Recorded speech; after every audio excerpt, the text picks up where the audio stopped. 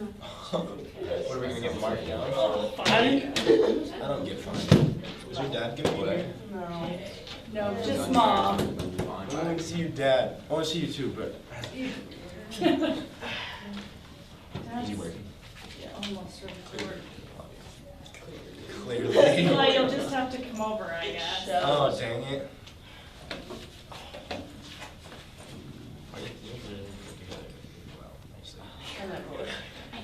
I was in leggings and a sweatshirt. No, this morning actually. In the middle seat, man. These are the best seats ever. Well, we both wanted to be near you. Yeah. Oh, thank you. Oh, okay. She's always giving. That's a problem. Yes.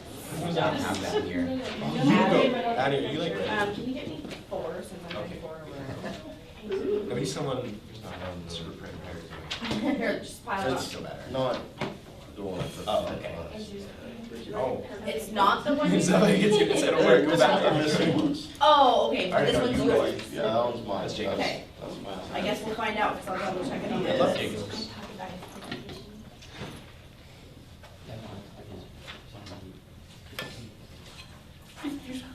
Mr. Jacob's triple C. But, oh.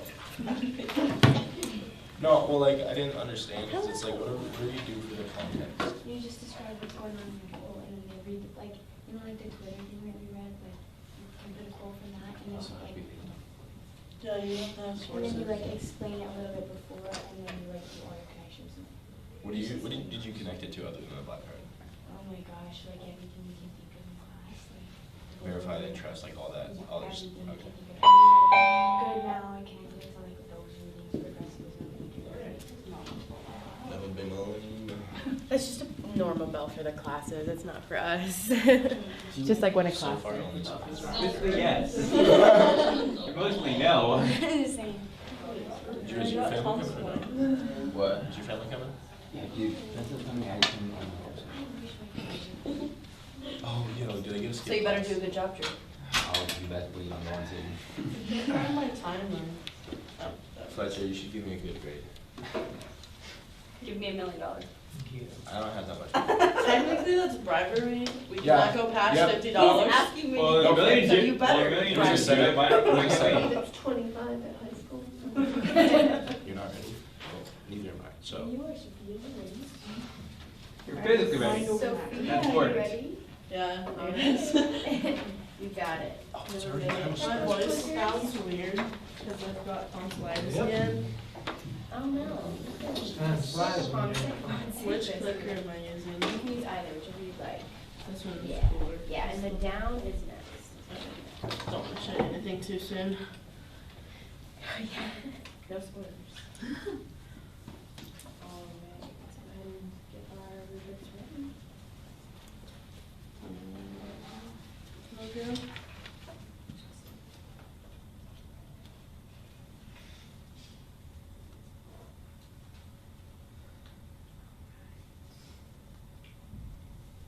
Second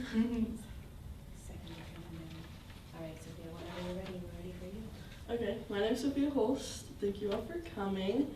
I've been going to Compass since kindergarten, so I've been here almost 13 years once we graduate. And this is my senior project for 2022. I chose my metaphor for this. We were asked to choose a metaphor, and I chose the waves. Because when I first think of Compass, I think about all the ups and downs and things crashing into you when you're doing assignments, or the Compass culture and the people you're surrounded by. For my first subject, I chose English. The artifacts are for my sophomore and junior year, and I chose growth as my ideal to represent them. My first artifact was my argument essay number 2 about materialism. And on the picture, you can see all the red underlines of what I could work on. I can explain a little bit about that. For my title, I chose to say materialism, which is literally what the paper's about instead of something unique. And then for my topic sentence, I didn't bring in anything that was very intriguing, like we've been asked to do since, 5th grade. And then my last sentence in the paragraph is just like a quote and kind of basic. And this is from my sophomore year. And this is kind of like the rough waves in my life. I don't know how to write a really good paper yet. We're getting there. We'll move on. We're learning. We're having that growth. So here's where I show growth in my artifact 2 from my junior year on my essay of what leads to happiness. As you can see in the blue underlines, which means good, that I chose a proper title called Perception and Deception, and I quoted what is good because that was like a sub question for the paper, and it's better for the reader if you define what is proper and what you're talking about. And this shows the calmer waves and learning and growth from the mediocre paper to a paper that I've paid attention and took key critiques from Miss Gatfield, because she taught me both years. For my next standard, thank you. It's from junior year and it's achievement. It's my apprenticeship. For my apprenticeship, I did this thing called Banbury Boomers, and it's where you teach younger kids ages 5 through 12 how to golf, and I love to golf. It's not a hobby, but it's like my favorite thing to do besides hang out with my friends. It's one of like the best things I've been a part of when it comes to who I am as a person and what I've achieved through just knowing what I've learned from the school and my friends and my teachers. Those are just pictures. These are more pictures of that we put on the website for Banbury Boomers. I was in charge of pictures, helping teach kids, and set up and clean up. They were great kids to work with. For the artifact 2, for apprenticeship, you were supposed to write a reflection letter about, like, newsletter, about what your apprenticeship was about and how it, like, pertains to what you want to do with your life, because that's what apprenticeship is for. I chose to write about PGA Golf Pro because this is just the next step from teaching kids to adults when I get older. I brought in that smaller picture, or the picture where it says Compass in my career, I brought in how Compass has taught me to be a better teacher. On there it says, Compass Honors High School is, well, one of the greatest things about Compass Charter and Compass Honors High School is that they teach you how to learn. And then the next underline is, emulate a great teacher in order to be a great teacher. I was taught that by, once again, Miss Gatfield a lot in my high school career, and how to be a great teacher. You got to keep learning and teach. For my third standard, I chose history for my junior year. And for the ideal, I chose so what, because history has a lot to do with what your so what is in life. For the first artifact, we did a unit on the Cold War, and we were asked to do 3 different assignments, but I chose this one for my first artifact. I did a lot of research on this emperor, and not necessarily made a propaganda poster, but like a 3-fold poster talking about who he is, what he did, quotes from his life, and how he protected his people and how he failed. This is a good artifact to show that my so what, because it brought in a lot of how our past affects our future. Like we learned in Mr. Jacobs, he has a quote on the board that talks about if you don't learn from your history, you're bound to repeat the past. Yeah. And this, I mean, it's a pretty average assignment for me. I feel like it's got some rough patches when it came to making the poster when it was made the night before it was due, like a lot of things I've done in high school.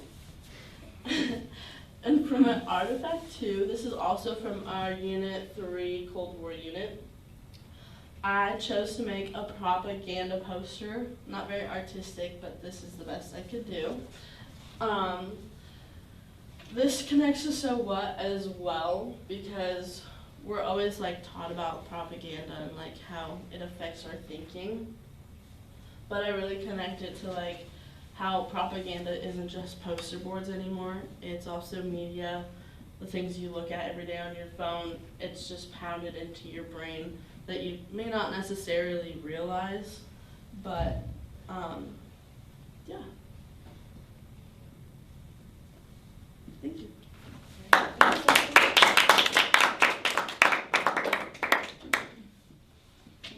Alright, I'll definitely just finish a couple of notes on here, but if either of you would like to ask questions, you're more than welcome to. If not, we'll just do a couple seconds of finishing our notes.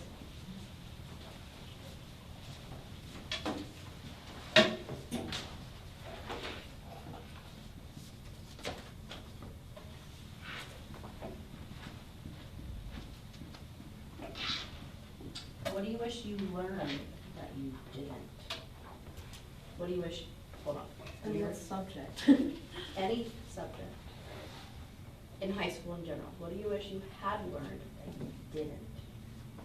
It could be about, Good life skills. yeah, it doesn't have to be academically, it could just be I high should school. learn like when I first started going to campus, we had like a home ec class, and now we don't obviously. So I wish we learned like how to sew, because I don't know how to do that. I have to ask my mom to sew my things, but I still ask my mom to do that too. see, I'll be gone. I'm far away. I can't do that anymore. What are some ways you feel like you've grown in high school, especially in the terms of growth mindset? Oh, that's a great question. Well, I've obviously been going here since kindergarten. Hasn't been my favorite school, even though I haven't experienced in the other schools. But I've grown to like learn to have a better attitude towards teachers and students that I may not like, or assignments I may not love to do. But I've grown like in a growth mindset of like, it needs to happen so I can graduate and so I can go off into life and not fail. Yeah, and that'll apply to real life too, because there's plenty of people and Mhm. things that you That's what my dad tells me don't like and all the things that you time. don't want to do, so it's not gonna stop here. Yeah. So yeah, it's a good mindset to have. So, how do you think procrastination has affected your high school career? Not that you know me or anything. It's definitely made my life a lot more of a struggle than it needed to be. And and my mom's, she obviously just said that. It's definitely caused a lot of sickness at the end of every semester because I'm stressed out. I am sick once again. I have tonsillitis. But procrastination is just, if I didn't start the habit freshman year, I would have told myself never to do it. It's awful. It's a bad habit I have that hopefully I'll kick before college, so I don't fail at that and drop out. No, that'll be great, it'll be wonderful. All right, thank you so much.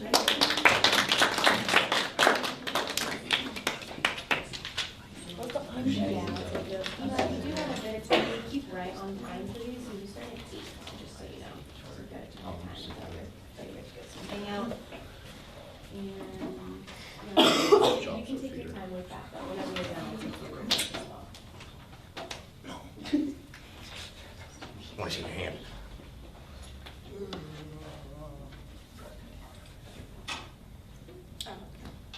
It's done.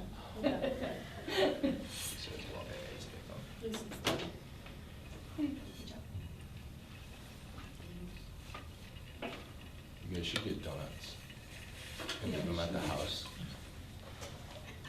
More from have donuts? I'm hungry. Can I come over and have donuts? I'm hungry. Go over and have donuts? Donut party. I totally could be looking at a presentation right now. But Well, I have to do this, Propaganda. and then I'm going to do class work, and then I have to go home, and You then I started have to doing go get Chloe for the present. Then I have to go home and get I know. clothes. See if I can remember. Oh. Sorry, Chloe. Oh. That I did it, that's for me. No, it says little backwards facing toupee.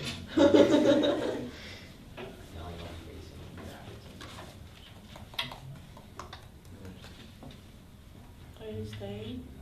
I'm gonna try. Watch the last. That's not a good idea. Addie, what number are you? She's 3. Yeah. I might be able to stay there. Is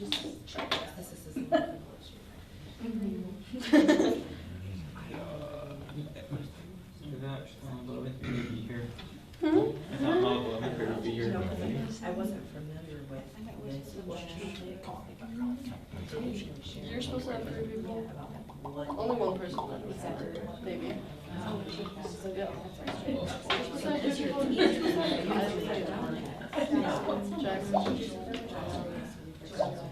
Joelle. Is it Joelle? So, yeah. And Eli's supposed to have them. Wait, what? How'd you guys find that? Is this on the? It was on the paper over there. Find what? When You did you do it? watched your place. Oh, you already asked. 8:50? Didn't have it inside. You're not ready. I like the bow tie. You're not ready. Did you wear it? It's connections. The outside. I didn't tell you kept it suit for this. This is my favorite bow tie. Oh yeah. The triangle. Well, buckle looks. Pretty much finished making it. Just need to censor back away from the package for it. My package is coming Saturday. 6. Wednesday? Is it though? Yeah. There's supposed to be 3 labs, which I get. No, but at the same time, every teacher's Yeah. this year, So then we need 2 more. next year. Yeah. Because they know, you know? Oh, I have a repair skip that I have to use for my indicator.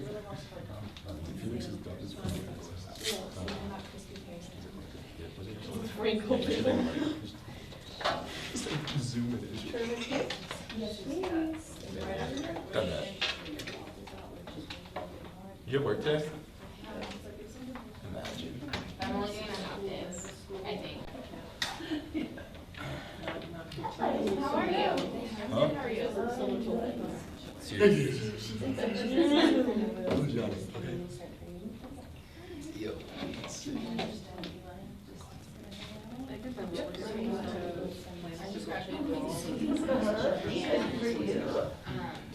I would gain 100 pounds. No, I know it's out of here.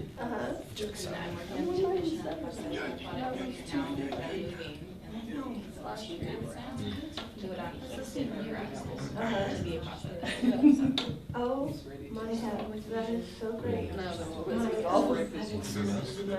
Roommate in college. I know, I saw you not leave your house, so. Yeah, she was yeah. So she's like, when they show like videos, like Women's Week, she's in them. Really? Yeah. Oh shit, yes, I'm kinda hungry out of nowhere. Let's go to the lobby. What's she going to be sick? I'm so, that's so fun. We're also very shy. Like, I've seen it. Do it. I can present Mr. Jacobs for hours, hours, but.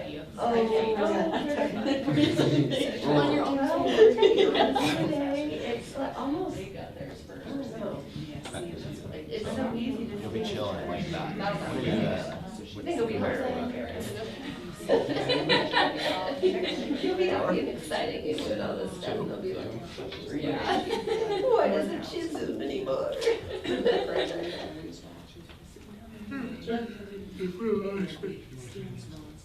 Your tag fell off. Your visitor tag. Everyone knows me. You're now so an I don't- Nobody knows you. You're an I apostle. don't know who you are.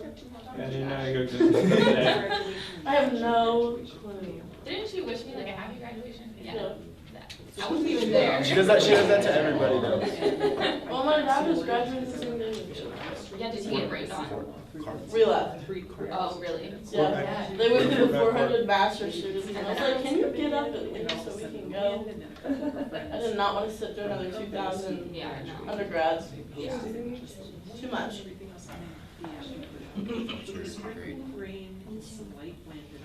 Grade the science teacher from a long time.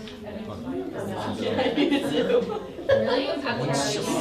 Once you want it done.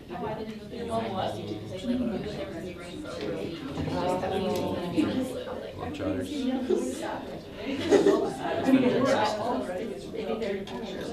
Let's go. I noticed too. How was that? Back from COVID, so 8, definitely. it's like 30 seconds. Because I remember being out there, my husband graduated, and I like, I gave a bag, even though it was melty, I see that, credit cash, it and a wasn't card super came hot, with. but it was nice. Yeah. I just remember going, walking out, going, hey, I should have been wearing sunscreen, and half of my body was just burned. I was like, well, because they were really like, I think. Don't slide his I know. hand. That's why I'm like, When do you leave? Yeah. 2nd of June, and then school starts the 20th. Yeah, that's really good. Oh. Huh?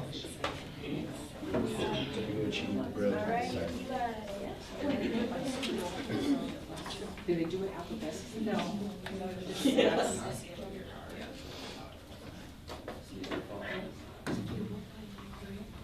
All right, whenever you're ready, we're ready for you. Alright, so my name is Eli Hodson, and today I'm going to be sharing with you guys my senior project. Before I get into it, oh, down? Okay.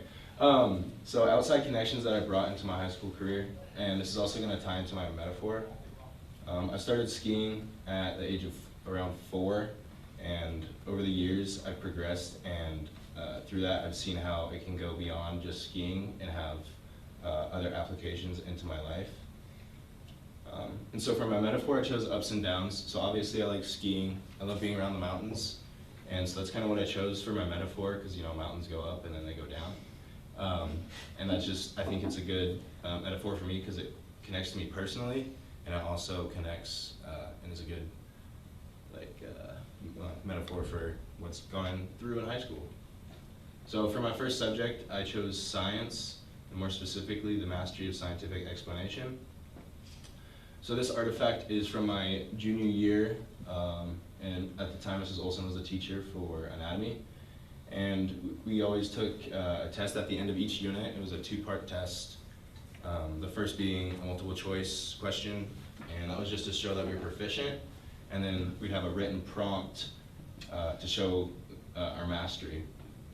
So for this one specifically, I was asked to list and describe the 3 phases of the Calvin cycle. There's a bunch of mistakes. They're small, but that had a large impact on my grade. And there's also some bigger things that I just kind of started making stuff up because I didn't prepare well. And what I did to prepare was just looking at some older notes that I took throughout that unit. But come time for the next one, I did a lot more to prepare. I looked over notes.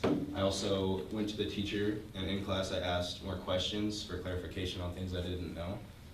I also asked the teacher if there's anything specific that I should be studying, and through that she helped me, and from that I was able to show mastery. So for this one, we were asked to describe the effect of enzymes and how they catalyze reactions. So I got everything right. There wasn't really any mistakes at all. The check marks and the underline are specific vocab terms that we kind of added to show mastery. And like there was no mistakes. The only thing that she said that I could have done is maybe elaborate more on some of that. And then so some personal connections to mastery. First is patience. I need to be patient with it. I shouldn't have expected to have this change come overnight. Small details matter. I got a lot of small things wrong on the first one, but as I said, that severely impacted my grade. And it's a process, not a given, so kind of tying back into the patience. And this can also be connected outside to other things, like my job. I work at McDonald's, and I've been there for about 3.5 years, and I started off, as most people do, not knowing anything in what they're doing. But I was able to work through that, and with patience, able to become very good at my job. So for my second subject, I chose math, and more specifically, the growth mindset of the mathematical process. So this was from my junior year in pre-calculus. Mrs. Gregg was the teacher. All I did to prepare for this one was do the mandatory review that was homework, and as we'll see, it didn't really work at all. So it's kind of similar to the first artifact. I kind of just made some stuff up after I knew I didn't understand it, so I didn't even do the right process for this type of problem. There's also some small errors. This is something that I did know, but if I took my time and looked over it multiple times, that could have easily been fixed.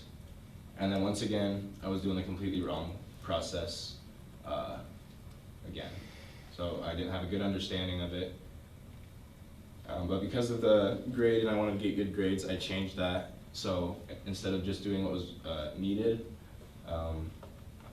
I asked the teacher for help on specific problems, and the way that Mrs. Gray did her tests, they were spirals.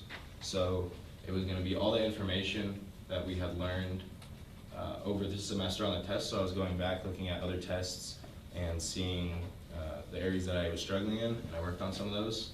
I also went into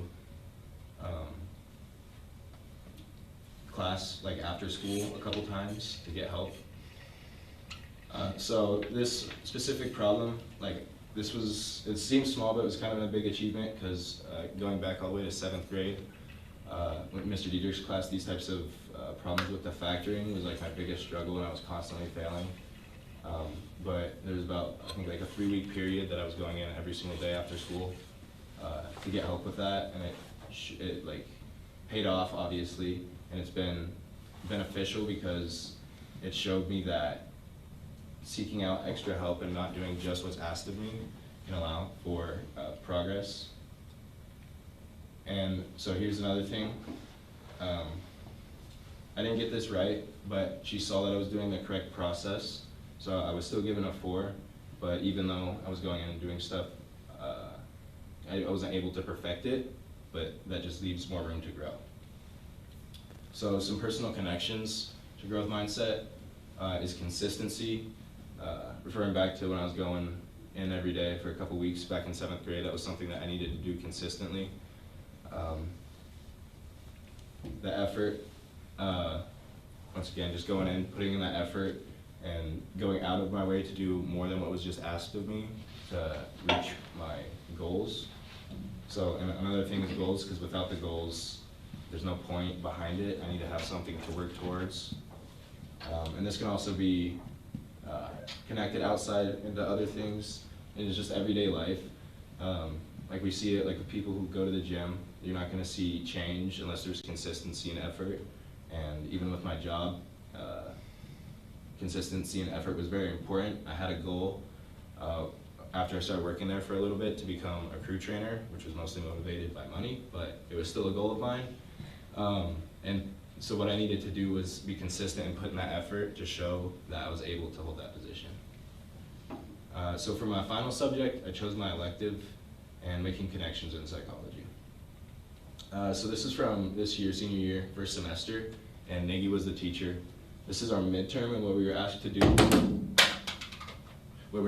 do, was to pick some terms out of this TV show that she showed us, and just kind of talk about it and give the example of how we see it. And these are you can see like insomnia, emotion, stress.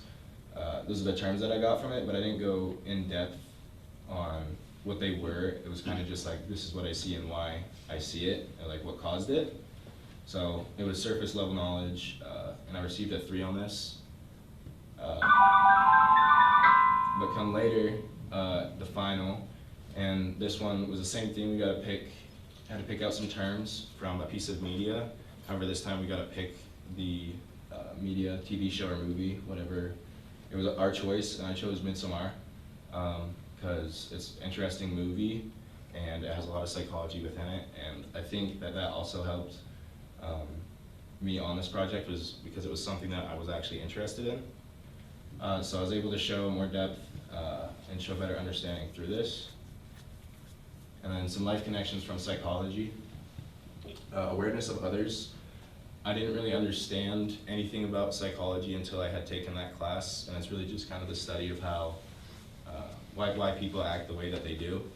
And I've been able to apply that, especially at work, awareness of others, because I'm a crew trainer and I spend time with other employees, training them and teaching them how to do things. Knowledge of the individual mental state. So this is kind of like a personal thing. I'm able to understand now after taking this class why I feel the way that I do, and yeah. And then understanding of others' actions. This kind of ties back into the awareness of others, and once again relating it back to my work. A good example is stress. It's fast food, so it can get stressful, and being a trainer, I have to be able to kind of like calm down the situation for the other employee, if that makes sense. And I was able to see this more this year because of psychology, able to see that they have this stress or whatever they were going through, and able to help out with that a little bit.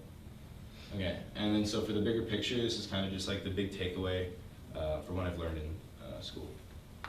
So struggles create an environment to learn. I've seen this in just about every single class where I have made mistakes and able to build upon those mistakes and learn from it to better my knowledge and able to show mastery in multiple subjects. And failure is progress. I talked about this a lot in my research paper with some other skiers, and most of what I've learned from skiing has applied to just about every aspect of my life. And I talked about my senior paper, but other skiers have also taken that and used that in their lives to overcome certain things. So that's pretty much what I got out of it. That's it. Thank you.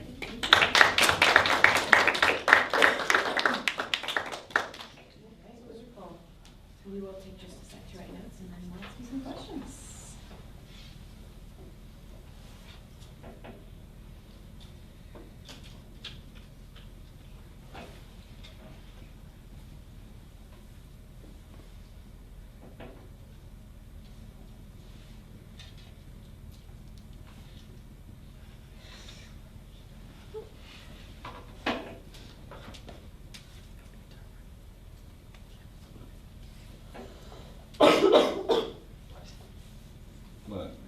All right, Hila, you chat a little bit about learning from mistakes and being able to apply that to like your everyday life. How are some ways that you've been able to do that this year?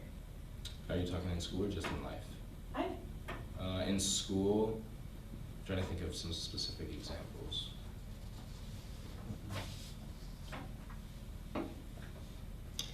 So in Mr. Jacobs' class, we actually did started doing presentations where we kind of teach the class, and I did not know really what I was doing in that. Like I kind of just made a PowerPoint, and I was just like, it was boring. It just read off. It wasn't engaging. It was just facts.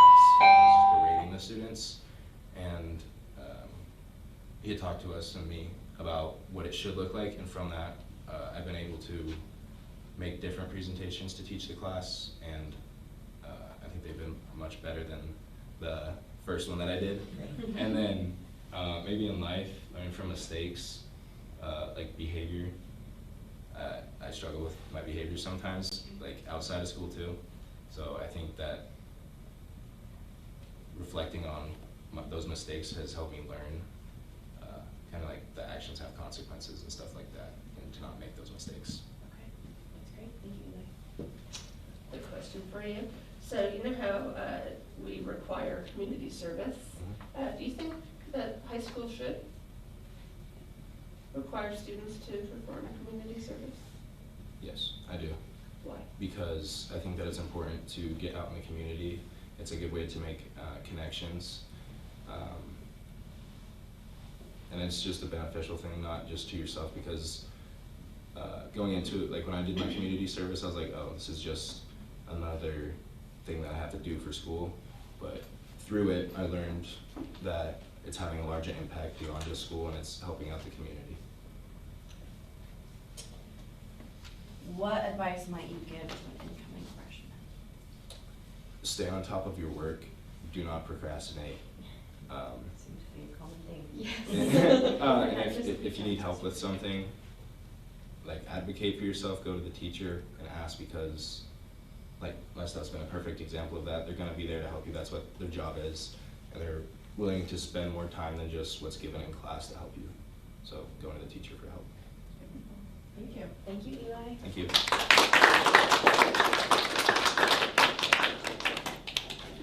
far as the agenda.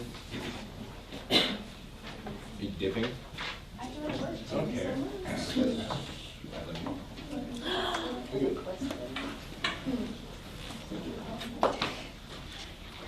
I love you. Good. Thank you. Love Drew.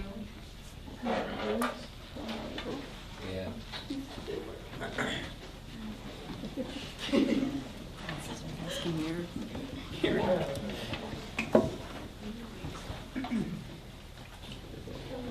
Wait, when does the next one start?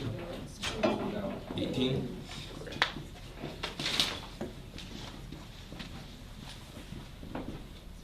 Okay, all right, just making sure.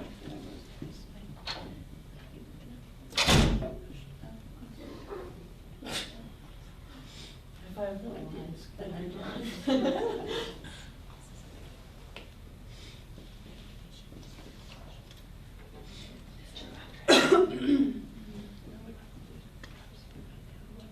Yeah.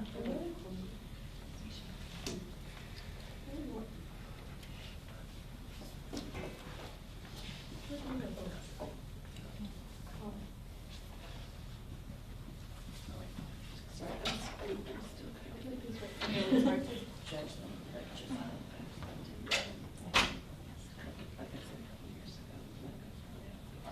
Oh. Yes.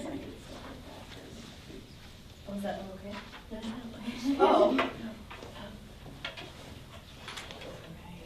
Addie, you are in 53 minutes, so.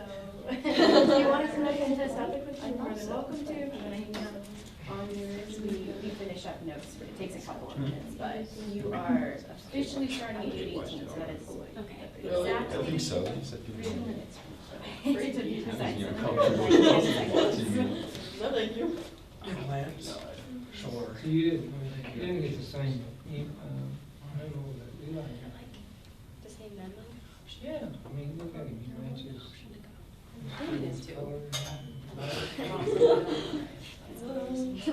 Trying to create a vibe here.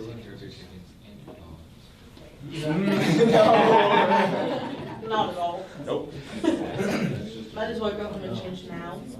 Wanna go home? Probably. No. Yeah. Dance.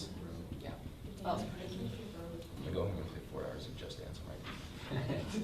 I'm so good at it. I'm so That's what I was good like, at it. I was I still play like all Dance the off. Wii Yeah, sports dance off. games, Yeah. like bowling, like dominate. No, the best one was the lightsaber game back. Dude, the one Matt. that going sword Private conversation. Yes, Matt. No, they came on the new one. The red ones. There's a few of them. The ones in the flags aren't easily worn by anyone. Any flags? I'm so good with plants. Yes. JPN. So green.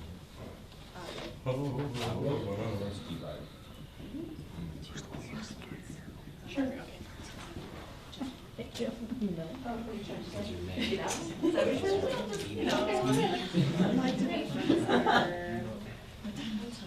She's up for 7:40. 7:40.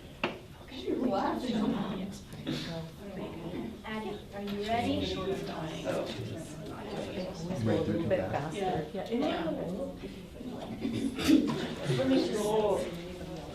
Whenever you're done closing. Alrighty, Addie.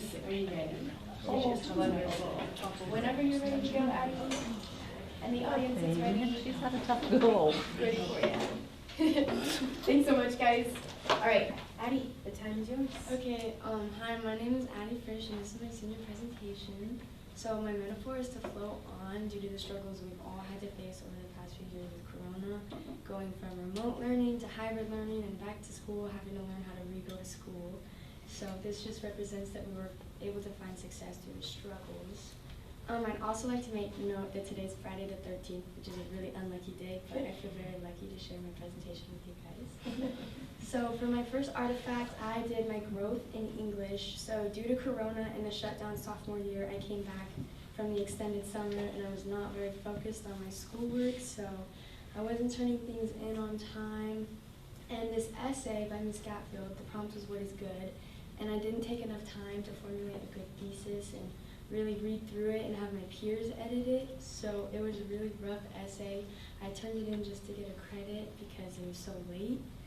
So I brought in a citation from Mr. Lechner in my philosophy class, but I didn't cite him on it, so it was technically plagiarism, even though I didn't mean for that, but I never had anybody reread it to help me out and like see that, and I didn't reread it myself, so that was that grammar error. And due to my thesis being rough, I wasn't really able to come up with a debatable or defensible essay. It was very nuanced, and it didn't really pick a side, and it didn't have a strong point that you could lay back on and understand what I believed was good. It was too situational.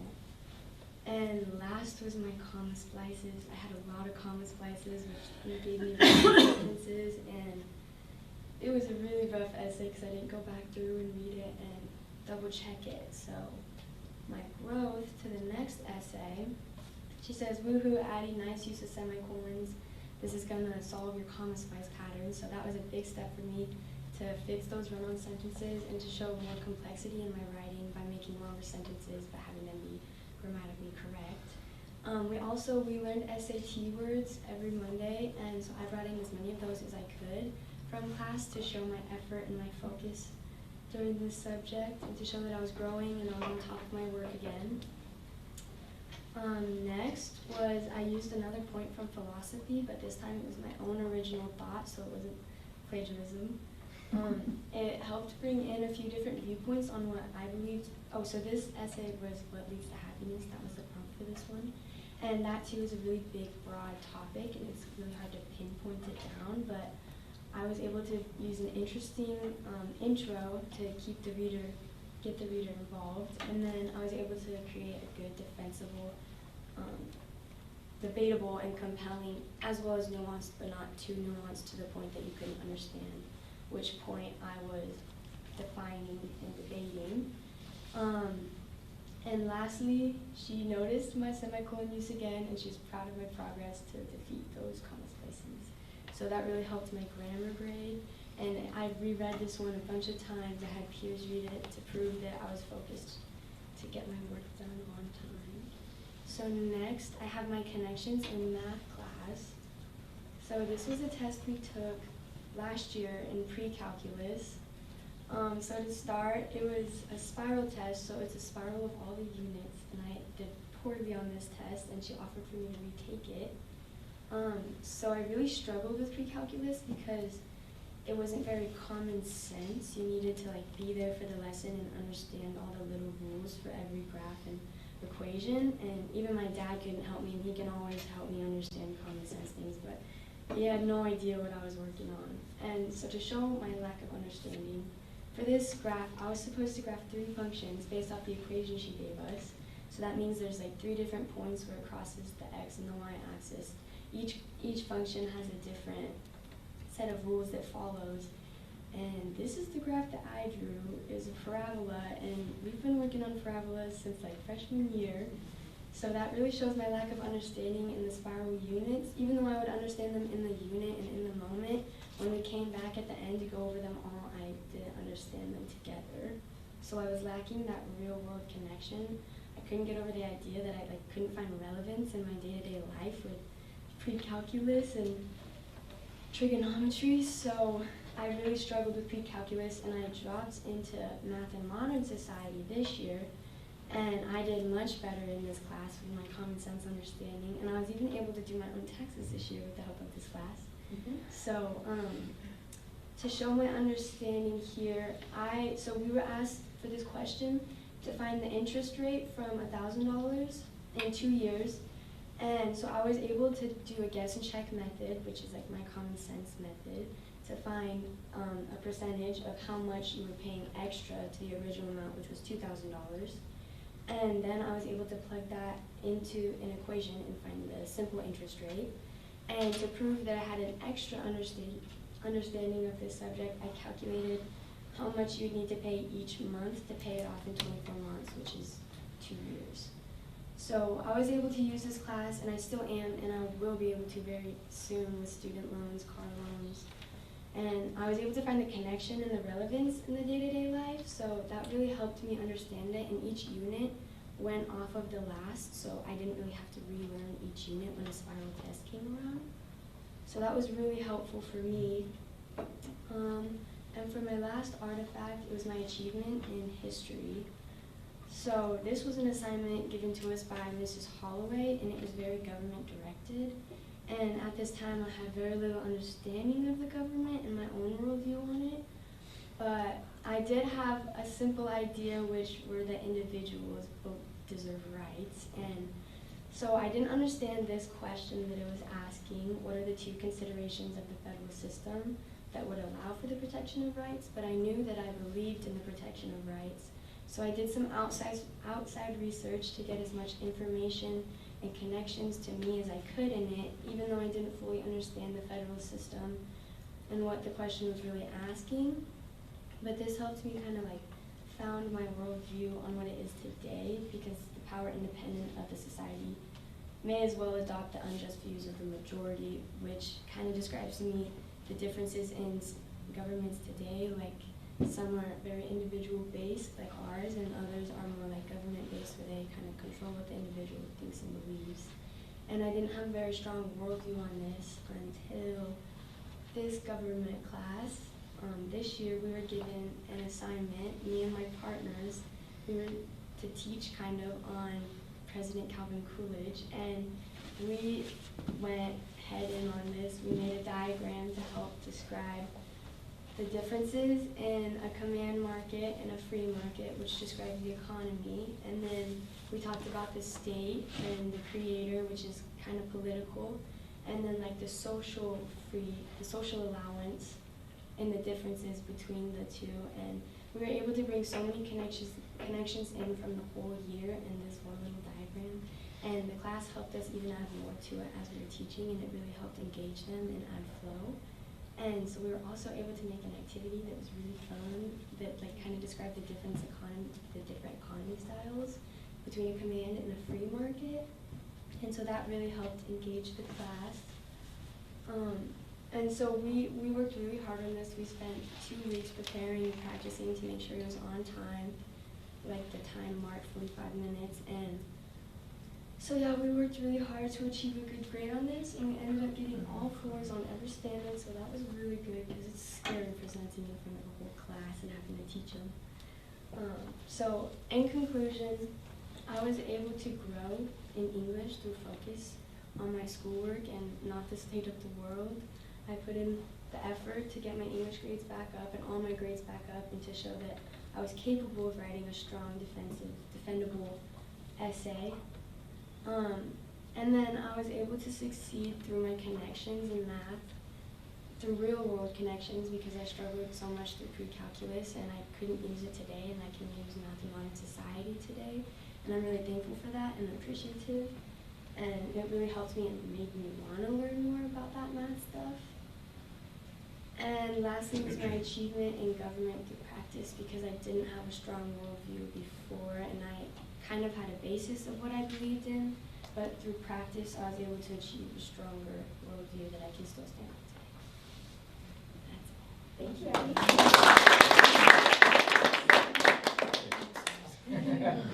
I'm done. Nice try. Just run out. Awesome. Some notes. Thank you.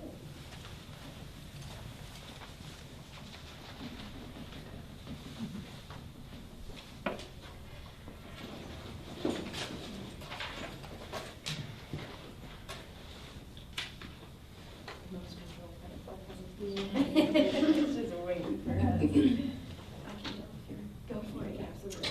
My favorite question is always, what, is there a piece of literature that you read, whether it was school related or not, that influenced your life? Probably all the Hailstone readings we had to do in government because I didn't understand it, and now I understand like the whole history of government. And yeah, I have a good worldview now, and that connects to everything in my life, not just political. Where do you see yourself in 5 years? I see myself with a business degree, hopefully starting on my business. What business? I own a restaurant. Yeah. A specific kind of food? What do you think? Very valid. Because you know today you can't. There's like burger places and stuff like that. So I want weird food. Weird food. Like very ketchup, you know. Yeah. Weird food. It's very eclectic. Breakfast pizza. Very fitting. Look forward to it. Wonderful. If you were to go back and give your freshman self some advice, what would it be? Yeah, to stay on top of school, even through like the hard times in the world with Corona. That was like my biggest thing. Is I thought that it was just gonna send us back into remote, and that school didn't matter, but it really does matter. And I'm glad I was able to get back on it in the same year, so I can go to college. And yeah, just to stay focused. It's like a marathon. In 4 years, you just gotta stay focused and pace yourself. Absolutely, yeah, step by step. All right, Addie, we look forward to seeing what you do in the future. Thank you.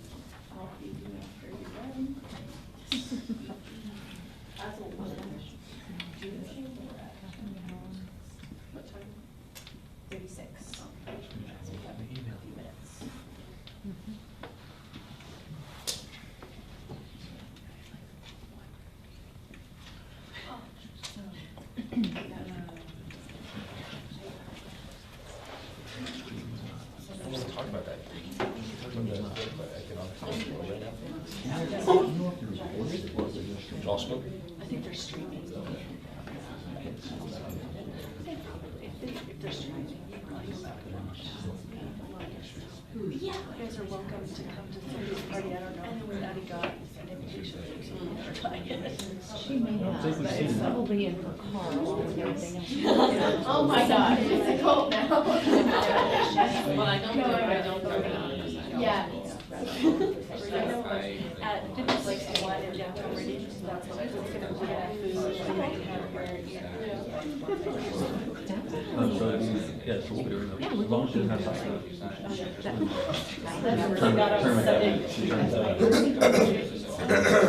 Yeah.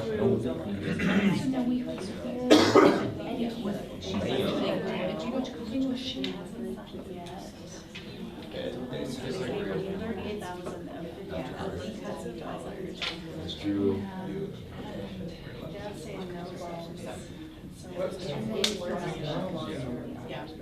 One right around the corner, Charlie. Really? It's a good problem to have. Is that where you voted? That was my first time. she wants to go down to school together. No. No, no, no. keep the job over the school. Our son joined the military and it was the best job. What are you gonna do next? Off season. Depending on how much I like it up there, I might try. They're still open in the summer. They do like mountain bike. Good for her. She's smarter than most kids going to school. Because that money aspect of it doesn't cost their Probably not college, but maybe like vocational school, like 12 or something like that. That I can just like learn what I just And then after that you were looking at her paper reality.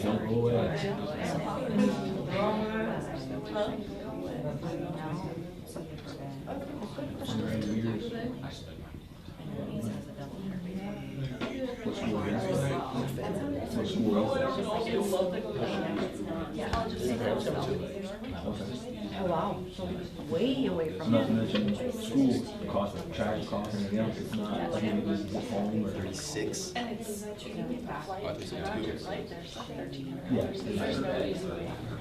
Yeah. Oh, my goodness. Yeah. She's like, oh, you of course we want to sit home. You come back to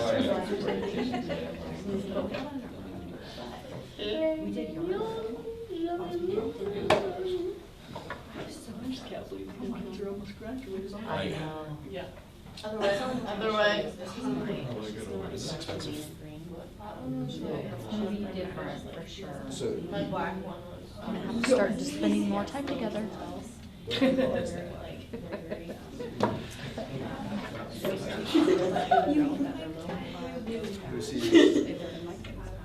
Sophia's ready to spend less time with us. You look like you like going to a party. Bars. Beer. I need my truffle paste. Yup, that. It's better. Talking actually helps. Yeah. That hat's perfect, Eli. Doesn't it look better on me and her? Yeah. Excuse me. I'll play, dude, I will destroy your dad in chess. You gotta teach him how to play first. After I beat him first. And then I'll teach him how to play. Okay. Miss Longer, She's not even in here. he was just in. Oh, she disappeared.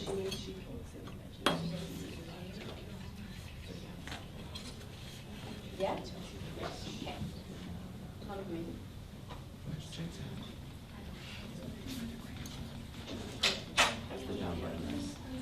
So, yes, there's two there, that one should work, test it out.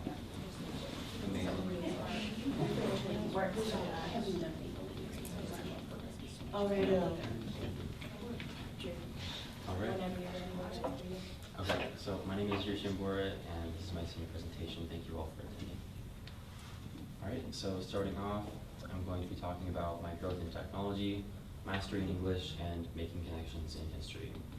I'm going to be connecting these to each other with a model that I borrowed from Mr. Jacob, the clarity, courage, and compassion triangle. And these three together form one's worldview. Alright, starting off with my technology artifact. This is a screenshot from 2019. It's of a software called FL Studio, which is for music production.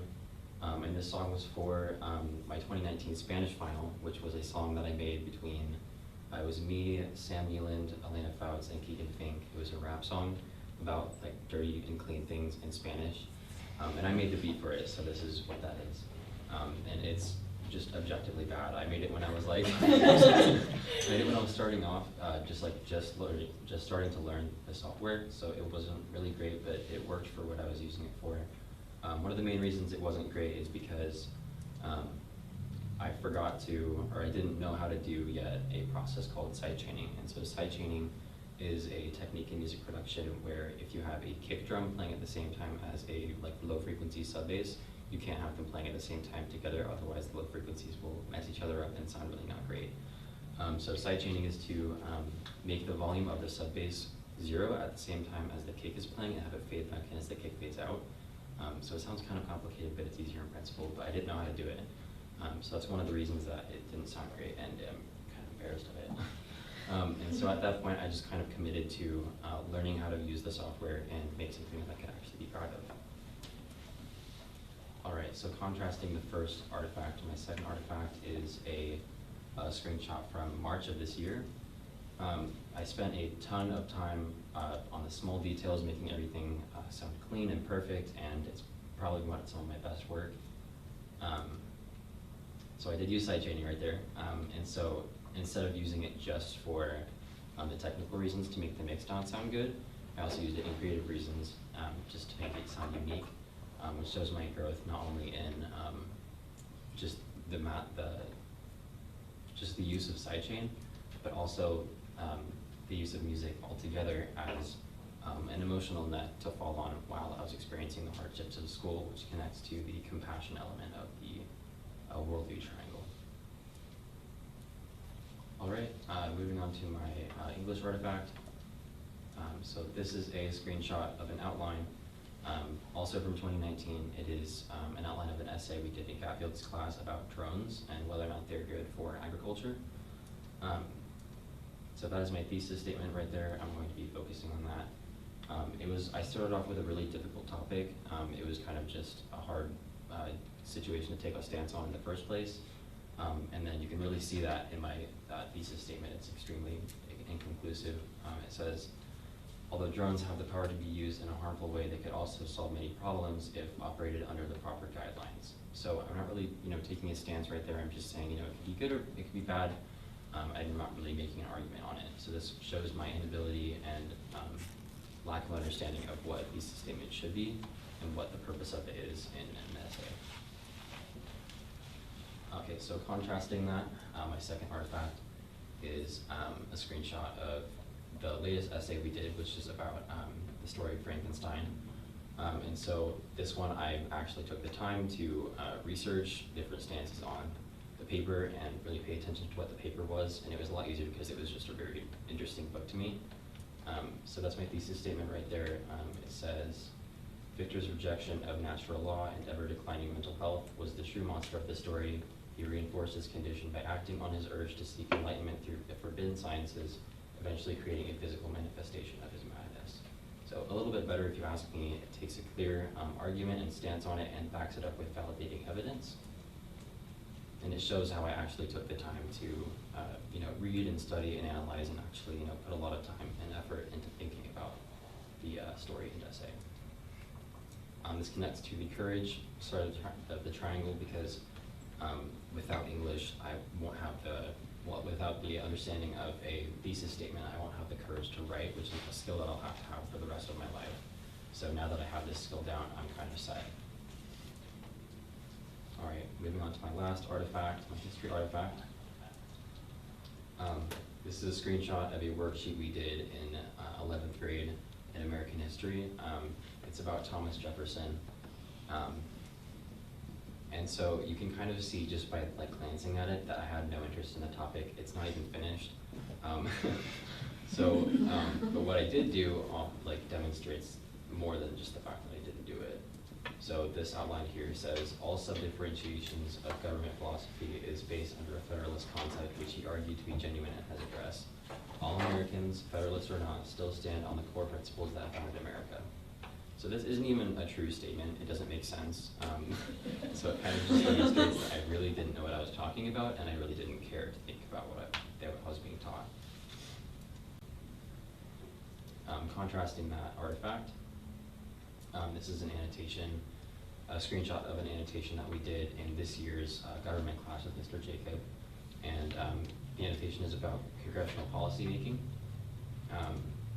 And just by glancing at it, you can see there's a lot more filled in. I highlighted it in yellow and made comments, connections that correlated with past concepts that we learned in the class. And then in purple, I highlighted personal details that were personally interesting to me. And this is a huge step above the last artifact because not only did I actually complete the assignment, I was able to find personally intriguing details and things that matter to me and things that I didn't know before. So I was actually, tuned in and focused on applying the material to my personal life so that I could gain a better understanding of the world. And that, so those are highlighted right there. And then that applies to my clarity side of the triangle, because without clarity, none of the other ones matter. And so with history and learning to accept that history actually does matter and overcoming my prejudice of boring history classes, I was able to bring a whole lot of clarity into my life. Yeah, that's it. Thank you. Thank you.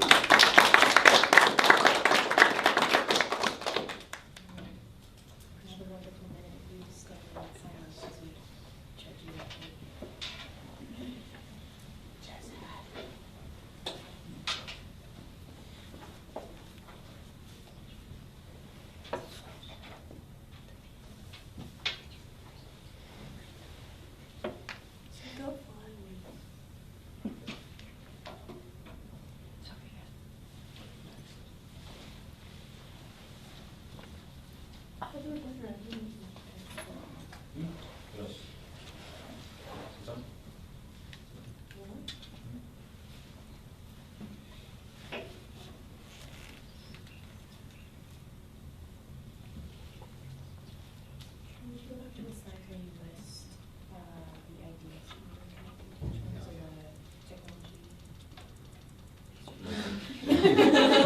Like the table of contents, or? Yeah, the table of contents, basically,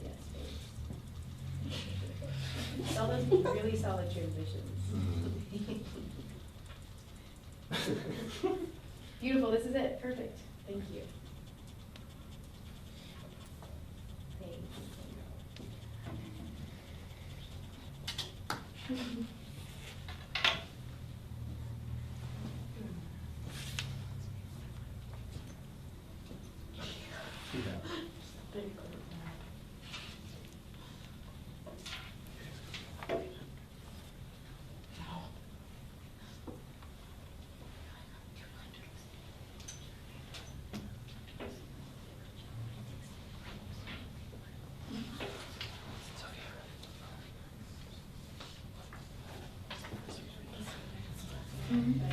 Absolutely, go for it, yes, please. You already know.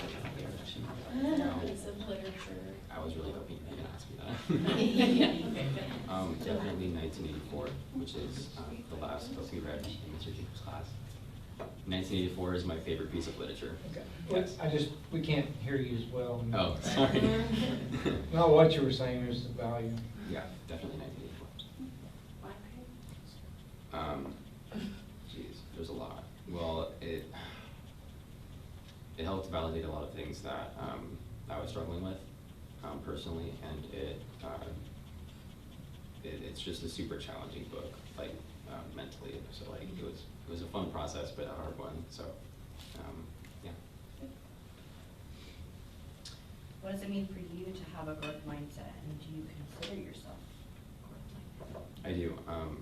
Yeah, I definitely didn't before. And relating back to that history assignment, I completely let my attitude overcome how I viewed about the actual subject.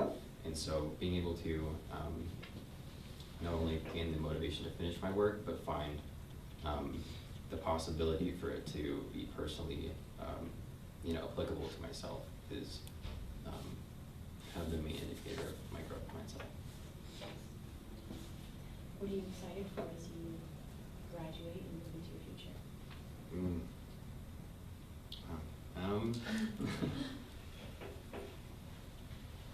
I don't know. I guess for my triangle, everything that I experience kind of falls into one of those categories, and whatever I experience, taking the growth mindset into consideration will not only, it'll just strengthen my worldview. So I'm excited to develop and grow as a person. See what that looks like as an adult. Yeah. Wonderful. All right, thank you so much, Jared.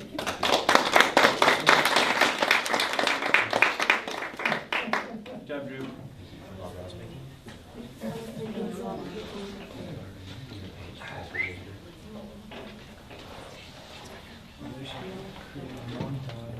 You'll be part of it.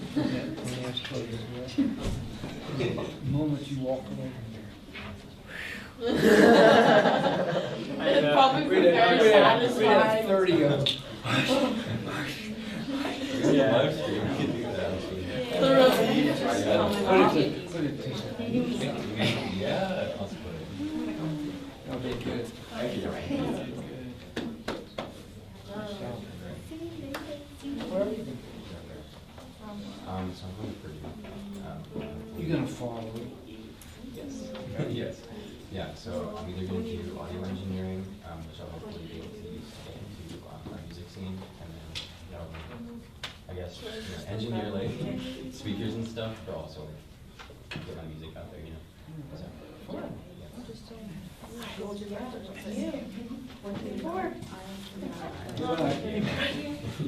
You've been suffering. I've been watching you.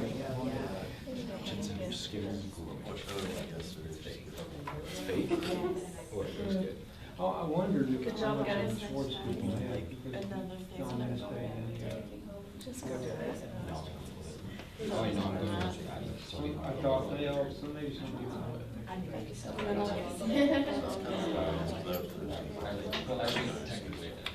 I saw your sister in my hand.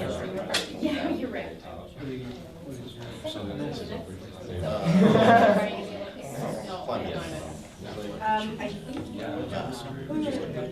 Oh, that is. All right, you guys have a good day. Eli, I'll tell Lee that you're coming over. Do it. Yeah. It's not like lunch. So it's It's gonna be 16. You count it? Yeah. Wait, what? No, bring peanut butter and bread. Bring it, you bring the lead. Everybody bring the Dude, wait, okay, you gotta do it. Okay, that's what I think. Oh, yeah, exactly. So you can take care of Blasco. I'll send you. No, dude, my people's already done. that's what I'm. It does. Whatever your Crocs. I just saw that. Dude, why do you Crocs? Oh, Hi. this is great. I'm doing painting. You're like, I don't know why it's my Crocs. But inside left the door was black.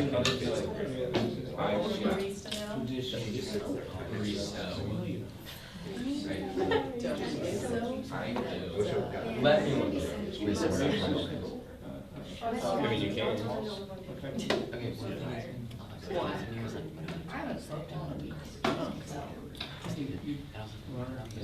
Meditation.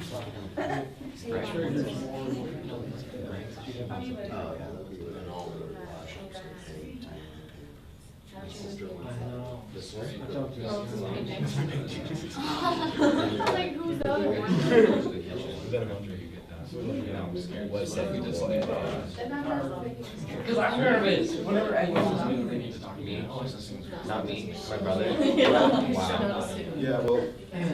You excited? She does this thing. I do love it. It's more action than some people. Yes, so it is a word. Anyway, sorry. Does it mean? I miss him so much. Where's my friend? When I go next door and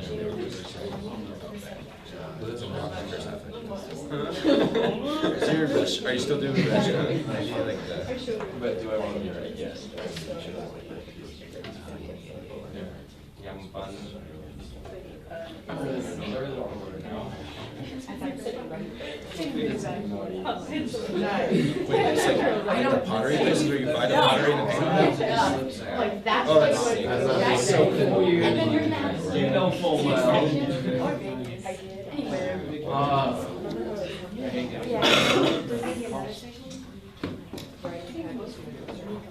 Yeah. Glass blowing? She's coming now. Oh. I have to count it down. Well, yeah, I know what that is. Oh, oh, that's what they're gonna be, not, they're not gonna be glass. They're not gonna be glass. They're gonna be ceramic. I mean, all it is just a thing. Okay, well, I've graded it by year. My fifth year. That would be it.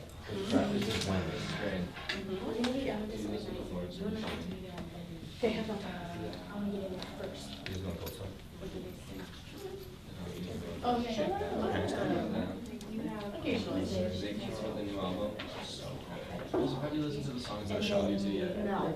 This is Jason House and one of the rubrics.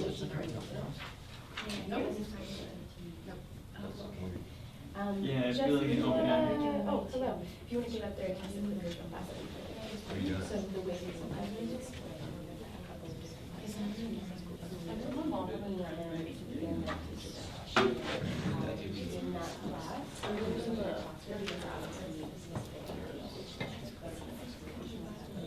Is mountain biking? Is mountain biking? It ties. So, and you know, if you have any questions, and these are the things that will connect to one another. Yeah. All right, 54. Jesse, whenever you're ready, we're ready for you. Hello, my name is Jesse Summers, and this is my senior project. I've been going to Compass since 6th grade. The metaphor I'm going to be using is climbing the mountain. In this case, my mountain is going to be high school, through the ideals of achievement, mastery, and so what. For the first ideal of achievement, I'm going to be focusing on the standard of English. So my first artifact here is in reflection to a paper I wrote junior year on the topic of what is good.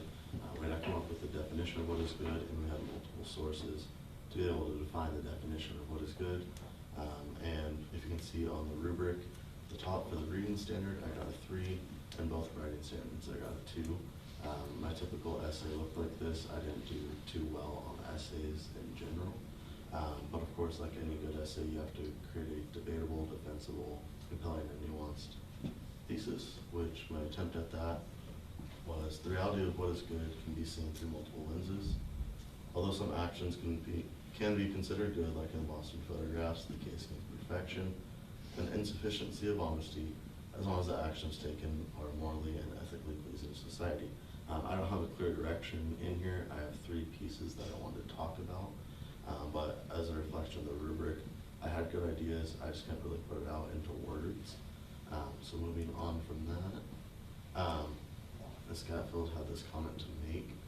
She said she saw the layout of what I wanted to focus on, but the primary claim was she didn't really understand where I was trying to go with it. It wasn't a clear, debatable claim to come up with. So moving on from that, this is also from my junior year in high school. This paper focused on moral obligation, in which we were asked to write when we're morally obligated to act. This time there's a little bit of a change. So for the reading standard and both writing standards, I was able to achieve a 4, which is simply in English one of my greatest achievements within high school since I struggled with it so much. And of course, we had to come up with another debatable, defensible, compelling, and nuanced thesis. My thesis for this paper was, one has moral obligation to help reduce effects of given situations and provide a greater outcome, although the actions taken should keep within one's morals. This time you can see the direction that I want to go. It's a lot more clear. And on top of that, Ms. Catfield had this to say. She said, nice claim that takes a stance and shows nuance within the terms one's morals. And then after wrapping up the paper and giving me some more feedback, she said, overall, great job. This might be your best paper yet, which aside from receiving a 4 on the rubric, that really topped it off as achievement for me. In terms of climbing a mountain, sometimes you need to take a step back to be able to regain your footing. This is kind of my regain your footing to keep pushing forward throughout high school. Moving on to mastery, we're showing that through the standard of history. This first artifact here was from my senior year, first semester, and it covered the Watergate scandal, or the Watergate project within sources, like 4 articles per group that we're asked to do. So within a specific group, I chose an article that focused on the controversy of Nixon and really all the articles and conspiracies against him. In each of them, we had to come up with a statement as well as multiple facts below. So my statement, this one was, the tapes and release of Watergate papers and transcripts secured the beliefs and conspiracies of Nixon. So I feel like the one that supported this the most was my fact 2, which says conspiracies prove false. Since there's a lot of stipulation, I had to bring a little bit of a counterclaim into it to be able to effectively show my statement better and just overall bring in more mastery. So this says, through the process of Watergate, there are many leads and connections to Nixon that were proved but not solidified. Within the papers, it can be determined that Nixon not once was engaged in any criminal plots to obstruct justice. Many people thought he was trying to obstruct justice while he was gaining valuable information.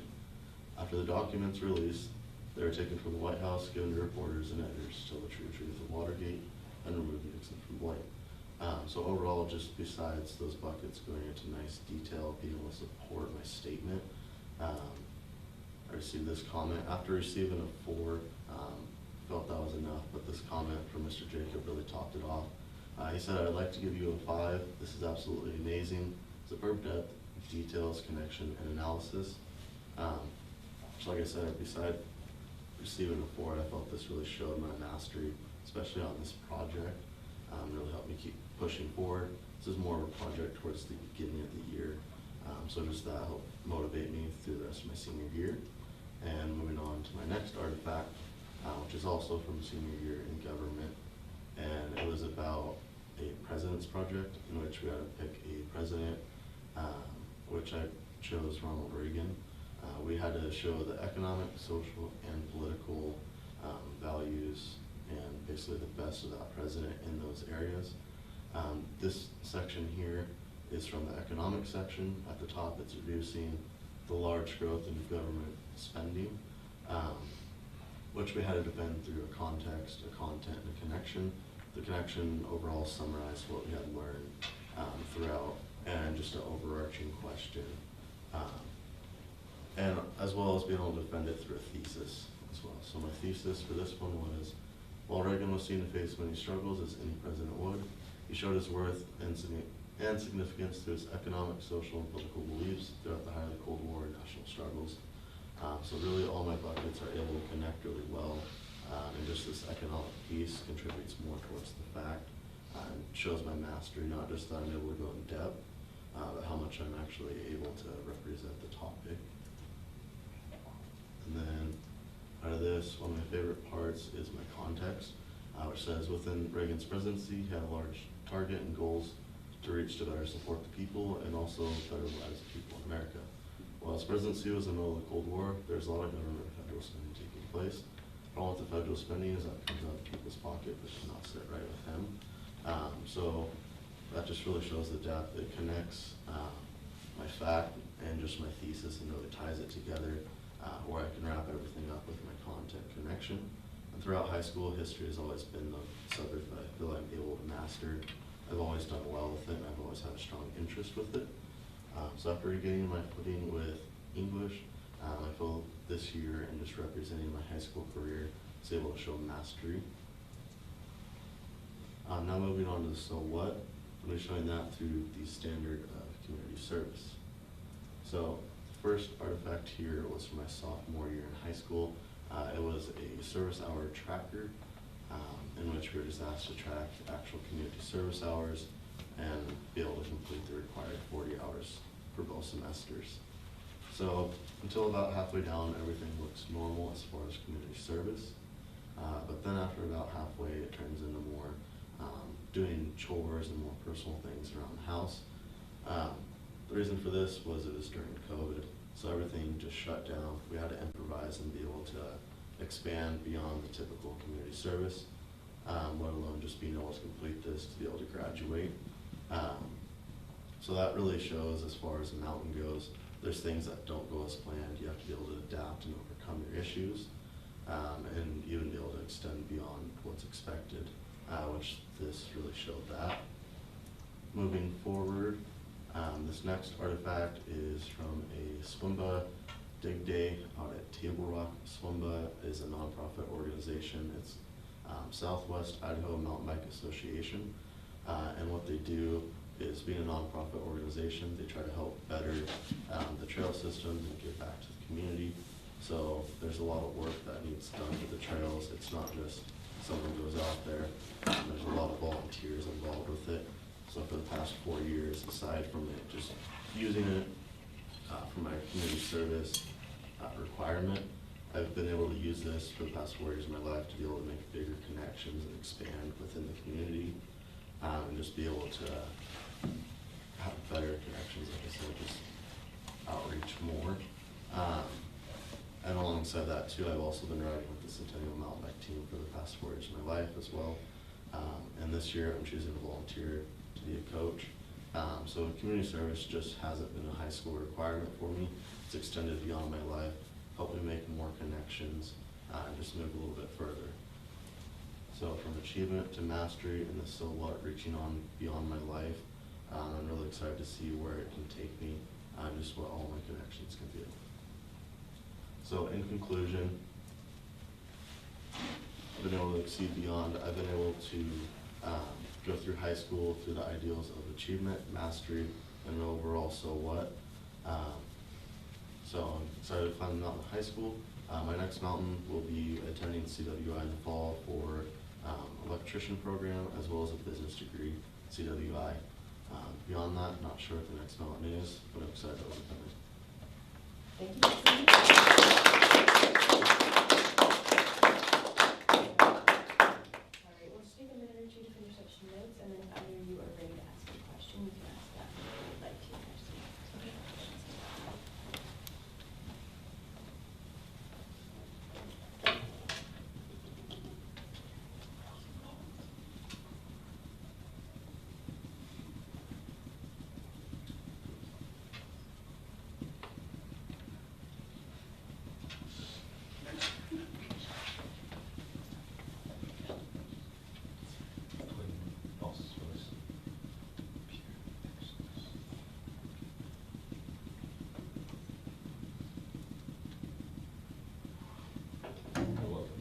Thank you, Ben.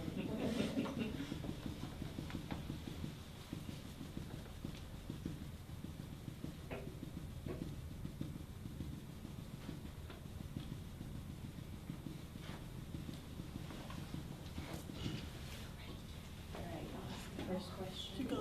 Jesse's been extended to me this year and see you work hard and be very determined. So good job on that.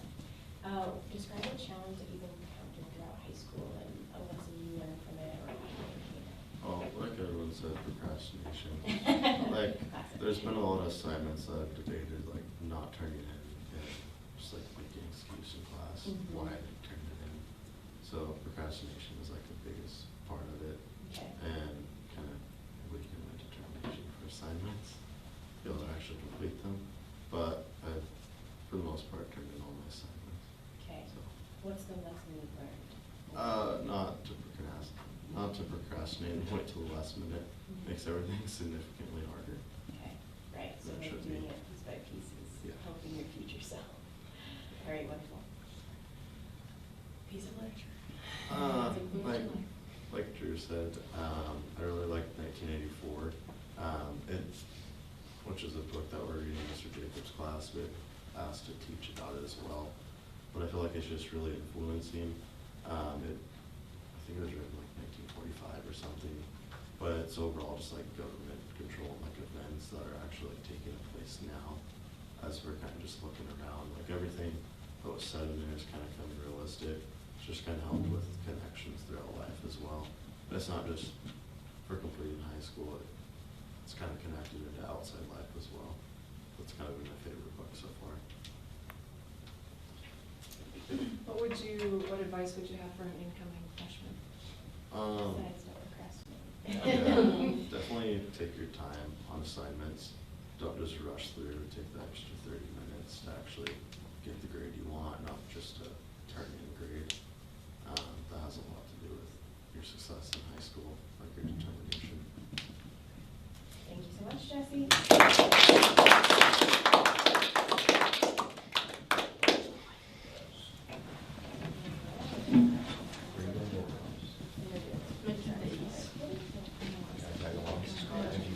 You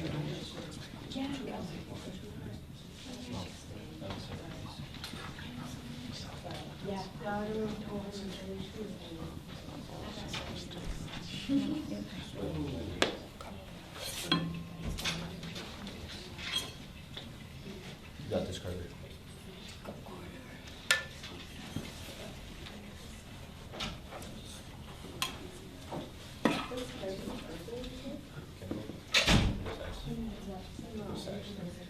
I was kind of disappointed. It looked like you were controlling your. Yeah, seriously. Yeah, we didn't get to see the big one. But internally it's there. Yeah. Yeah.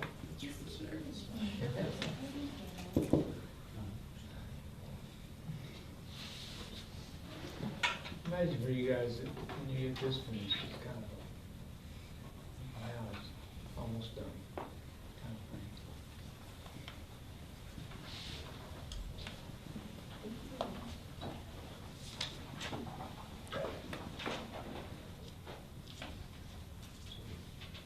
What? I didn't know.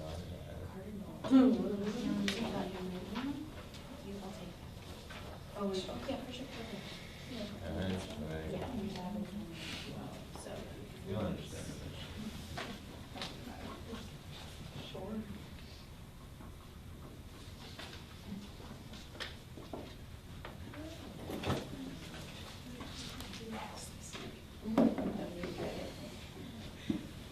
You too, you too.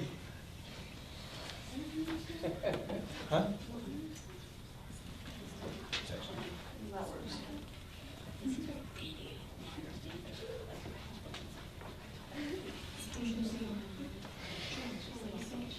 Yeah. I know it's not seen.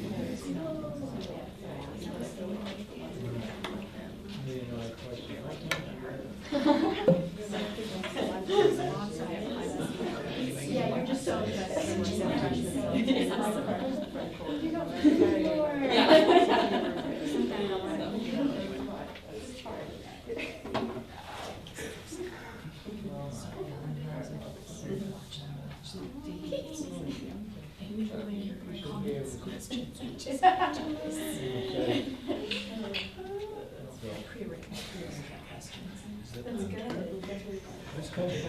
Here you go.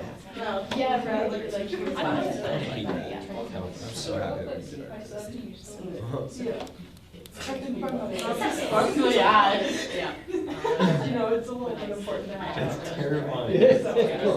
No, exactly, that sounds good.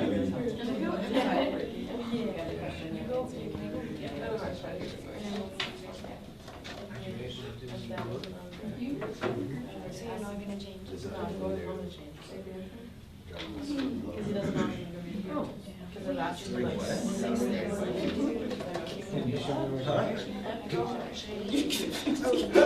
That is all. So the big challenge is what to call. I'm like, I know it has to be. These are must be. Right. That's important. Worst case scenario, I'm in the giant bag. You know what I've been impressed with? Like the logo. It's created By the students. Yes.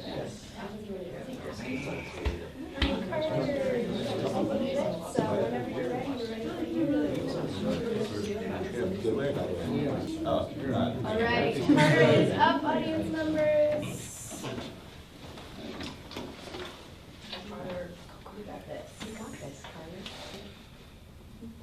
It's your time whenever you're ready. Hello, my name is Carter Allen Malm, and this is my senior presentation. Now, a lot of people say that a person's life is their story. Well, in my opinion, it's less of their story and more their series of books and such. And this part of my life is one of those books. But first, a bit of exposition or world building with connections to the world through history. So my first artifact is the Ordinary Man essay from last year, where we read The Ordinary Man in a book and made our own conclusions from it. The one quote from it really struck out for me, and that's, if the men of the Rescue Reserve Police Battalion 101 could become killers under such circumstances, what group of men cannot? And that struck me pretty deeply, and actually made me seriously consider how I view the world and how I can stay the way I am, no matter the circumstances. Now, that is very tough, considering factors. But I feel like I'm doing pretty well at that. Let's see. And the next thing I did was from this year was my Worldview rough draft, since the actual Worldview I haven't turned in yet. Now, this was an interesting assignment for me, because originally I was immediately pretty upset, to be completely honest. I started writing it as a bit of a satire, but once I got into it, I finally realized that this is starting to make sense. This is starting to actually resonate with me. And I call my worldview or philosophy malarkey. Because, as I said, it was originally satire, but then it just started coming in. The main basis of it is basically keep on trying until you get it right. Or, as I lovingly put it, hey, if you're dumb enough to keep trying even though you're wrong your entire life, then hey, you're dumb enough to get it right. Now, character development is a lot more personal, with connections through technology, connections to growth through technology. Because these next two artifacts are not really assignments, but more personal projects. First one was my very first story I wrote. That's the story of Jimmy. Now, as you can see, it's not great at all. I don't even have a title. There's no chapters, no subtitle, no intro, nothing. Thing is, I'm still pretty proud of this. I even read it to the entire class of Miss Key's class. But still, this is where I started. This is where it all began. And this is where I am now. My second artifact, my most recent story, The Purple Rose Has Many Thorns. This is of course, my most recent story, and it's actually still in progress. But as you can see, there's still a drastic improvement. First of all, it has a great title and subtitle, an introduction as well as a summary, and chapters as well as a summary outline able to complete organization. I finally have made it so that I know how to use technology a lot better and use it for a lot more organizational methods.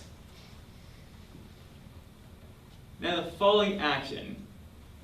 Now it's starting to wind all the way back down. Next is to growth through apprenticeship.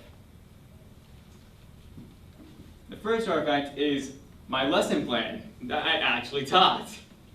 It was all about creating a character for fictional writing. So what I did was I created a lesson, or created a basis for a lesson, created the actual lesson I was going to teach, as well as all the information I'm going to give, as well as coming up with an assignment to give them and a rubric to grade. Gotta say, it was a lot, but I learned a lot with organization. Then our next was the evaluation of my lesson from Mr. O'Leary. He was a great teacher.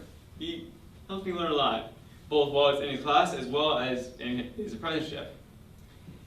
And he gave me a real strong chance of being able to show who I am through this lesson as well.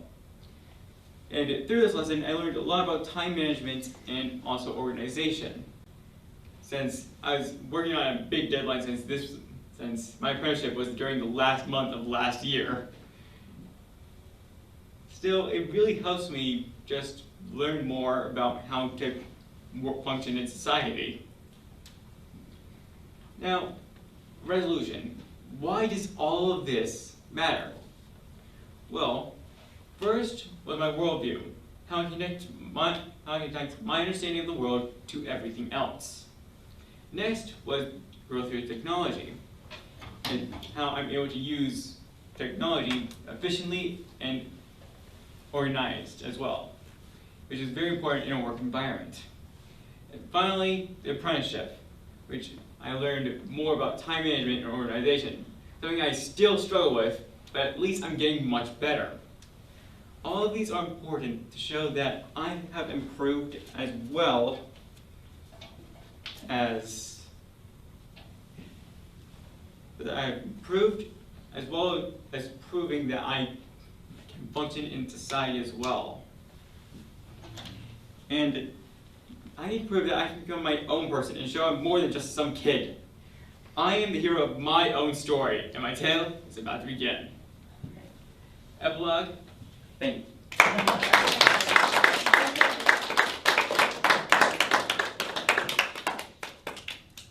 we'll just take a minute if we have a couple notes to add, and we'll ask you a few questions, okay?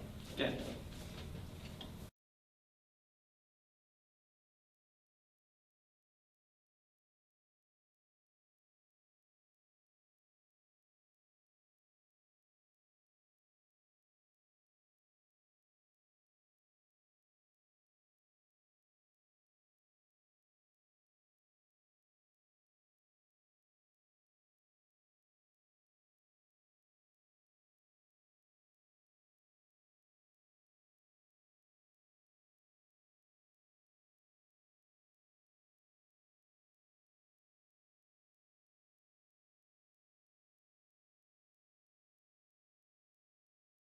Carter, I have a question for you. I think that, if I recall correctly, you have been here at Compass since kindergarten. You are a K through 12 graduate. This is the only school I've been in. Lovely. So my question is, then, what do you feel is the biggest thing that you have learned or that you can take with you from your time at Compass going into that real world? That's a tough one. Is there something in particular that will be helpful for you once you graduate? If I had to pick just one, I'd probably say understanding of myself and how I work in order to work with others more efficiently. Because I've really struggled a lot this year because of ADHD and autism. I was able to find ways so that I can learn better as well as work efficiently in my own way. And so knowing that, I can use it to work better in life. Great, thank you. Piece of literature that's influenced your life? In school or in general? In general, well, to be honest, I gotta say that it's also some of my favorite literature, and pretty much anything by Riordan. He is great with representation with ADHD, which I resonate with specifically, and his most recent book, Dive of the Deep, and character with autism, which I've also resonated deeply with. It shows that there's like great worlds out there. You just have to go and find it. Cool, that's very exciting. All right, you explained a lot about how this was your story and your journey throughout high school. I'm wondering, what's your next story? What are you excited about or going into after you graduate? What are your plans? Honestly, I'm not sure. Okay. I'm just too busy trying to survive this year. But fair. mainly, I'm just gonna work on myself and prepare for my next step, whatever that may be. That's like actually trying to drive. Great, that's a great next step. Yeah. Awesome, yeah. So starting to take some of the lessons you learned and get some real world experience so you can set yourself up for success. Yes. Wonderful. All right, Carter, thank you so much.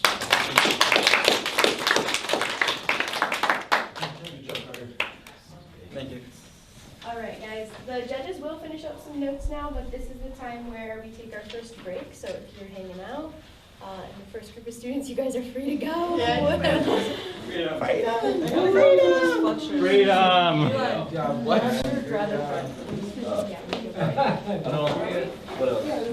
You just say you don't want it. I just drink it. I know. Oh, you even printed your own stickers. My mommy did. Your mom is so nice. I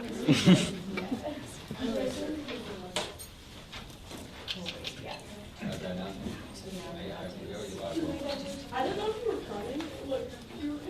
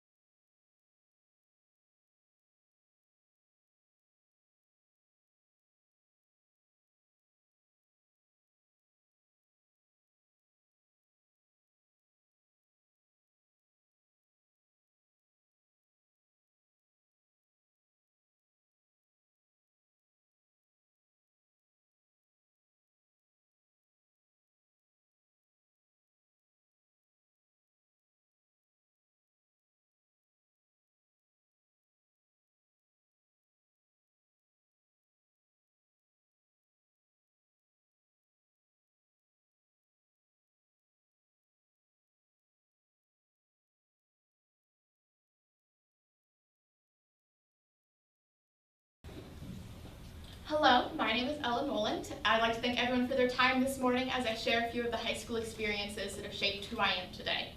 I will be presenting with the help of lovable furry-old Grover. The monster at the end of this book was one of my favorite books as a kid, and the whole premise is breaking the fourth wall because Grover is afraid of said monster, so he tries to prevent the reader from getting to the end of the book. Similarly, when I entered high school, I felt the looming presence of a metaphorical kind of monster, graduating and having to adult. But English and literature has always been a type of escape for me, because if I'm reading or writing, I don't have to worry about the real world. My first standard is English, and I'll be proving the ideal of achievement through dedication. At the beginning of the book, Grover becomes aware of the title and is terrified of having to meet the monster. My first artifact is from 10th grade. It is my individual project that I did outside of class because Mrs. Gatfield and I thought that I could benefit from some additional study. I decided to write an essay in which I compared Sir Arthur Conan Doyle's first ever Sherlock Holmes novel, A Study in Scarlet, to a more recently written adaptation by Leonard Goldberg called The Daughter of Sherlock Holmes.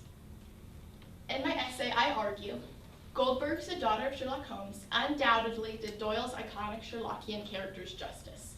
For the next 10 pages, I break down every one of the characters, compare and contrast them between the two novels, and I ultimately praise Goldberg for his authorial decisions. This exemplifies achievement because I had to dedicate a lot of my personal time to this project, and I really enjoyed it, but at the same time, I had to be keeping up with the actual English classwork. My second artifact is my first essay from the 11th grade, in which we had to choose an object that was important to us, and then use show not tell methods to show why it's important. I chose my freshman yearbook because all of the messages that it holds are really special to me. This is my favorite part of the entire thing. I'm describing a specific handwriting, and I write, "It starts off with my name, an exclamation mark added to the end, like an enthusiastic hello. That makes me smile." In reality, the point at the bottom of the exclamation mark is so lightly dotted, it's almost non-existent. It looks more like a colossal apostrophe looming at the end of my normal size name.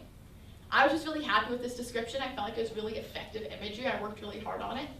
But then later in my essay, Mrs. Gatfield left some comments saying that she felt at arm's length from the emotion of my essay because I was talking in general terms instead of quoting specific things that people had written in my yearbook.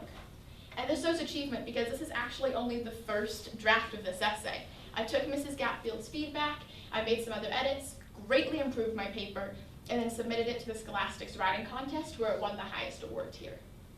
My literary pursuits taught me how much I love being both a reader and a writer, and I know that I won't abandon either of these roles for the rest of my life. My second standard is growth mindset, and I'll talk about my personal growth through academics. I am a huge history nerd, and no discussion of my high school career would be complete without National History Day, or NHD. As the book continues, Grover does everything he can to stop the reader from turning the page, and as they continue turning pages, his efforts get stronger. I'd like to note that the artifacts that I've chosen are not my actual NHD projects, nor are they from what you'd consider my best years. But instead, I'm going to compare two process papers to show radical change. A process paper is just a description of what my topic is and how I created my project. The first is from 9th grade. I prided myself on how I devoured 4 entire books, cover to cover, and had all those other sources, and made over 25 pages of notes. Handwritten, by the way. I talk about that like it's impressive. It's just awful time management and triaging. Like, I was overwhelming myself with so much unnecessary information. I said that I worked nonstop. That is true. It got to the point where my family and friends were legitimately concerned about me. And I even mentioned that I considered giving up. In actuality, I had a complete mental breakdown a few weeks before regionals. And even though I made it all the way to nationals, I was just discontent with myself and completely burnt out. I felt like Grover in this picture, buried under this weight that I had set up myself. It was completely my fault. But I was also proud of myself for having the strength to not give up. By the 11th grade, I had a completely new mindset and process. First, I intensively sticky noted a bunch of books and surveyed a lot of other sources. And then I created my project while I was still in research mode, meaning that I wrote my paper one portion at a time. And this was a really effective strategy because that way I wasn't overwhelming myself with information that I'd have to trudge through later.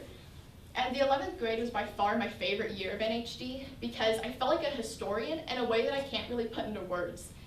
Because I loved my topic and I wanted to know more, but I didn't let myself get bogged down by the stress of it. When I didn't make it to nationals this year, I was surprised and completely crushed. But I didn't let it demean how proud I was of myself, not only for the project that I had made this year, but also for how far I had come. There we go. NHD taught me time management, what my priorities are, and how to be proud of myself regardless of external recognition. It helped shape me as a historian and an individual. My last standard is apprenticeship, and I will be talking about the connections that I made to my educational experience. By the end of the book, Grover is desperate. He and the reader are only one page away from facing the monster at the end of the book, and this is what it felt like to have to do an apprenticeship. Being told that I had to go into the world and learn about a career made the fact that I'd soon be leaving high school feel so much more real. And I've known since the 6th grade that I, without a doubt, want to be a teacher. But because of the pandemic, I wasn't allowed to actually go into a classroom to apprentice under a teacher. But instead, I had the amazing opportunity of apprenticing under Roxanne Drury, who is the curriculum coordinator for my church's children's ministry, but she also has decades of experience as a teacher. My first artifact is a classroom layout for 3rd grade class that she had me design because she always liked me to put into practice what she was teaching me by doing a task that an actual teacher would need to do. So this is the classroom I designed. One important thing to mention is that my desk is at the back of the room. We talked about how when a teacher's desk is at the front of the room, it tells the students this is my classroom, I'm the authority, but when it's at the back, it focuses the room back on the students and makes it a place that they can take charge of their learning. Here's an example of just my thought process while I was doing this.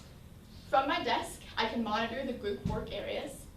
And Roxanne is old school, so she wanted me to include some desktop computers. So I put those in front of the window so that the natural light would offset the screens. And if I walked behind them, I could see what was on the screens. Back here is a reading nook. It also has some natural light, and it's sectioned off from the rest of the class by that bookshelf to reduce noise and traffic in the area for the students reading. But from my desk, I'm still in my line of vision so I can see what's happening in there.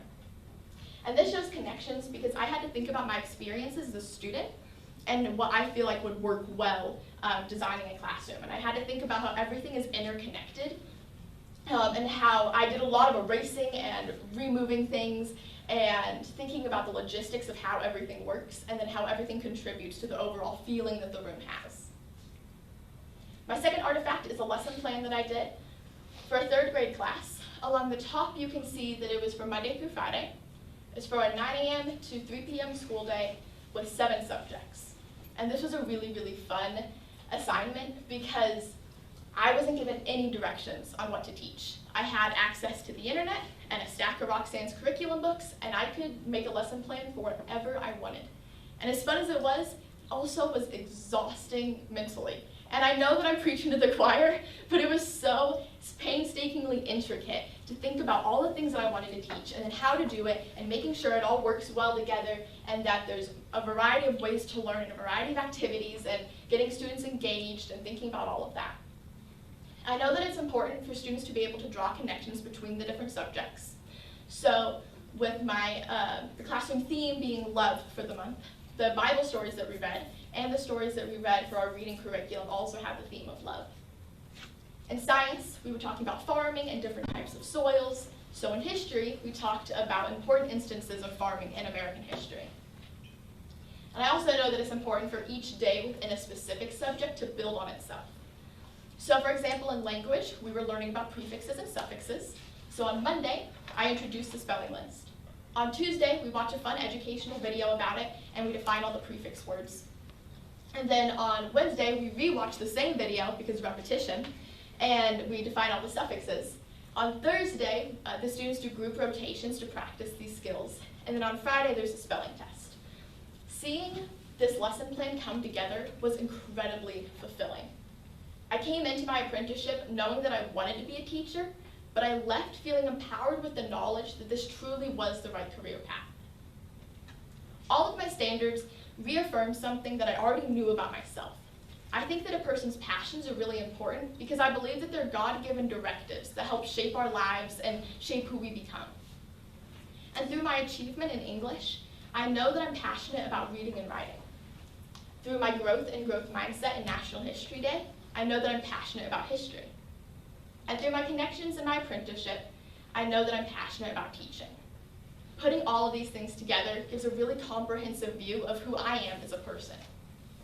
At the end of the book, Grover realizes that he was the monster of the book the entire time. Similarly, as I leave high school, I realize that there's nothing to be afraid of because my years at Compass have helped to prepare me for the world. Being an adult used to be some big, scary thing, but now I understand that I'm just me, and I know how much I've grown over the past 4 years, and I know how much I'm going to continue to grow. And I can graduate with complete confidence and knowing who I am. Thank you. I'm open for questions. Thank you.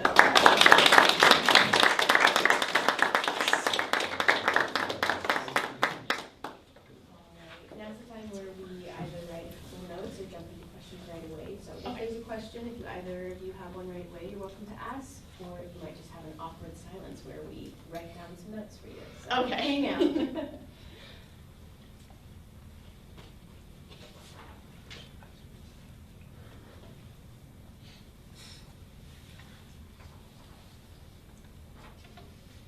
Well, I've got a question. Okay. Because you've answered so many pertinent questions that I would have had. What advice would you give somebody coming into this to be so successful? Coming into the presentation? I know, Or okay, coming high into school? Compass, coming into high school. Yeah, coming Okay. into high school. That's a really good question. I think I would say, like, think about what you want. Like, obviously you're not going to know exactly what you want to do with your life, like when you're coming into high school. But I would say think about what you want your high school experience to be like before you get to, like, senior year. So when you're doing your classes, think about how it can apply to your life and think about the connections that you can make to the things you want to do. So they're not just, like, coming to school and, like, learning all this stuff and, like, not thinking it's even important. Even if it's not, like, the subject that you love, you're still, like, trying to connect it to something. And then, so that by the time you graduate, you can look and see how much you've grown instead of just, like, thinking that it's like, oh, well, I did all this stuff, but what does that even mean? Thank you. So you mentioned you're interested in reading and you love writing and things like that. So what are some personal stories and or books that you've read that you've really enjoyed outside of school? Okay, that's a really good question. There have been a lot of books that we've read at school and then I, like, immediately go and buy it and, like, reread it again. Like, I did that with A Tale of Two Cities and Fahrenheit 451 were two of my favorites. And then there have been some that I've read myself. There's one called The Silence Between Us. That's one of my favorites. I can't remember the author right now, but it's just a really good story of a girl who's in high school and she's deaf, and, like, it's discovering the, like, differences that we have and then how everyone's, like, still connected and, like, that emotional connection, just, like, growing as an individual. So that was a really important one for me. Yeah, I love the books that are representative of different kinds of individuals with different skills as well. So that's lovely. Lovely.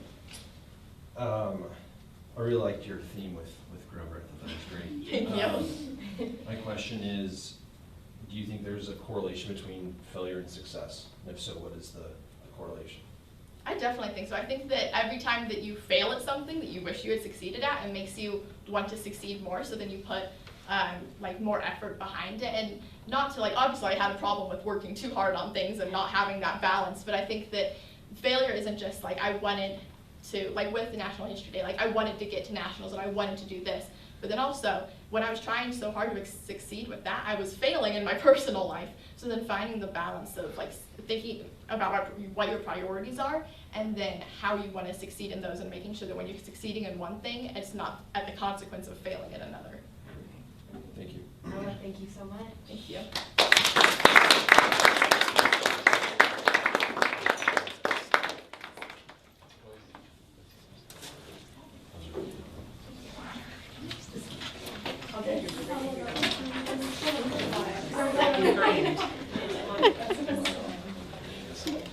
Good job, Ella. Holy crap, bro. She just gave like the best presentation. Thanks. It's over.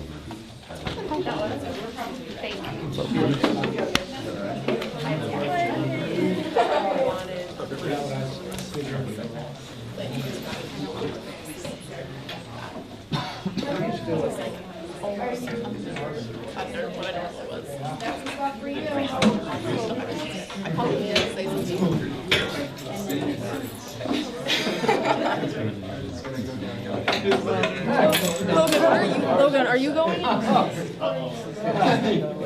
Yeah, I'm gonna remember that when I get to ask you a question. Thanks, Mom.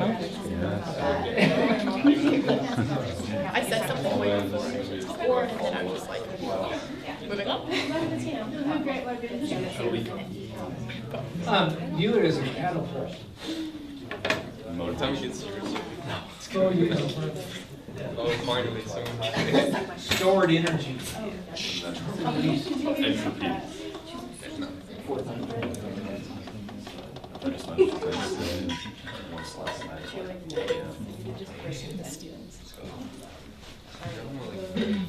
You're welcome to come out there, hang out there. You do have 3 minutes, just so you know.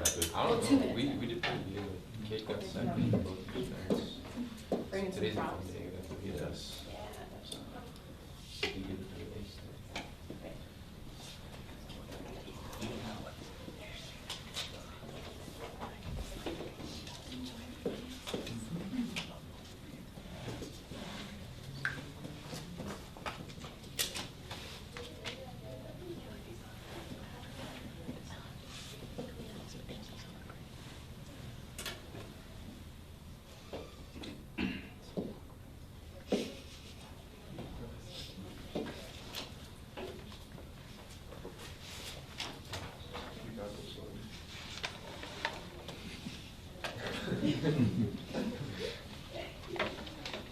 Just wait.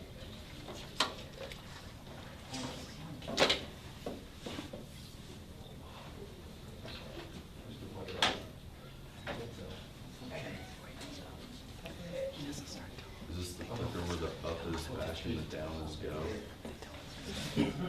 I don't know what that meant. Down is forward. Okay, yeah. Yeah, down is next. Okay. So it is a little counterintuitive though, for sure.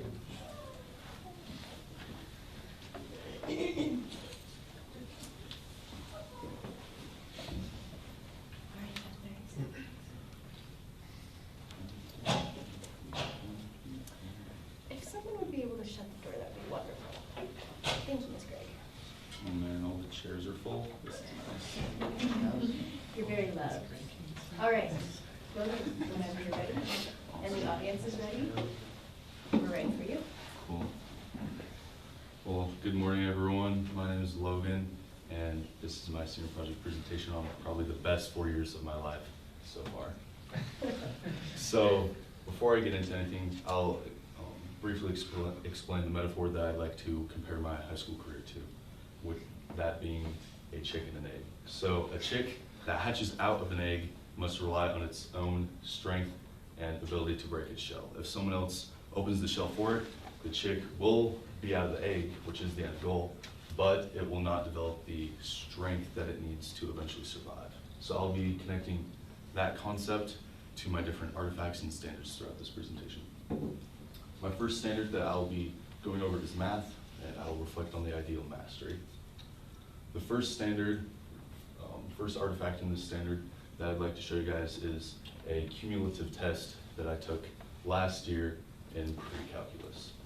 This test spiraled over 9 different standards, and this is probably one of my proudest moments. I got 4s on every single one of these. So I had a perfect score on this test, but by no means did I have perfect work. There were some moments on some problems where I forgot or I missed some minor details, but for the most part, I had every procedure correct. This shows mastery, not perfection, because I was able to master all the different standards, even though there were some portions where I messed up on a few small things. So for example, on this page of the test, you can see that on these 2 standards, I got a 4. And then right here, you can see some portions where I made some slight mistakes, like forgetting to plug a number into a function, dividing instead of subtracting, or just small, simple things like that. The second artifact I'd like to show you guys is a Chapter 4 test that I took this year in calculus. This test was taken after a 2-week break, so this one was a little more challenging because we weren't getting that in-class review that you have right before a test, so we had to rely more on ourselves and our own methods of studying it out. We then had the awesome opportunity to self-grade our tests. So, I already tried to give myself some 4s, but our grade was then evaluated by our teacher. So we were able to have, I had a comparison of where I felt I was at with my understanding of our concepts with where Ms. Gregg felt I was at with my understanding. So on this test, I got almost all 4s. There were only 2 standards that I did not get a 4 on, and on those I got a 3. So this, just like the other artifact I showed you, shows mastery, but not perfection, because I was able to master most of the standards, even though my understanding of some concepts was not at the mastery level yet. So right here on this front page, there's these 2 standards that I got a 4 on, and then right here is a note that I left to Ms. Gregg, letting her know that I wasn't completely sure about the work that I did. My understanding wasn't quite there yet, even though I ended up getting that problem right, which is nice.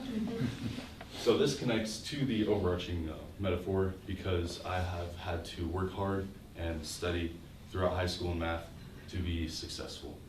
If I would have bypassed my work by getting answers to homework from my friends, then I might have gotten the grades that I wanted, but I won't have the same level of comprehension and understanding in math that I do today.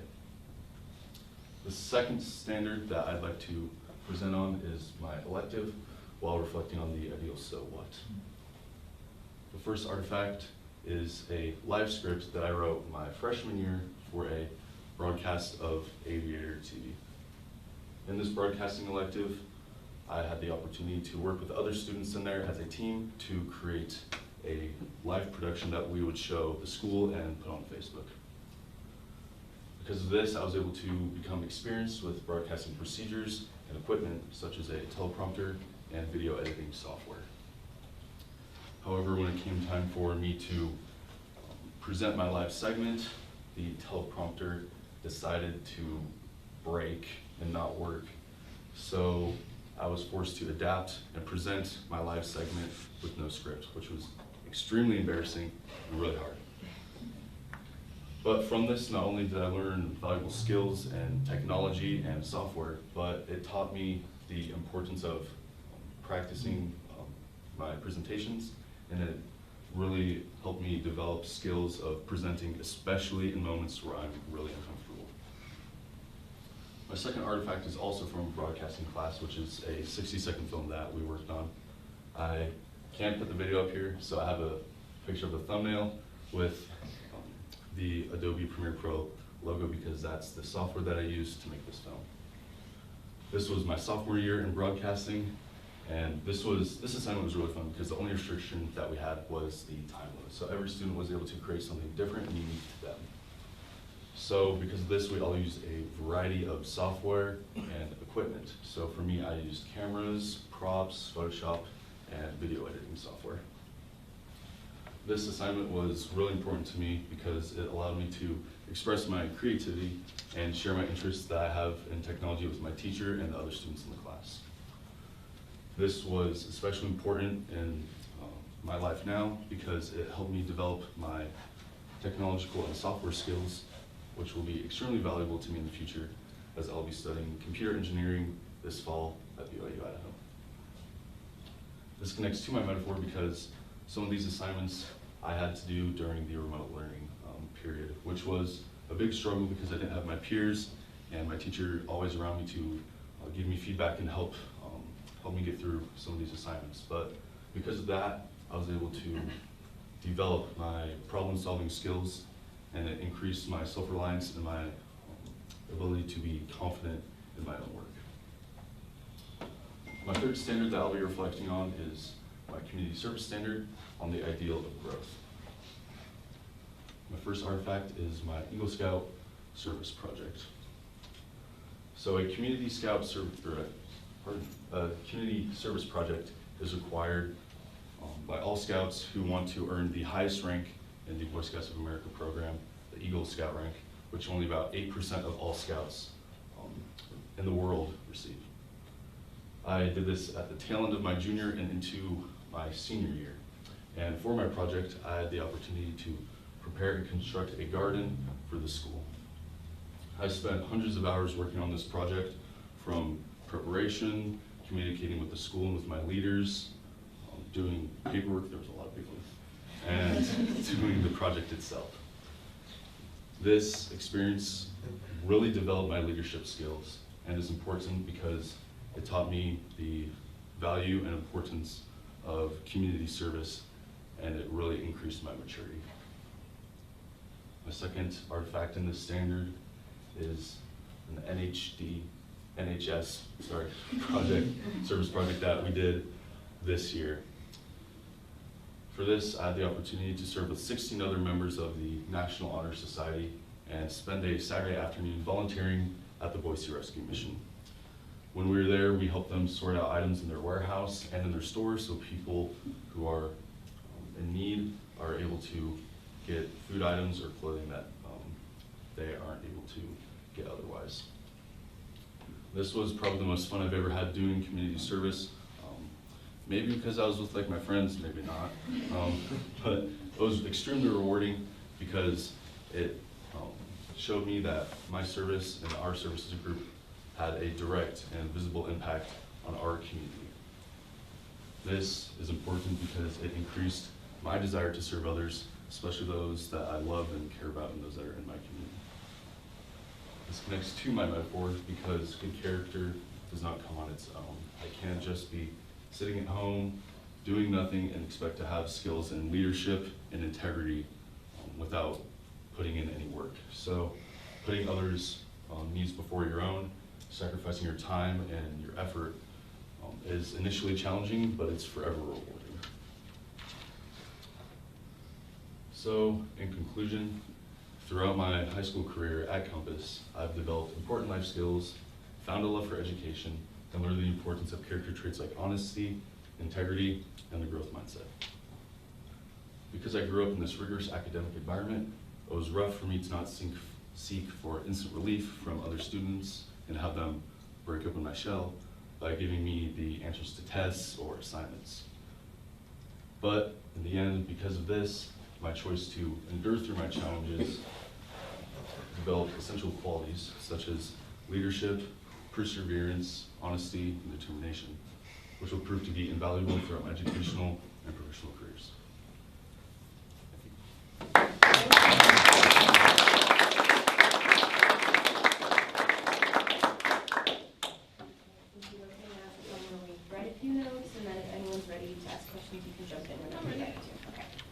Tell me how you picked your service project for your Eagle Scout one. That's a good question because I spent a long time trying to figure that out. So I was really involved in the scouting program when I was younger for a few years, and then I kind of fell out of it. And I realized when I was like 17, like, man, I don't have my Eagle Scout rank yet, and the cutoff for that is 18. And it generally takes upwards of like 8 to 9 months from start to finish of the project to get it. So I was like, you know what? I'm gonna regret this if I don't do it. I should do it. And so I contacted Mrs. Trudeau, and I was like, is there anything that I could do for the school that would constitute as an Eagle Scout project for me? And that was before the school was being built, actually. And then I think I actually never responded to her response. She sent me an email, and I think I just like totally forgot about it. And then like 3 or 4 months later, I was like, oh crap, I didn't do anything. I should email her again. And so then I was able to have the opportunity to learn about the school garden, and I worked a lot with Mrs. Chickoff in that, and yeah, that's pretty much how it went. It was a bumpy road because I made a bumpy road, so. I appreciate your learning experience. Yeah. How did you get your supplies? It was actually pretty awesome, but the school had already planned to build the garden, so they already had most of the, they already had the boxes to put together, so nice. I just got a lot of people, got some tools, and threw it together. Logan, I'd like to ask about your involvement in athletics and sports this year, and through your high school career, you've been a really significant leader, and just being able to watch you on the court, watching you with your peers, especially in basketball, I've seen those leadership skills and that work ethic shine through, and that ability to kind of manage and support people on the court and off the court has been great. So could you talk to me a little bit about how your involvement in sports has impacted you and helped you become who you are today? Yeah, for sure. I actually was going to do something like that for my metaphor originally with basketball, but athletics has been like a huge part of my life.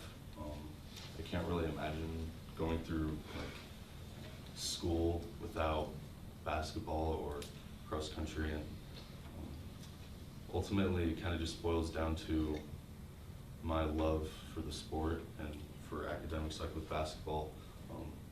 Like I just love my team and you know, the game, and just being able to, I see like being a leader is less of like an opportunity and more of like a blessing.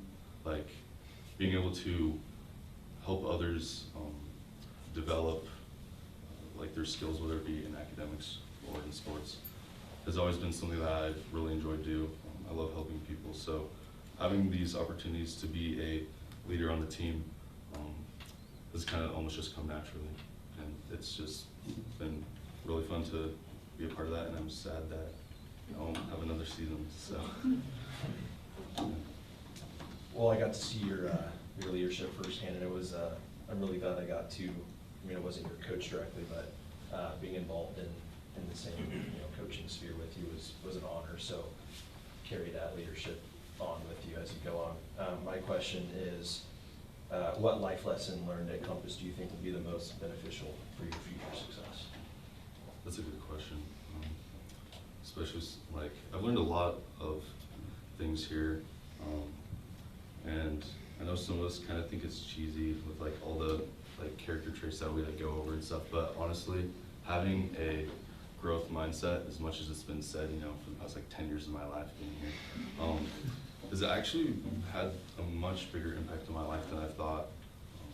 Being able to not just think but know that when I mess up, I can see that as an opportunity to just improve and know that, you know, like the sky's the limit. So that's probably the most influential thing that I've learned here. Great. For sure. Right. Go for it. Okay, so you talked a lot about mastery versus perfection, and I really appreciate that, but if you were speaking to a group of Compass students, how would you explain to them why that's so important for your future? That's a really good question too.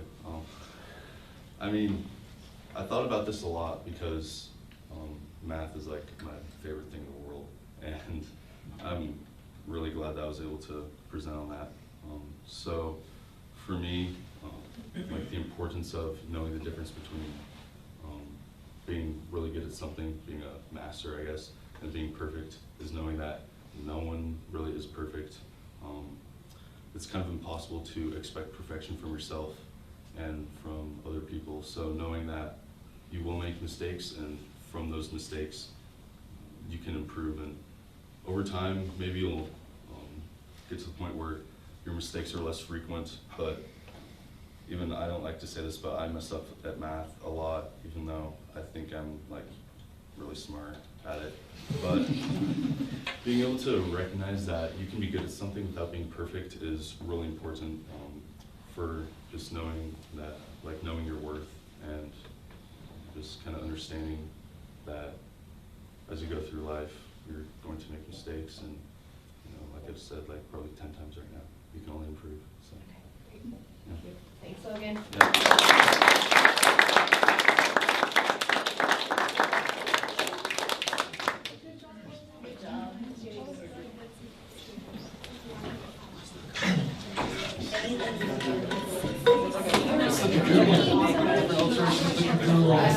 What do you think I'm doing?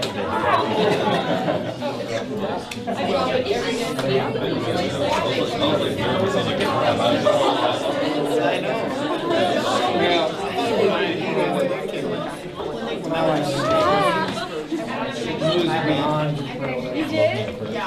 That's awesome. Like, that's definitely the hardest part. That's what She's gonna watch you.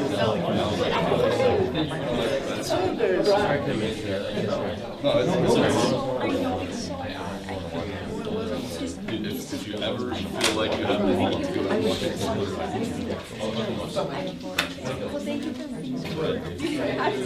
Ellis was like super good, dude. This whole time I was sitting there, I was like, no, I have to go next, bro.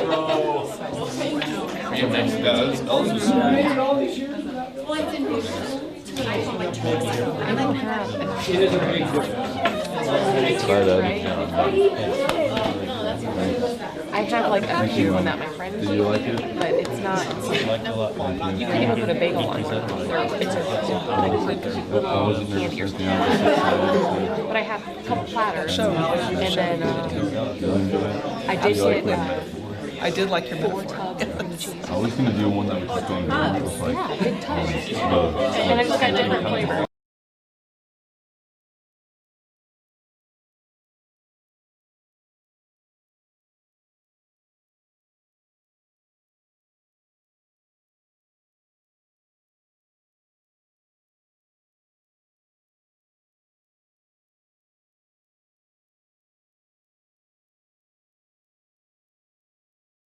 Begin.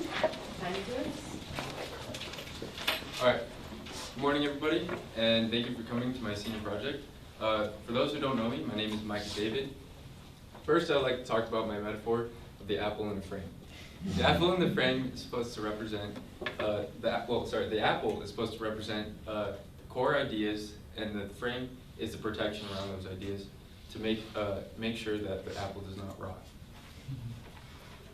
Now, I've identified 2 key takeaways from my high school experience: worldview and a growth mindset. The ideals and standards that we reflected upon during our project create the frame that protects these 2 concepts. My first standard I'd like to talk about is history and its connection to achievement. This is my NHD project that I did in 9th grade, 2019. The theme that year was Triumph and Tragedy, and me and my partners, Connor Christensen and Bryce Gregory, picked the D-Day landings on Normandy Beach. It was a very unique project, and we actually competed in the competition.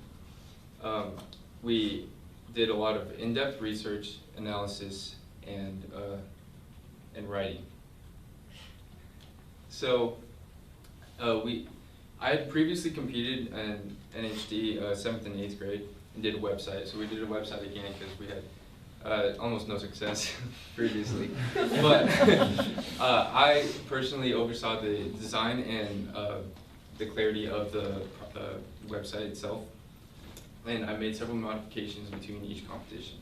So how the competition works is we went to regionals and we won regionals, won in state, and for the first time made it to nationals in Washington, D.C. It was a pretty big achievement for me since I had previously competed those 2 years and didn't make it. My second artifact is another NHD project in which we did the following year, 2020, 10th grade. This time we decided to compete in the poster board category because we had already won in the website category, so we decided to see how well we could do in a different category. The theme that year was breaking barriers in history, and we decided to do the Bell X1, which is the very first plane to break the sound barrier. Part of this achievement was doing it all basically in one night. How it worked was Sunday night I called Connor, hey, we probably should finish our project. 6 p.m. He's like, oh yeah, we probably should, let's do tomorrow. So he comes over, we put it all together. We actually that was made out of wood, we painted it, Connor hinged it, and then we cut out all the images, paragraphs, and words on there. And we actually had a lot of success in our competition as well. We won in regionals against state and made it to nationals again, so back to back, which was a pretty big achievement for us.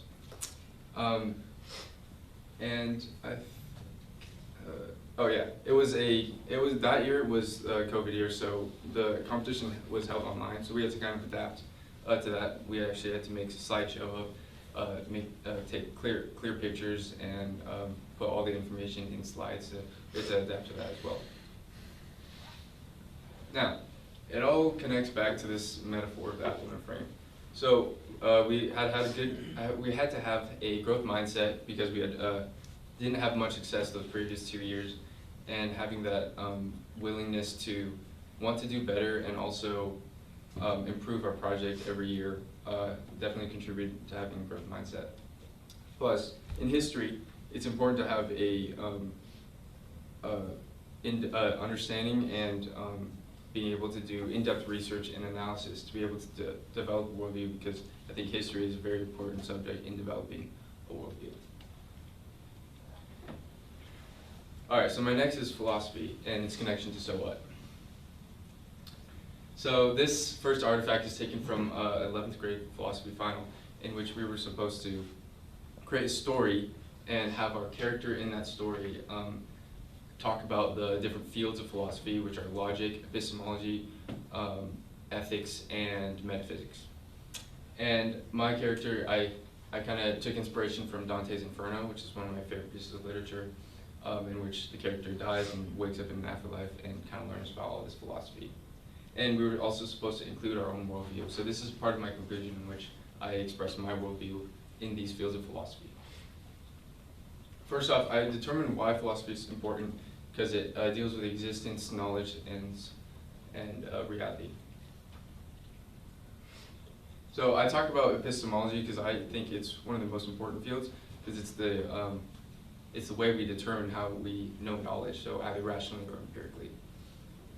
And I ultimately say that rationally, you have to have a synthesis of both rational and empiricism in order to find knowledge. I apply philosophers' arguments to my worldview here, so it has a credible and has arguments from authority. Sorry. And I also talk about my ethical theories. Divine command theory is one I personally follow, which is the belief that God is the standard of morality. And I especially include a counterclaim, the youthful dilemma, which I'll talk about in a second. But it was a very tricky one that I have a rebuttal with. So this our second artifact deals with the youthful dilemma. And we were studying arguments, and it segued into this study where we talked about how the youthful dilemma created by Plato discredits divine command theory. So this was very personal to me. First, I explained the dilemma so I can articulate its premise and also be able to articulate discredit it too. So I created a thesis in this next section, and I talked about why I still believe that divine command theory is still can stand as a valid ethical theory. In it, I use the Bible to reaffirm my worldview and use it as a source to back it up. So it all connects to the apple and the frame argument. I think philosophy especially makes the framework for a worldview, and having that growth mindset for that tricky youthful dilemma that discredits my own personal beliefs. I struggled, but I didn't necessarily doubt. So what I mean by that is, like, I still believed in it, but I didn't doubt it. So the words around that make up the frame, I think that that solidifies all my worldview and my growth mindset that I had during the learning in this class. So next is my research paper and its connection to the ideals of making connections and so what. So the basic premise of my research paper was how government and culture are connected, and and if religious virtues are still relevant to today. And I made a bunch of connections I was really proud of, and it was really hard to organize my thoughts, but I somehow did.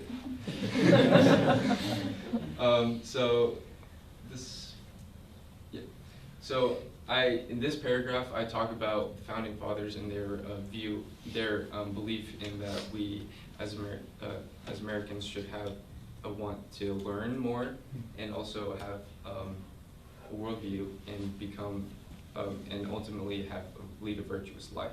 And that's how we obtain good government. And I include the importance of a worldview, which is having virtue, and it's applied by a solidified worldview. And I talk about the objectivism and how it's important to have an objective worldview versus a subjective worldview. So I answer the so what of why it's important now to have lead a virtuous life, and I talk about how the founding fathers designed the American government to only function that way. and this greatly, like, I did a lot of reflection on this, and I think that there's a lot of application to what I was writing about to today, and how it connects to definitely many political events and political corruption that we have in our government.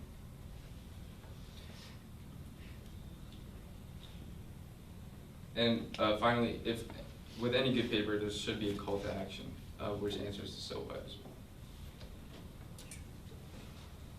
So it all connects back to worldview. It clearly, like, I was able to develop an importance of why it is important, sorry, to have a worldview, and why it's applicable to our culture today and government as well. And writing a 10 to 12 page paper is not something that we've done before, so it definitely took a growth mindset and being able to work around, like, having so much information, being able to narrow down all the information, and organizing my thoughts was definitely tricky. So, in conclusion, I think that Compass has repeatedly reinforced the fact that we are supposed to leave and graduate high school with a worldview, and like Logan mentioned before, having a growth mindset is definitely pushed.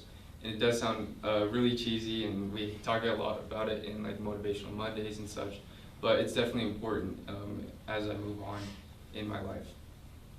And history, and that research paper, and philosophy are the three standards I've identified as the most important to me throughout high school. Thank you for coming.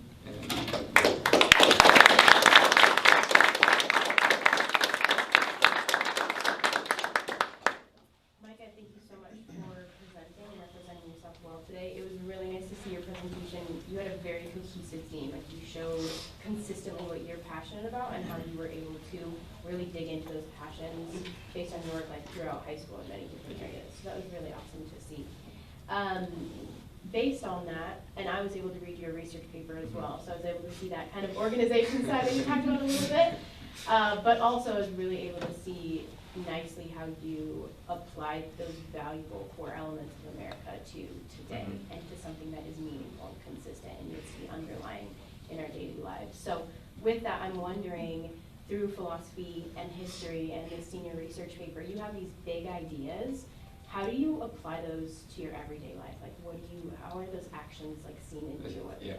So it's only like as of recent, right? I mean, I've taken history. I mean, I love history and I've learned about it, and then philosophy was last year. But it's only as of recent, like, I've realized the importance of all this and really being able to have a worldview and stuff. So we talk a lot about government and having a worldview, and how. Right now we're talking about 1984, and it's really making a question like how I'm able to apply my worldview to my life. And I think that the ways I'm doing that is like, I don't know, really talking to my friends about stuff like this, like having deep conversations with people, and really giving, I don't know, like, I just one thing that's connected. I'm trying to like think like community service and stuff. Like, I think being part of being virtuous is having community service, and I serve consistently in church, and I have even passed what we were required to in 9th and 10th grade and stuff like that. So that's one thing I'm connected to. Yeah, that's good. I mean, having conversations is the first step, really. That awareness of having conversations and jumping into it is the first step, and then you start to be able to identify things in your everyday life, and then make actions from that. So you're at the precipice of it, and you'll get those actions. Thanks, Micah.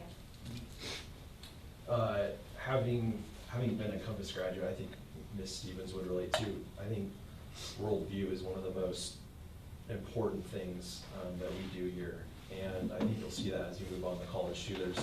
And it's not just government, right? There's so many things that that worldview relate to, whether it be, if you ever want to be a parent, how you parent, or what your morals are, and being able to defend that. So going off that, what do you think? What is the danger in not having or not defending your worldview?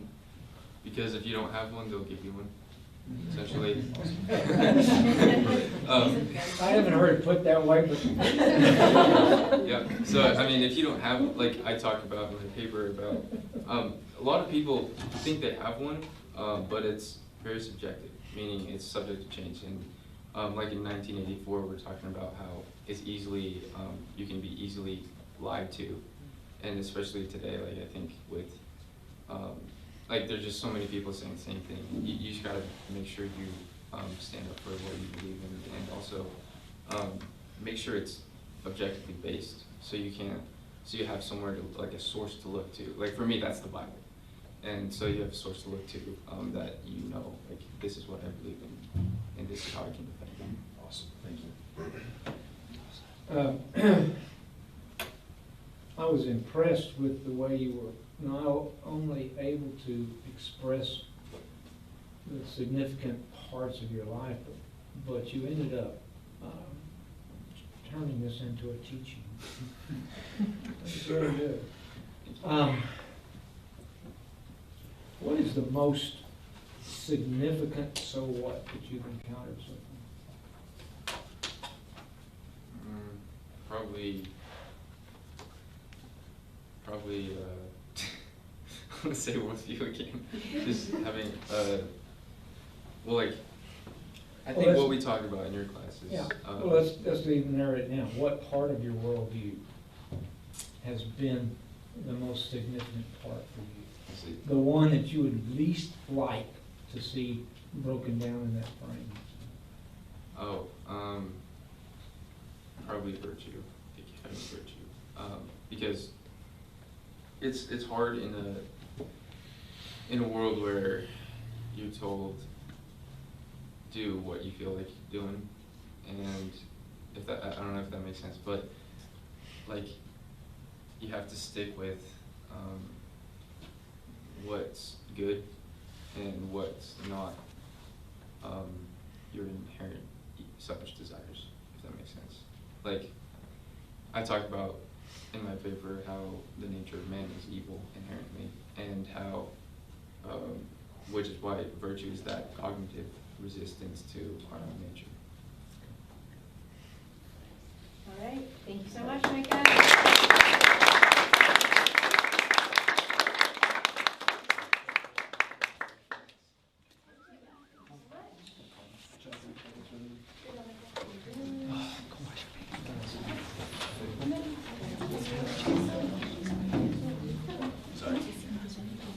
You did yesterday.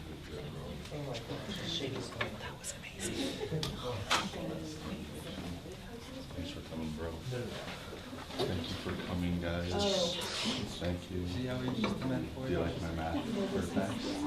I love those tests. We did not get that from you. I'm saying that right now. I don't know where that came from. I need to find that calculus book somewhere so I can go through the rest of it. Yeah. And your brother is like the opposite. Yes. He is. Yes. Yes. He's not an avid math enjoyer. Yep. All right, Connor, whenever you're ready, the time is yours. All right, let's do it. Good morning, everybody. My name is Connor Christensen, and today I'm going to be doing my senior presentation and kind of give you a little insight to what I've done for these past 4 years and how it's kind of shaped me as a person. So the standards I'm going to cover today, first I'm going to talk about technology with the ideal of mastery, English with the ideal of so what, and history with the ideal of achievement. So my overarching metaphor for this is how carbon turns into diamond. And this process happens over a very long period of time and through a series of pressure and a lot of heat. Ultimately, something ugly can turn into something very beautiful. So my first standard is the technology standard, and like I said, I'm going to be focusing on the ideal of mastery. First artifact is my Google Drive. Now this may seem kind of funny, but my Google Drive, I take a lot of pride in the way it's organized. And so about 9th grade, I decided that I'm going to be really organized with the way I have my assignments. And so right here is a picture of my Google Drive right now. As you can see, I have all my classes organized, all my fun projects, my quotes, my scholarships, senior projects, stuff like that. And that's really allowed me to be a lot more organized. And the cool thing about Google Drive is you can hone in on a specific year, and then you can open up into more folders, which is really interesting. So I have all my classes there as well, and this has allowed me to have all my assignments where I know they're going to be. So I can go into American history, boom, everything's organized just like that. And so that organization aspect has really helped me throughout my whole years of high school, because I'm not an organized person naturally. And so I've kind of had to put pressure on myself and force myself to be organized so that I can eventually have success. My second artifact is Canva. And so Canva is a presentation designing software. And this is what I use for this actual presentation right here. And I've found that if you're able to display information on a presentation the right way, it can enhance learning, and it can really help your audience really understand what you're trying to get out of. So here are a few examples of the projects I've done on Canva. This is a 11th grade history project that I did on the book All Quiet on the Western Front. It's a 12th grade English project that I did that I'm very proud of. This is a 12th grade government project that I was really proud of. That had like upwards of 60 slides on it, so I was really proud of what I did with that project.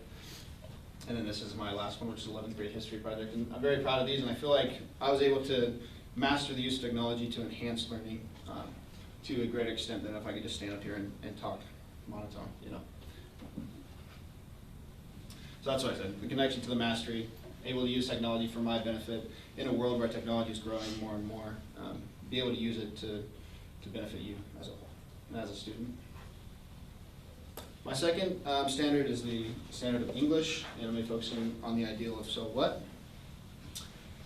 First artifact is an essay that I wrote in 10th grade, and I titled it Greed Leads to Destruction. So we did a reading on Leo Tolstoy, and it was called How Much Land Does a Man Need? And the whole moral of the story is that this person, Payhom, the main character, wanted all the land in the world, and he eventually got what he wanted, but he died right after he got it. So the whole idea is that, you know, greed leads to destruction. So for my standards here, I was able to get 4s on both the language and writing, and also the reading standards, which I was very proud of. But more so than just getting a grade, I was able to apply this to my life to a greater extent. And that's where I think learning really takes place. So here's a little excerpt from what I wrote. And the key thing I want you to realize is, right here, I kind of talk about how our society is an instant gratification society. So we're constantly getting fed things that we want. And the crazy thing is we have people that, you know, we have celebrities all around the world who, you know, they have everything that they could ever ask for, material things, but in the end they're really not happy, and that's due to their greed, and that's my argument for the whole thing. And so it was really interesting to look into this and kind of apply it to my life, and that's the whole idea of so what. And here's a comment that I got from my teacher, and the whole point of so what is to move beyond the story. And so she says right here, you move beyond the story and explored why its lessons and themes matter to us as people and to us as readers. And so that's the whole idea, and that's where learning really takes place. The next artifact is the monster tree. So this was a object, so we were supposed to choose an object either from our childhood or from some time in our life that really mattered to us, and we're supposed to personify it and show, not tell, as we write it. So a little backstory on the monster tree. So when I was young, I lived on my grandpa's farm down in Hammond, Idaho. And there was a tree in the backyard, and the limbs were cut off just perfect, that it had 3 mouths, 2 eyes, and a couple noses. And it was the scariest thing. Truly, I was afraid of it. I mean, during the day, I would fight it. I would nail things into it. I would hit it with sticks. But during the night, you better know I was not in the backyard. Let me tell you something. I had those windows shut during the night, and I was very scared of this tree. But the cool thing about it is it showed me a lesson that was greater. So also for this, there was 2 writing standards. I got 4s on them. And there was 1 language standard, and I got 4 on that as well. But once again, more so than just getting a grade, I was able to apply it to my life. And this section here is probably one of the most proud things that I've written. And it's the whole idea of moving from childhood into adulthood. Like, you know, back then, my worst fear was the monster tree. But now, as I move forward, it's how do I provide for a family? How do I get a job? You know, life changes. So for me, the monster tree was kind of a cool thing that goes from being really scared to something that I really cherish and love those memories that I had with it. Here's another comment that my teacher left for that. I like how she words it. You've landed upon a kernel of wisdom here that is so relatable to every human. And that's the whole idea. And that's what I wanted to portray, is that learning only takes you so far, but if you're able to apply it to your life, you can get a lot more out of it. So my last standard is my history standard, and this is probably one of my favorite standards that I've ever done in high school. And I'm focusing on the ideal of achievement. My first artifact is National History Day from 2019. So the cool thing about National History Day is it happens yearly. There's a competition, and what you're supposed to do is to take a theme and apply it to a historical event that happened. And this year's theme was Triumph and Tragedy, and we made a website. So my partners, Mike and David and Bryce Gregory, we created this website on D-Day. And D-Day was a really important historical event because it was amphibious landings on to the Western Front. And what it did was it provided a Western Front in World War II to ultimately surround the Axis powers and ultimately in World War II. So I really focused on the technological parts of this and how it actually happened, which was really, really interesting to me. And here's a little excerpt from our process paper. And the key thing I want you to get out of this is that we had ridiculously busy work schedules, schoolwork, sports, and high academic standards. So that's the whole idea of pressure. We had outside pressure, but we were able to use that pressure and ultimately get the work done. And like Micah said before, we competed this year, and we competed at the regional level, which was at Lowell Scott Middle School, the state level at College of Idaho, and the national level at the University of Maryland. And it was really cool because we were able to go to DC, and we were able to tour around there. And really to see the history there was something that was really amazing. To see where our founding fathers kind of developed the nation that we have, where we have the freedoms, and we kind of learned doing this project that freedom isn't free. You know, we have to fight for it, and that's why we need to really understand the sacrifice that soldiers have given us to be able to enjoy the freedoms that we have today. And so going to DC was such a great opportunity, and once again, it's like you're moving past just learning in a classroom. You're learning, you're going out, you're seeing, and that's where learning really takes place. My second artifact is by NHG website, poster board from 2020, so the year after that. Like Mike said, this is a very interesting year because of COVID and everything like that, so the competition was virtual. And we decided to do a poster board. And this was a topic that was really close to my heart because my grandpa served in the Vietnam War, and he worked on aircraft. And to me, aircraft's always been something so cool. And the theme this year was breaking barriers, and my group and I, Mike and David, we decided that we're going to talk about a physical barrier, and that's the sound barrier. And so, hence the name Faster Than Sound. And I really focused on the actual technology that it took to create an aircraft that could travel faster than the speed of sound. And the cool thing about the Bell X-1, which is the aircraft we talked about, is that a lot of the key features of it was used on aircraft that would ultimately be used as fighter jets. So this jet wasn't a fighter jet, but they were able to convert it over and to create a fighter jet. So here are a few rubrics that I got from, I think it was the state competition level. As you can see, basically excellent or better is what we scored, and so that shows a great achievement. And we also were able to compete this year, and that was really cool because we were able to go back-to-back to the national level competition. And so that in itself is a great achievement, and I'm very proud of the work that we've done. And these two projects are probably one of my favorite projects from my high school career. So kind of to sum it up, talk about the technology standard with the ideal of mastery, talk about English standard with the ideal of so what, and I talked about my history standard with the ideal of achievement. Really kind of sum back into the whole idea of a diamond is that, pressure over time is only going to make you better. I mean, everybody has pressure in their life. They have external things going on. For me, it was sports. I did a lot of sports, and so I have to try to balance sports and academics and try to achieve the best I can in both of them. And so, I mean, and I've applied it to baseball as well. Like, there's always pressure. Like, for example, it's the last inning of the game, 2 outs, you're up to bat. What are you going to do? And that's where you use that pressure. You use it for your own benefit. You slow your heart down, you calm yourself, and you ultimately can be successful when you do that. So basically, I started off as a little piece of carbon, and through the experiences of my life, I've been able to be refined, and through the pressures, I've been able to use it and apply it, and ultimately turn out to something beautiful. So, thank you guys. Thank you.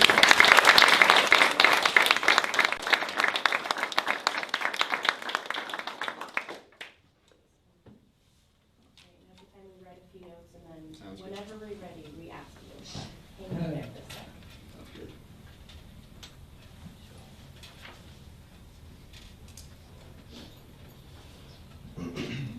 We'll start.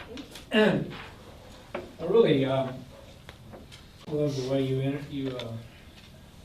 were able to tie sense of humor into this. I think sometimes under pressure, we tend to want to over control, and to be able to be relaxed and become transparent is really a neat thing, especially for us that do not spend as much time with you as your friends do. You mentioned shaping who you are. Who are you? What are the so whats that have created that who are you? For those of us who don't spend a bunch of hours with you, and stuff like, who are you?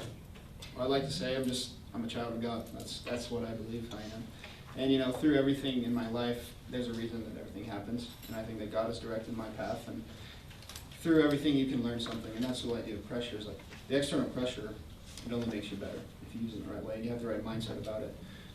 It's not just there because it's there. The pressure's not just there. It's there for a reason, and ultimately it shapes you into the person that you are. Okay. Now, with your worldview, how are you going to turn it into a verb at Master's College? I like that. I would say serve. Serve is the verb that I would use. There's a lot of opportunities at the Master's University to go overseas and to do mission trips and stuff like that. And so just being active in my faith and being able to use what I've learned through these 4 years, all the skills I've learned, and ultimately apply them through service and things like that. So, thank you. I really like the carving the diamond, but I think even more so is the monster tree.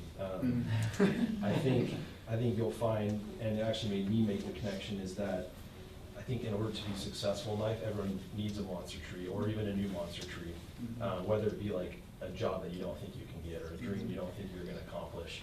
Having something that you fear, where you constantly want to fight at it, like go put the nail in it, right, and succeed is super important, and I think you'll see that moving on in life. My question is kind of related to that is, do you remember a specific time at Compass or just in life in general where a failure helped aid in your success? I think this could even be like this year. So I played for Rocky Mountain High School. I played baseball. And it was towards the end of the season, one of our last kind of final games was against Meridian. And Meridian is a bad team. For baseball-wise this year, they don't have a good team. And Rocky, we consistently score very highly. We are always in the state competition. And so we lost to them. And it kind of skewed kind of our whole plans for the whole year. And I'd made a couple errors in that game, and I felt like I failed my team. You know, and I came home and we had a talk with my parents and I talked to my coaches.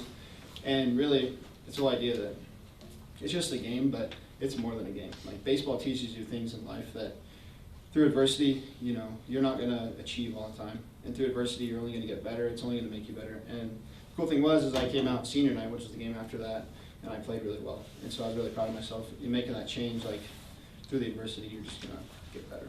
So that's kind of how I apply that. Thank you. A lot of my questions that I was thinking of related to what you're going to be able to do in the future, so you've explained that very nicely. What's something that you're just personally excited to jump into after you graduate, like outside of college, outside of those things? Personally, what are you excited for? There's so many things. I'd say getting married, becoming a dad, and starting my life. It may sound cheesy, but yeah, that's really, I'm excited for that aspect of my life, you know. Academics only take you so far, but if you're able to use what you've learned in academics and apply it to real life, it's going to be super valuable to you. So that's what I would say. Yeah, and that's more about like who you are as a person. Exactly. Great. Yeah. Okay, thank you so much, Connor.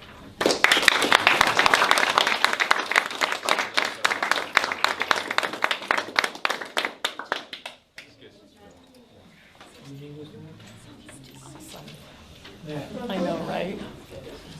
Just reading what he wrote. I know.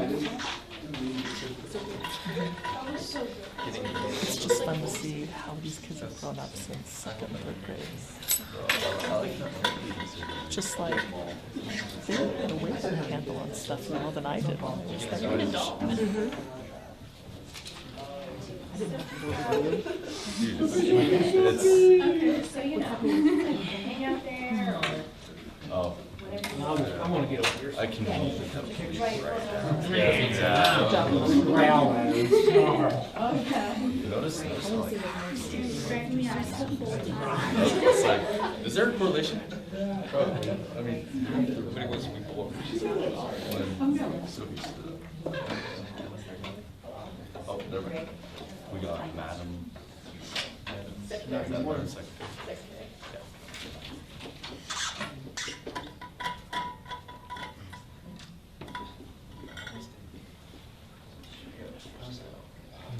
I forgot to touch myself. By the time I draw myself. So, yeah.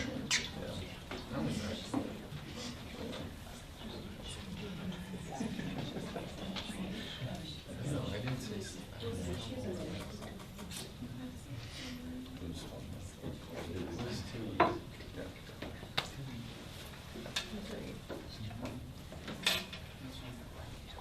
What color is it?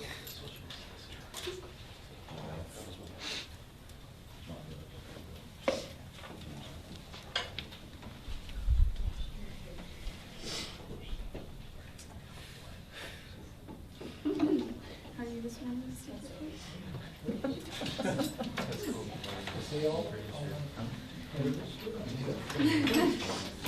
Oh. You're back? Oh, didn't you bring one? I think so. That's all right. That is all right. What can I, look here, that's 2 X's. Yeah, we both presented. X compass, Yeah, yeah, X it's not.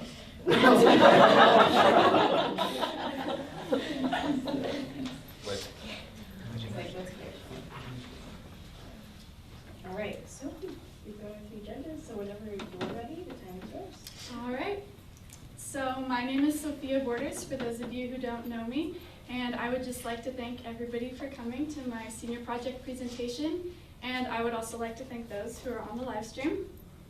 So I want to start out with my metaphor.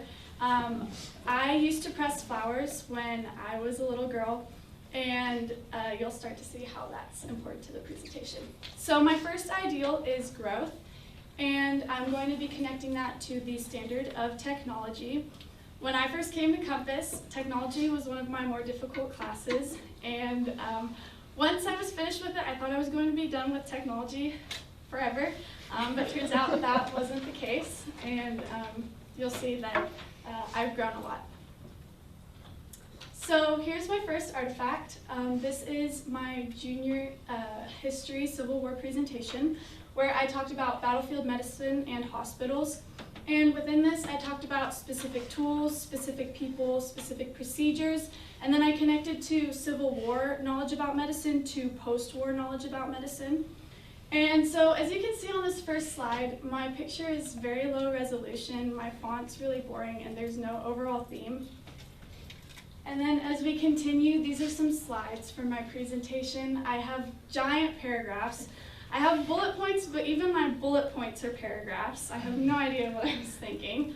And then I didn't have any transitions, and there was no overall theme. It was one of the more basic Google Slide formats. And I ended up getting a 3 on this presentation, which was due to my lack of creativity in technology. And this connects to my metaphor because when I was little and I would press flowers, sometimes I would become really impatient and I would take the flowers out of the pages from where I'd pressed them before they were ready. And the result was either a wilted flower that had lost its color or a disintegrated flower or leaf. And really the end result was not worth the impatience. Just like with this project, the impatience, my impatience with technology was not worth the end result, which was a 3. So my second artifact is from last semester of government. I worked on a project with Logan Clark, and it was a president's project. We chose Woodrow Wilson. And the goal of this project was actually not to present, but to teach the class and to engage the class. So within this, you would ask the class questions, they would respond. You wanted to keep them engaged. And one of the ways that I found I was engaged when I watched my peers present was based on how really I was drawn in by their technology and by how they displayed something. And so that's when I realized, okay, I really need to work on how I incorporate technology into my presentations. So that's what we did here. As you can see, my picture is higher resolution. We had a theme. We tied it into the background, the font. Then here you can see on the actual slides, we had bullet points and not giant paragraphs. And we incorporated transitions into those so that we could draw in the audience along as we were talking and they weren't focusing on something else while we were talking. And then it's just more visually and aesthetically pleasing. Again, we've got colors and themes that go along with it. And we did get a 4 on this assignment, and we got all the points in the design and technology part of the rubric. So that was a huge thing for me because I hadn't really done that before, and I had finally been patient with technology, and the result was worth it. Just like when I started to press flowers and be patient with pressing flowers, the end result was worth it when I waited those few extra weeks. So my second ideal is so what, and I'm going to be connecting that to community service. At first, when I was doing this presentation, when I was coming up with it, I had trouble figuring out the difference between so what and making connections. But then I found that so what is making connections but on a large scale and connecting to the world, whereas making connections happens more like within an assignment or between assignments. So my first artifact is a picture of the Boise Veterans Hospital in downtown Boise. And I volunteered here my 8th, 9th, and 10th years of school. My grandma got me a job volunteering there, 8-hour-long days, and, during which I would wheel around veterans to their appointments, I would guide them around the hospital, and I would occasionally answer phone calls in the volunteer office as well. And doing this really made me realize that I could have a direct impact on those who indirectly impacted me. And even though that was an indirect impact, it was an extremely meaningful one because these veterans were people who had given up their lives, put their lives on the line, and sacrificed something for me and for my freedoms. So this was a huge experience that shaped me into who I was. I come from a military family, and I have decided to join the military myself. And this was one of those things that helped me in making that decision. So my second artifact is a picture from last semester of National Honor Society, in which we did a drive for the Veterans Hospital. We collected clothes, food, and hygiene products for the veterans. And the most fulfilling part about this experience was actually getting to go to the hospital and deliver the gift baskets, because it meant so much, again, to have that direct impact on somebody who had indirectly impacted me.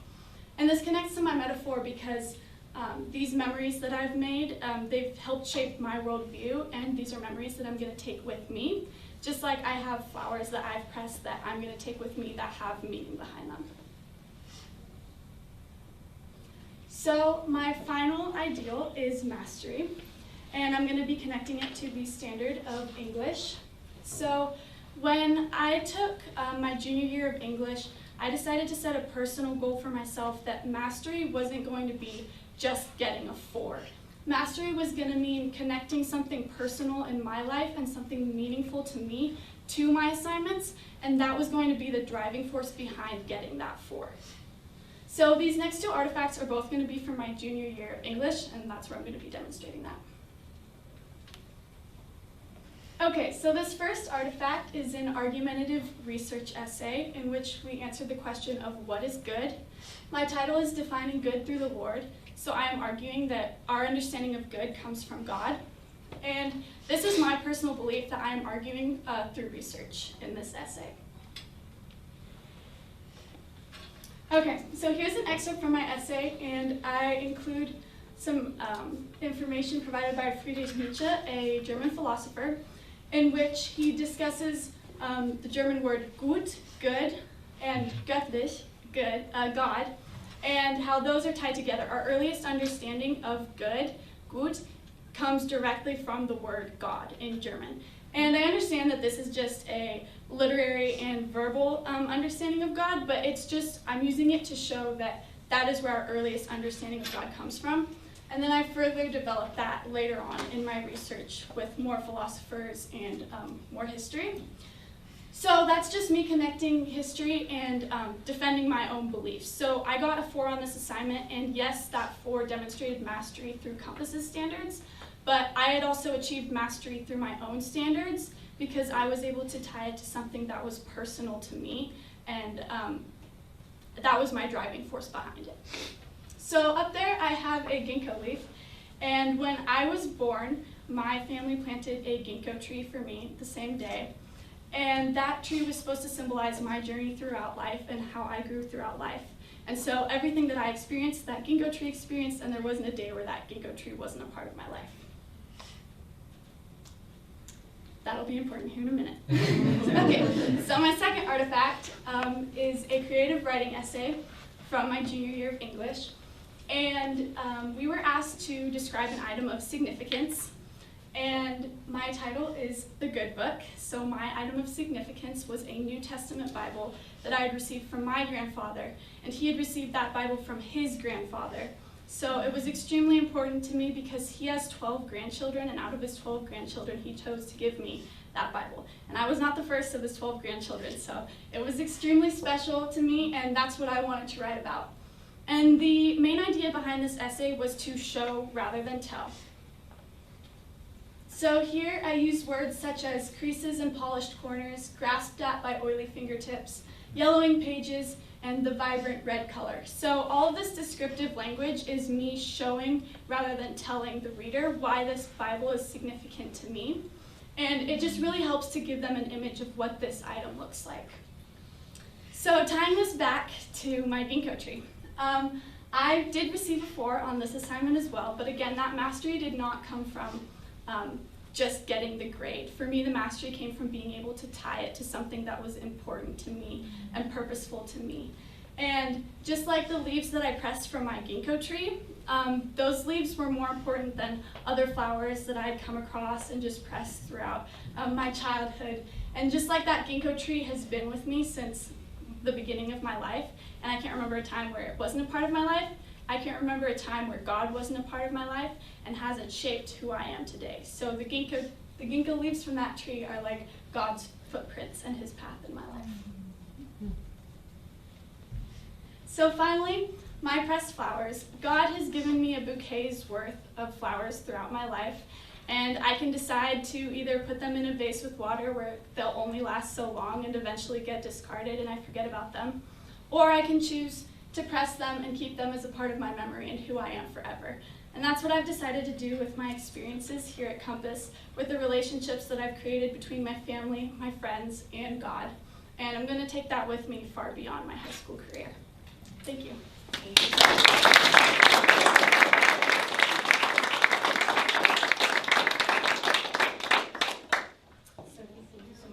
Presenting today and representing yourself.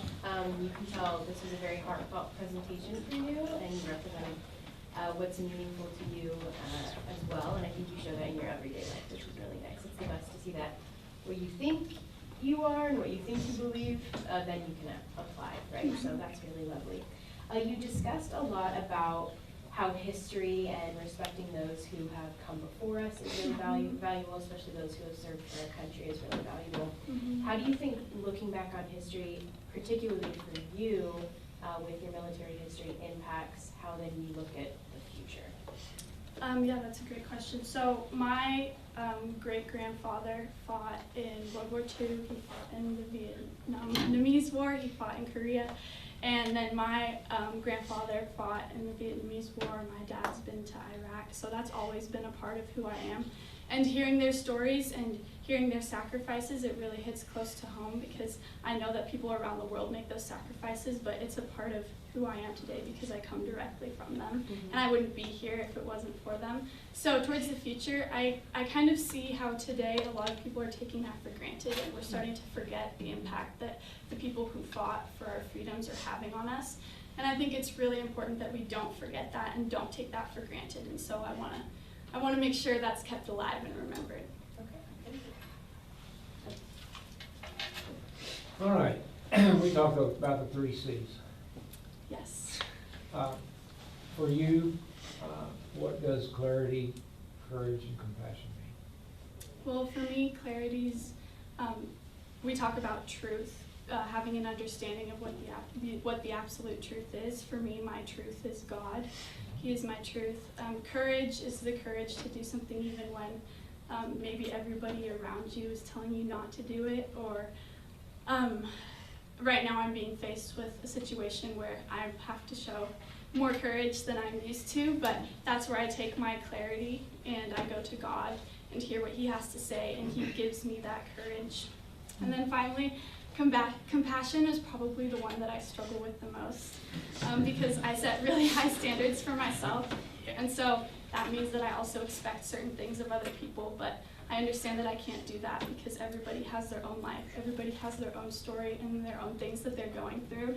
So, but I've come to understand that I mean I can be compassionate, and I really look forward to when I am compassionate to someone, them being open to my beliefs just as I am to their beliefs. So. I really like these metaphors. Connor's monster tree was like the light at the end of the tunnel that like keeps him going. Yours is a ginkgo tree, which isn't a monster tree. It's like your guide through life. Mm-hmm. Do you also know, like, so you press flowers, do you know types of flowers, or? Yeah. What, if you could describe your life in a type of flower, what would your life be? That is an amazing question. Well, actually, so there's one type of flower that I have in mind, but you can't actually press it. It's a lavender flower. I absolutely love lavender. You can dry it, but you can't press it. And I have some dried lavender in my room. And for me, my earliest memories of flowers are in Germany. My grandma had a lavender garden, and I would catch butterflies around her lavender garden. And that's just, I don't know, every single time I go there, that's like the first thing I do is I go to the lavender garden, and then I always have lavender in my room, so probably lavender. That's awesome. It's very picturesque. Yeah. Awesome. Thank you.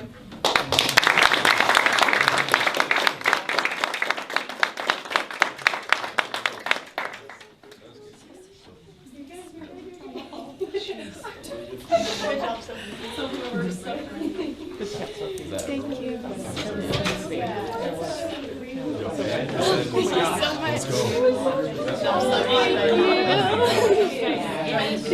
I know, right? Jeez Louise. Thank you. I just noticed like how amazing they are with each other. Like I'm just like, what other group talks about each other this way and has respect for each other and stuff like that?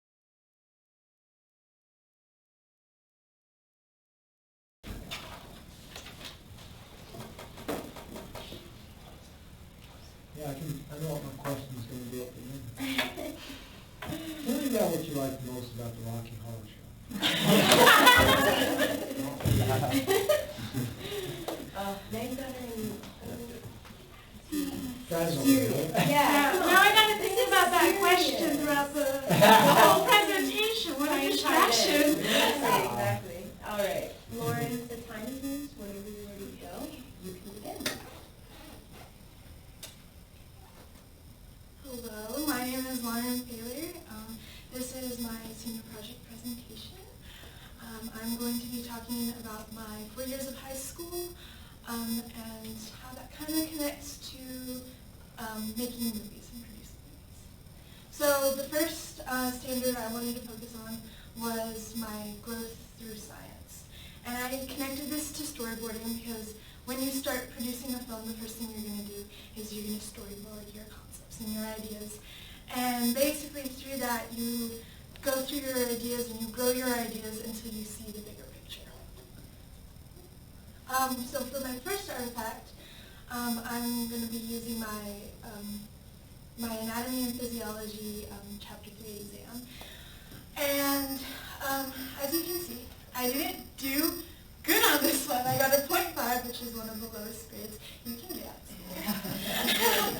And as you can see, it was really short. I didn't really know what I was saying as the question she wrote right there. She said, what else do proteins do? So I didn't really elaborate because I didn't really know the information.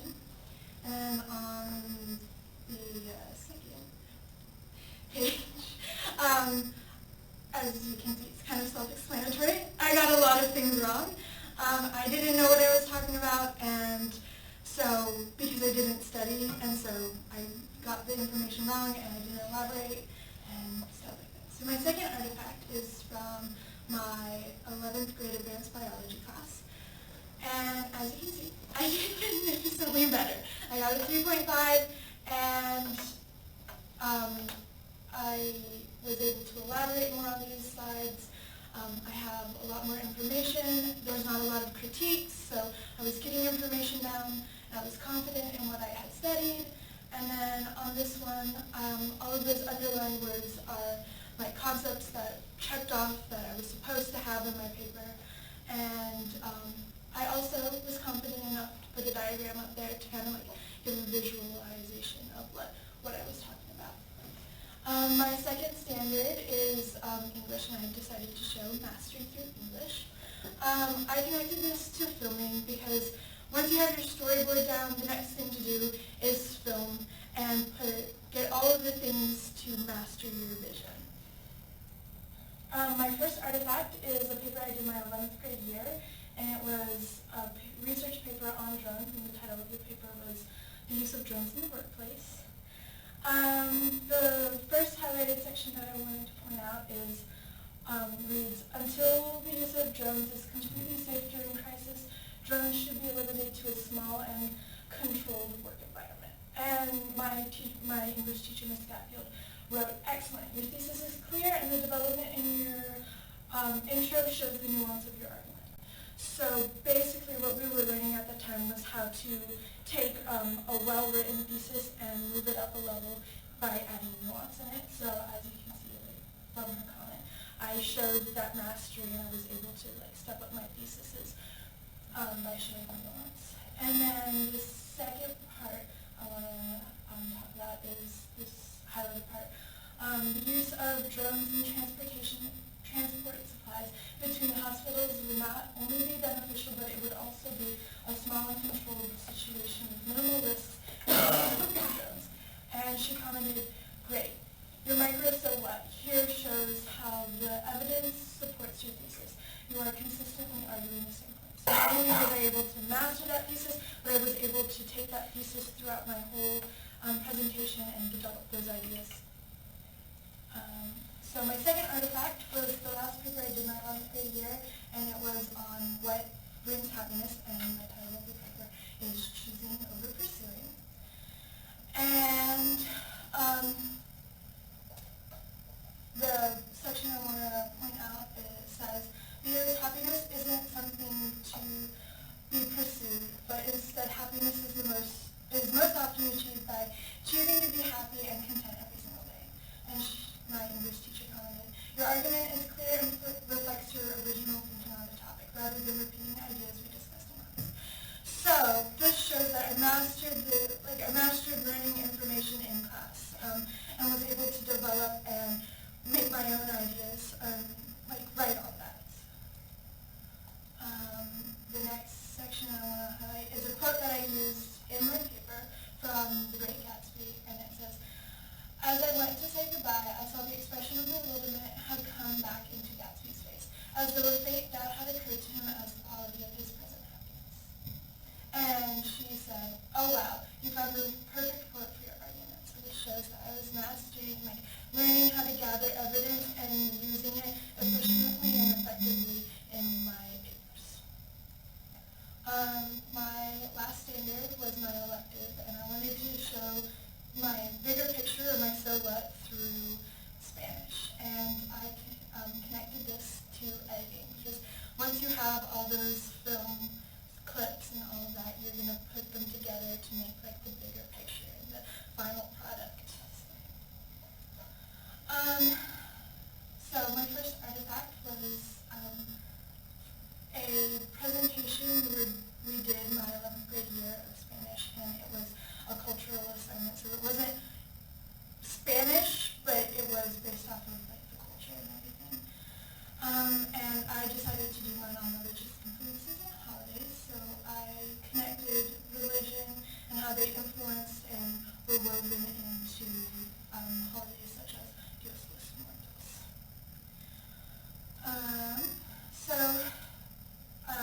This presentation was focused on the influences of the holidays, and I wrote, "This blending of tradition makes Latin American holidays unique, as they celebrate not only their religion, but also their history and culture." So basically what I had gained from this assignment was not just the language, but like appreciation of the culture, which is super important because it helped me like appreciate the language more. So it was like applying what I learned and helped me like move that information on and gain a better understanding. My second artifact was my signature assignment, which we did at the end of the year for every Spanish class. And I wrote, I really became self-reliant in my study. I learned how to figure things out not on my own. So a little background for this assignment is it was a review over the year of what we learned in Spanish, besides like Spanish. So I basically said that like through Spanish I was able to learn how I study best, and I became like self-reliant in my learning. So I wasn't dependent on like teachers or the education to pursue learning.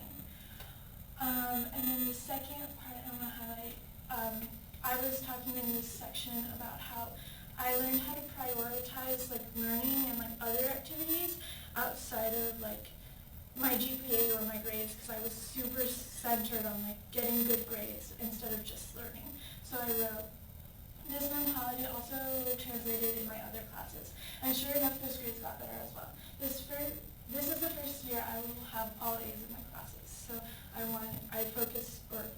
was basically saying that I was able to take that idea of not worrying about my grades and apply it to so many aspects of my education and focus on learning instead of getting good grades.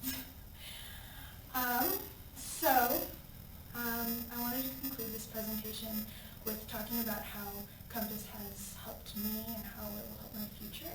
And I decided to use the French New Wave, which was a film movement where directors in France were given the ability and were allowed to take their creative freedom and put it in their movies and make movies that they wanted to like make. So just like kind of how Compass has allowed me and given me the tools to go out into my future and allow me to do whatever I set my mind to and be creative and learn and have an understanding. And so Compass has just allowed me to like take that and be confident in stepping out into the real world. Thank you, judges, for being here at my presentation, and thank you, Stephen, my brother, for supporting me and giving me all the support I needed. Thank you. Thanks, Lauren.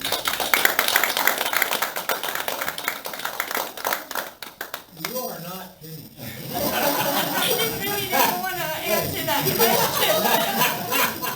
I was really nervous about it. I won't ask that. All right, we have a new form of movie genre, and it's called Thaler New Wave. So, what will we see when you create Thaler movies? In other words, you've touched on who you are and what's important, but I'm not sure you really know what's important to you or what you want to pursue as a movie maker. Well, basically, I want to use movies to, I want to make movies because I want to spread and make ideas to. Okay, good. What ideas? What ideas? What makes you laugh? What makes you smile? What makes you passionate? What is Lauren? Who is Lauren?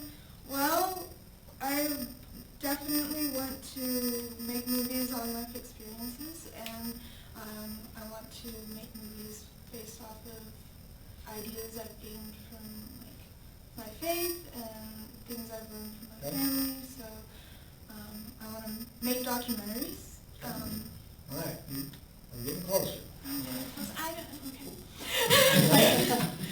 That's such a broad.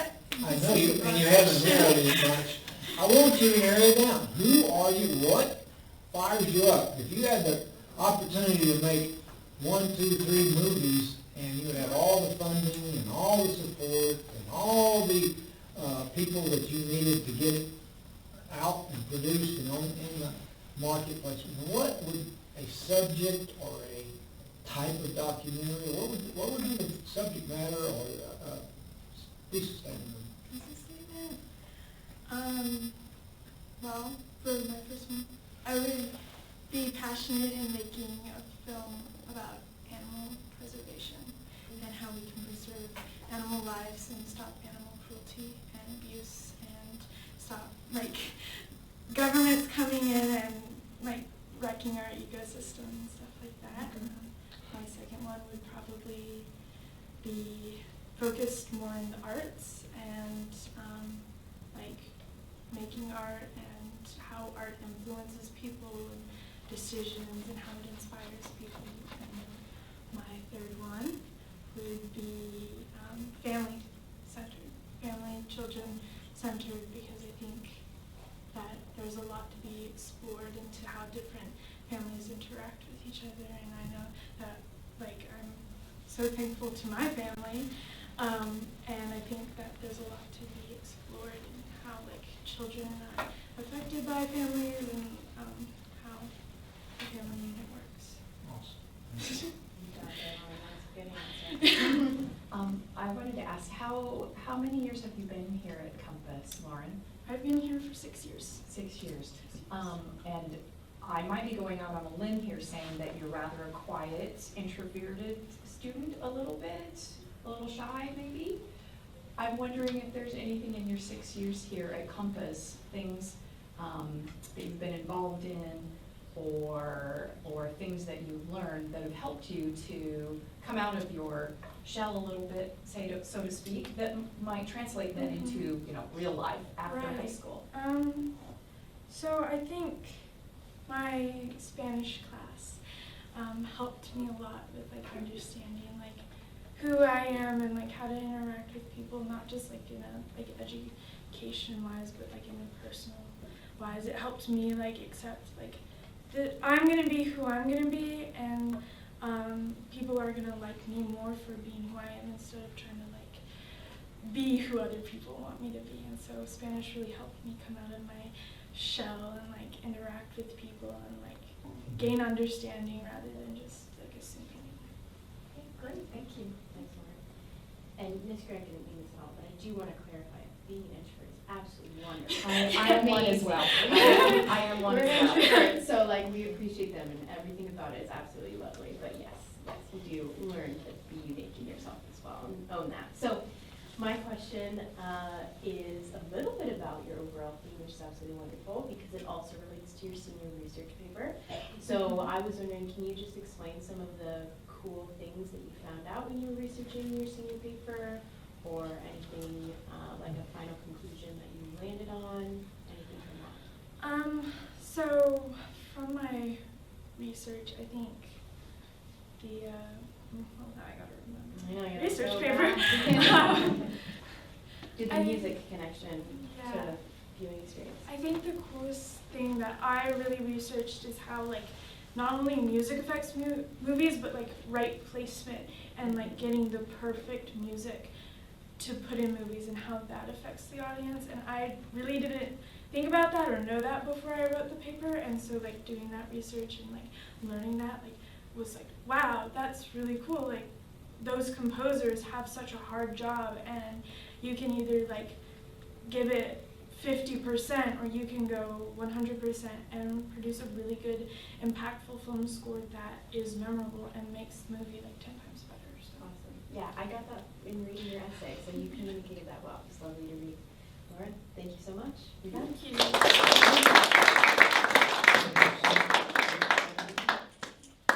The one, no. What? Joey, you're up next, I'm so not if you next. want to jump up there. When am I ready? When am I ready? You know where it is. And then you can touch those and things like that, Joey. You have another minute to finish your things like that. So you start in 1 minute.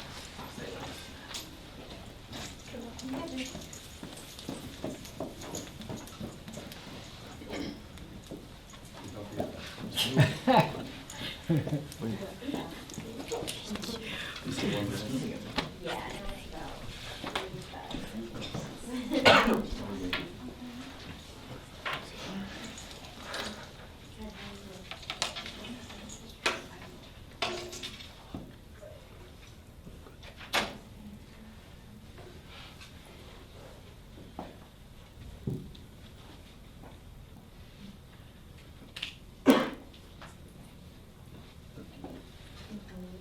Friday the 13th.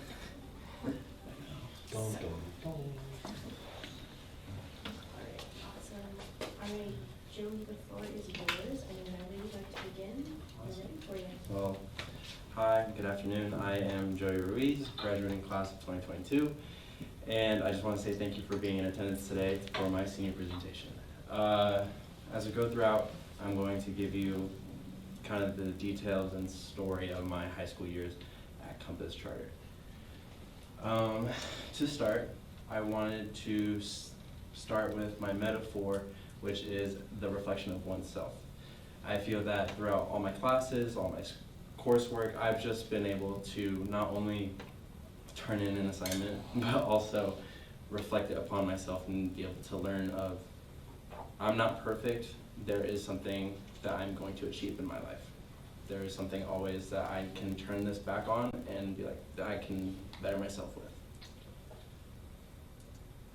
So my first standard will be history, and I've connected it to making connections. And I feel like this is the starting base work of how life is. You kind of make the pathway. History is the reflection of the past into preventing the future of mistakes. So my first artifact is a paper I wrote my sophomore year for an IDLA course, which is about the Sappho, which is a female poet from Lesbos back in the day. And 3 points I found were there was a bunch of spelling errors throughout the paper, and it was a very dry paper, so to speak. There wasn't much context. You didn't really feel enticed to read it. This is a paper that you fall asleep reading. Another point I found is I just rushed this together. This was something where I was just trying to get done, and there was no meaningfulness to putting the work into it. And then my third point is there's a lot of repetition throughout writing. Repetition can be fine when starting off a paper, but there is such thing as too much. So then I go into my second artifact, which was a test I took my first semester of 12th grade for government on the statements. These are tests that you usually take for when your grade isn't the best, because first semester I was struggling a little bit. But in particular, I want to focus on the context of the public opinion, which is a term I chose. I felt like this was a great point because I've always wanted to tie in my moral beliefs into my works and my writings. Now, some opportunities I am able to, but some I'm not. This was another way. So 3 points I found were the connections I made with the public opinion and the death of George Floyd that happened in 2020, and it made a lot of connections towards me because I am a person of color, and seeing that happen in the news, it's traumatic. You kind of learn more about yourself as well as the people around you. Clairvoyance. My writing is clear and concise. I have passion in what I'm talking about. And then punctual. I turned this in on time and I got an A for my efforts. My second topic will be my elective, and I've chosen to have the ideal of achievement. This kind of reflects upon myself with being able to accept what I've been given. I have accepted the grades I've been given. I've challenged sometimes, but in the end, I realize this is my work. It's what I deserve. My first topic is a paragraph that I wrote my junior year of Spanish. It essentially details my day in the school year, and in particular, I wanted to talk about this section because of the fact that I needed help. So what I had done was I reached out to Mr. Cosio, who was my Spanish teacher at the time, and I told him, I was like, I need help with this, and can you help me write it out? I couldn't really figure out my own words to write, as well as the introduction to this paper, which I completely guessed on. There is major spelling errors, and to translate, it just says that on B days, I have Mrs. Grade, who is my Spanish teacher, and I do labs.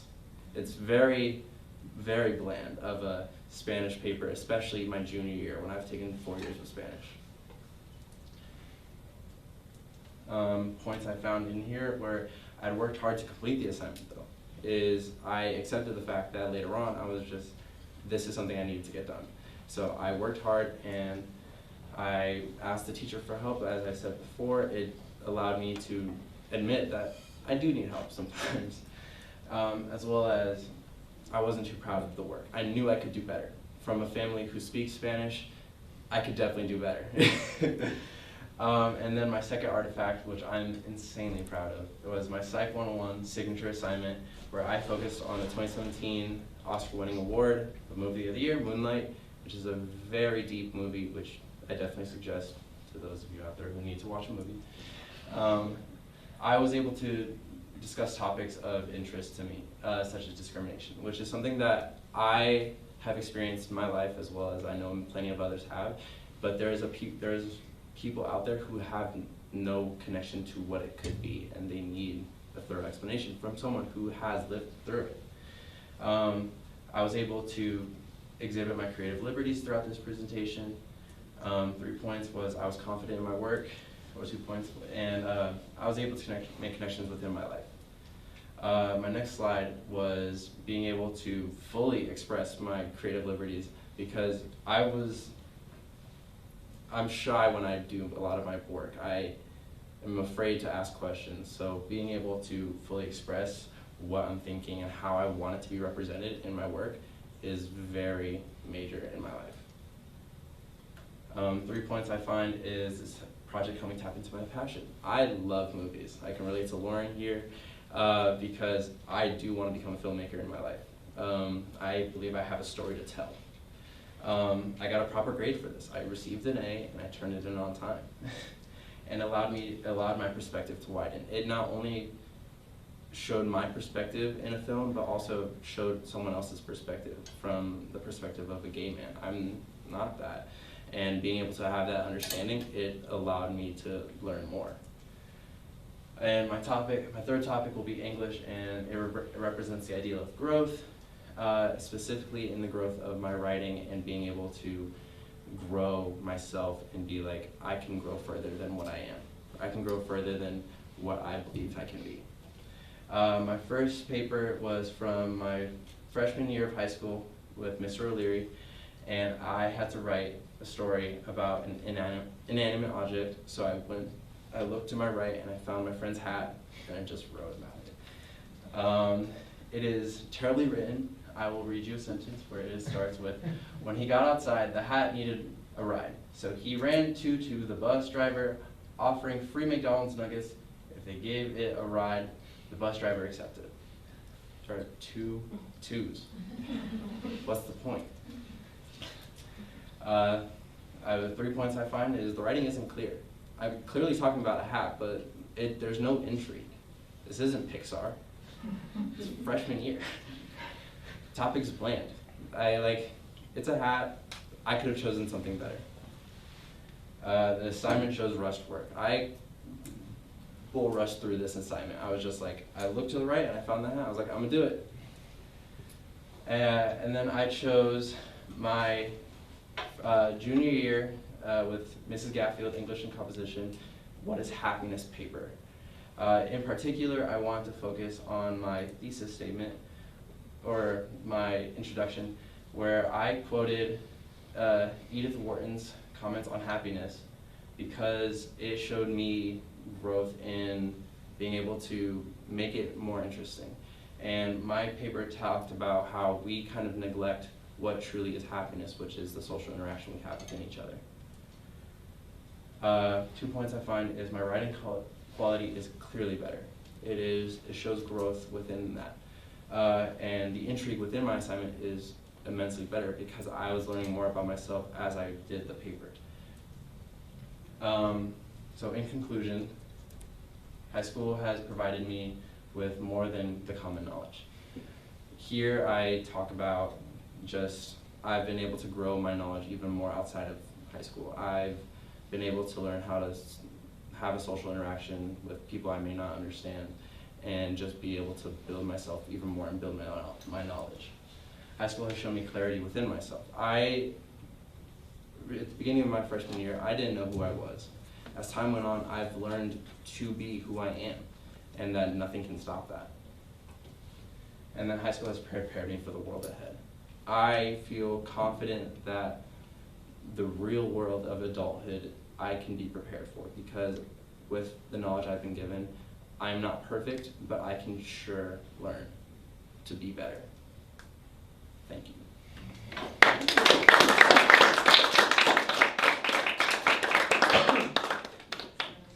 We may need a minute to finish up a couple of our notes and grades, but if anyone's ready to ask a question, you can jump in whenever. Otherwise, it's an awkward silence. We write on a piece of paper. It's totally fine. Okay.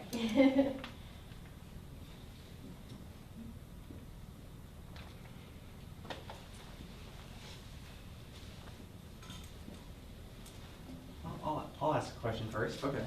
So in your conclusion, one of those bullet points that stood out to me was, and I'm gonna butcher quoting it, but that you found clarity within yourself during high school. Are there any specific experiences here at Compass that have helped you learn more about yourself? I would say I took all of Mrs. Nagy's psychology courses, and being able to just understand not only myself, but like my family around me, it allowed me to be able to just realize, oh, okay, well, there's definitely a different approach I should take instead of it's my fault. So, yeah.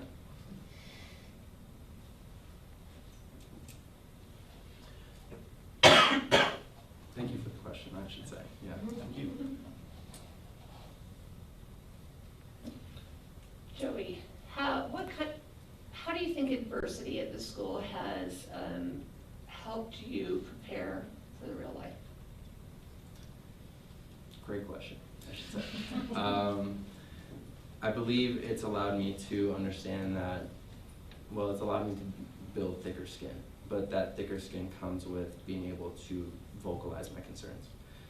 It's something where it shouldn't affect me in that matter of breaking down, crying, but it allows me to understand that I need to vocalize if it is a real concern, and that my voice needs to be heard in some way, shape, or form, because in lack of better words, it hasn't been before, and that change should happen sometime in the future.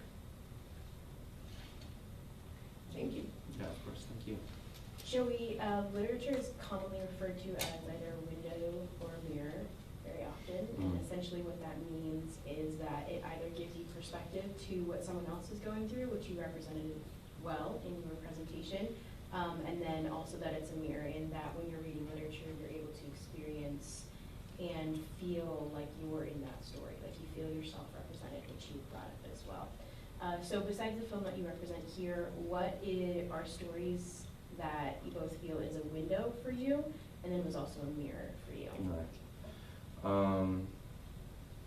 Great question, thank you. A story I feel is a window to me is another film by the title of Lady Bird. Gives the female perspective that I haven't had, as well as growing up in Sacramento.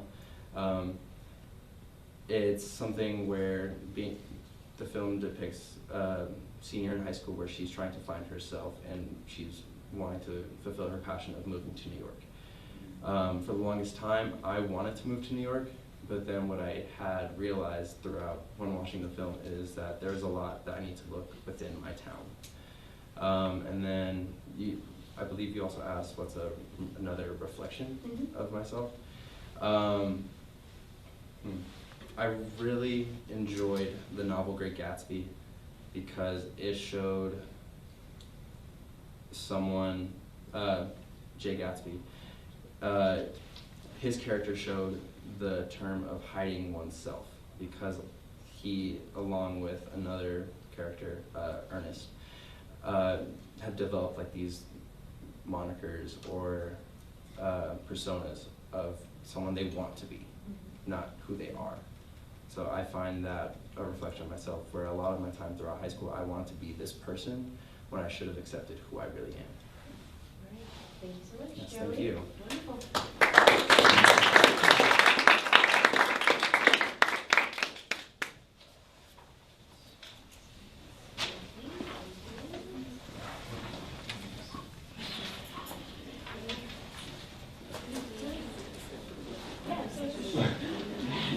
It's hard to, I have this in front of me for a reason. I don't remember exactly the name of it.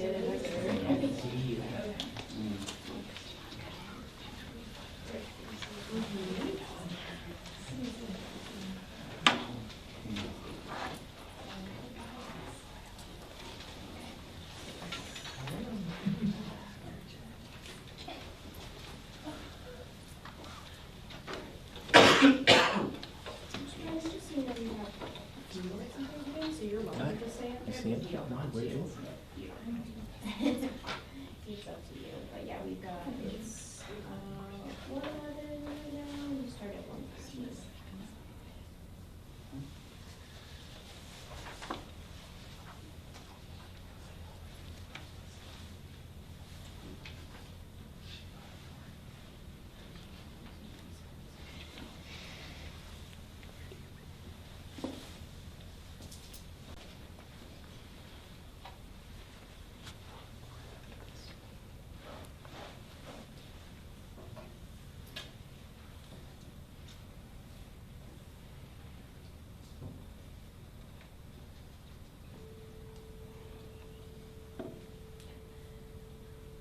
Mrs. Hill will also be joining us, so we'll see if she joins in.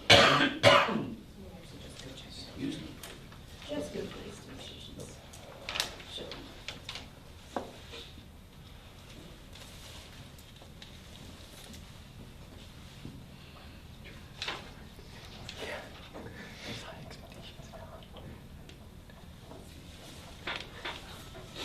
What?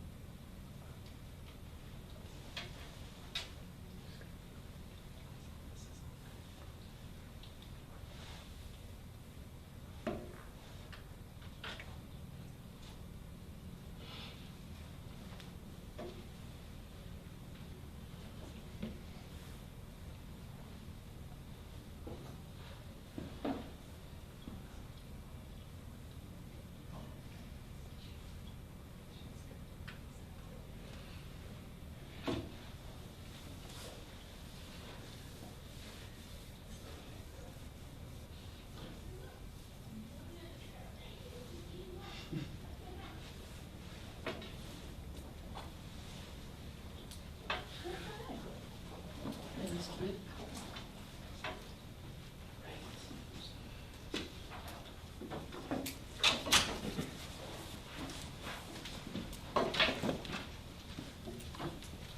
right, we are ready to rock and roll. So, let me organize my papers really quickly.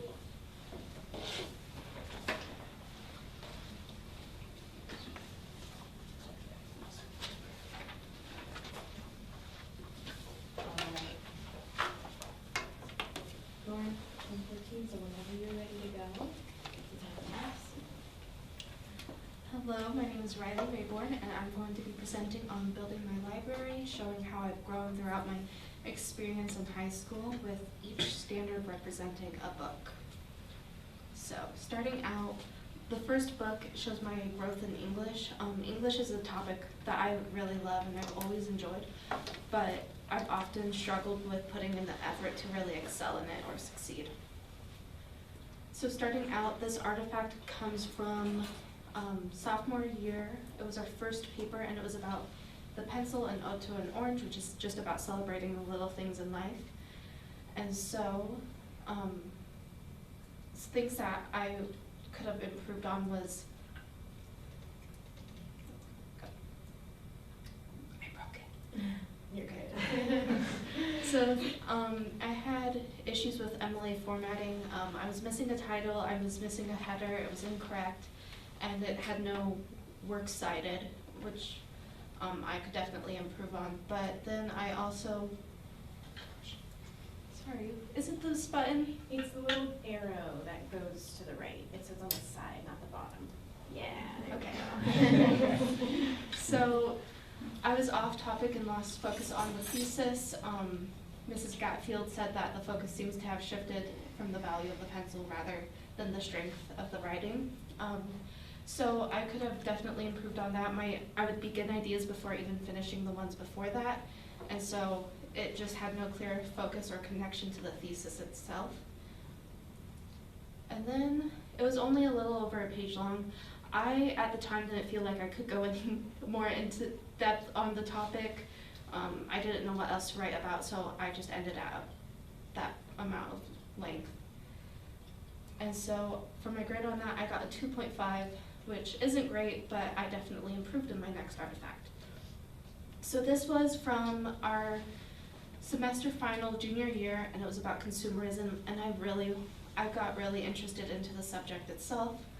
So starting out, there is a better, clear focus that I maintain throughout all of the paragraphs. The thesis is connected to all of them, and it was very consistent.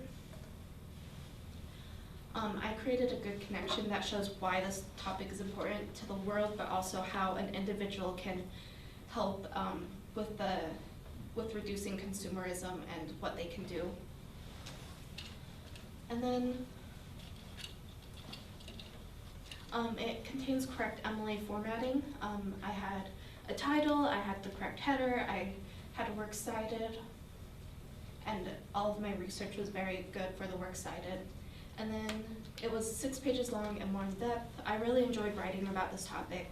I felt like I could continue to expand and go on and do more research to find more evidence.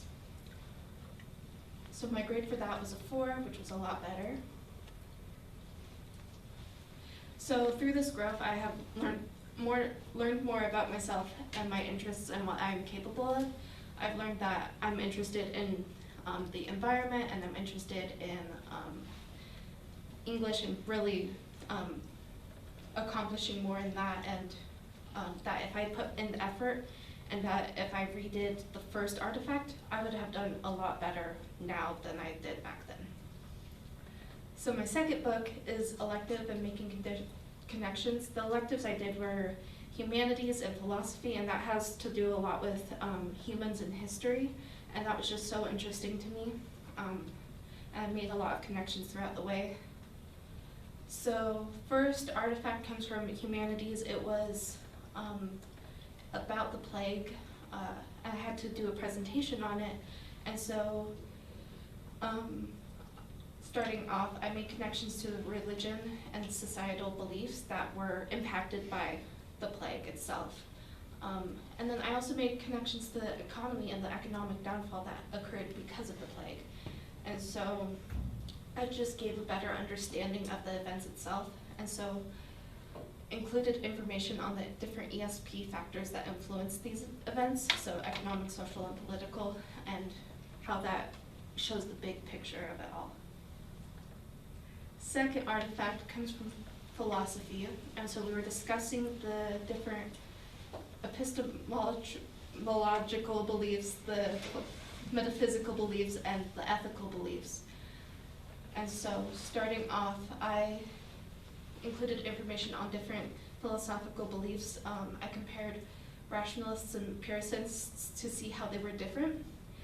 But then I also made connections to the two different topics of metaphysics and epistemology to see how they were very much similar in a way.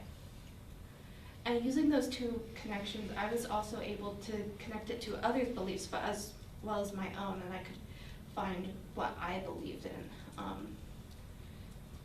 So by making connections, I gained a better understanding and was able to see the big picture and impact my worldview. Okay, the third book is Achievement in Technology. Technology is just a subject that, in general, I struggle with. I've never been overly great at it, but through my achievement, I've gained a lot more confidence on it. So my first artifact was from business applications.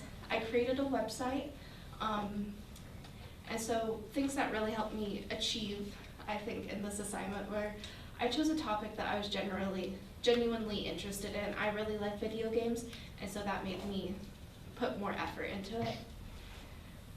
I provided an in-depth description of the topic for people or for the teacher who may not be aware of the video game itself. And then I also used pictures and videos to provide more context of the subject. I included links so that if more research wanted to be done, that they could. And then it was my first time ever creating a website. I've never done it before, and I received a 4 as a grade. My second artifact, this comes from Intro to Business. We had to create a original business plan, and it had to be an original product. And so, starting off, I tried to be creative with the subject and the product, which I really think helped me just do more research and find what would be interesting to me. I used graphics to try and provide a better description of the product. Even though it's not a real product, it doesn't exist. I tried to do my best to describe what it would look like and what it would feel like. And then I also did very specific research on location, manufacturing costs, things like that, so it could be a better idea. And this is only just one part of the pamphlet of that. But so this was one of my first times doing PowerPoint, and for that, it's fairly neat formatting, and I received a 4 as a grade. So, through my achievement in technology, a subject that I definitely struggle with, I have become more confident in my technology abilities. So, it has helped me really have a growth mindset about the whole thing, that there is definitely things that I could improve on concerning technology, but there are definitely things that I'm good at as well. So why a library? Each book I presented on represents thousands of books with what I have learned so far. Libraries have the possibility to grow. I can continue to add books throughout the rest of my life, and I know I will, even after school. Others can borrow and use books from a library. One of my goals is to help others and teach and educate others, and so by using the standards in the books that I have learned, I can teach others, and that can become a part of their library as well. Okay, thank you. Thank you.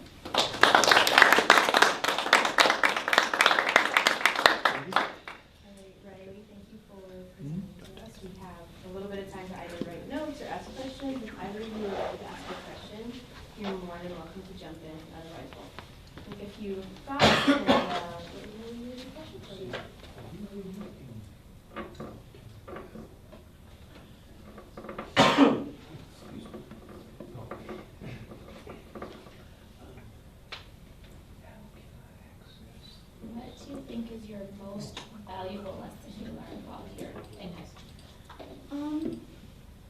think my most valuable lesson is like putting in effort to actually do something. Sometimes I feel like I'm just trying to get assignments done, but being genuinely interested in it and putting in the effort to get a good grade instead of just doing an assignment to do an assignment has definitely helped me. So Riley, you chat about this metaphor of a library, and so can you chat a little bit about your personal interest either in libraries or books, and if there's a specific book or piece of literature that's impacted you and how? I like literature and I like libraries. I think they're very pretty, but I also, I just enjoy reading, and I constantly want to just continue reading and learning more things. And so a book, I have so many favorite books, but I really enjoyed The Book Thief, A Tree Grows in Brooklyn. Mm-hmm. Yeah. Cool. Yeah. What about those did you like? Why did they take your interest? They're both very history-based, and I also enjoy history and seeing the perspective of the past. Great, thank you. One more question. Oh, sorry. I'm going to kind of look at that bullet point that says libraries can grow, because I like that. Is there anything that, kind of looking forward, that you want to grow in regards to your goals or what you want to accomplish that you think Compass helped set the foundations for? I think Compass has really taught me to love learning. I honestly, if I could, I would want to learn everything about everything, but it has definitely helped me focus on specific interests like English and history and those kinds of things. All right, thank you.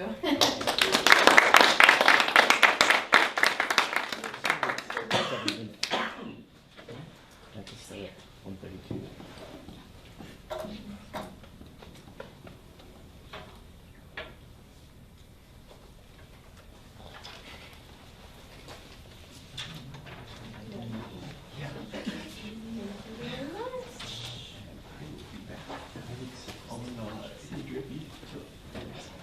Just come a minute. Yeah, you've got until 32, so. Yeah, absolutely. BRB. I'm sick now.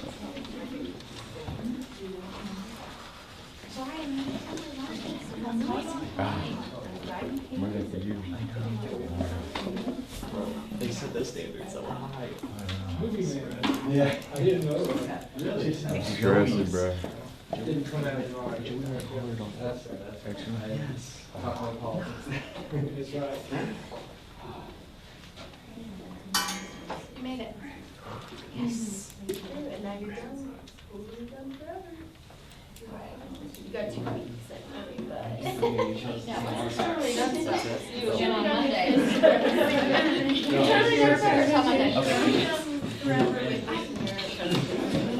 I swear.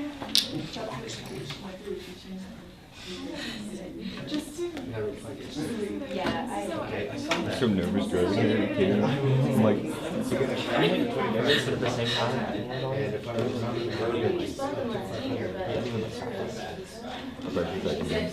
I don't know. Okay. So they get paid because of their expenses? Neither. So I don't know if Cindy is No. do that. Okay. I just under the. She didn't do pretty good actually. She reimbursed you? I haven't got mine. What was your mileage? Oh, yeah, the mileage. No. Get down low, don't block the camera. Because I submitted it to Canva.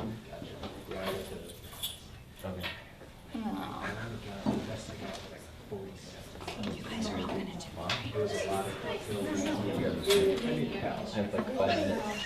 It's still better than Mars. That's better for some. What are you? He's watching on the telescreen. What Cordero has? He's watching us through the telescreen.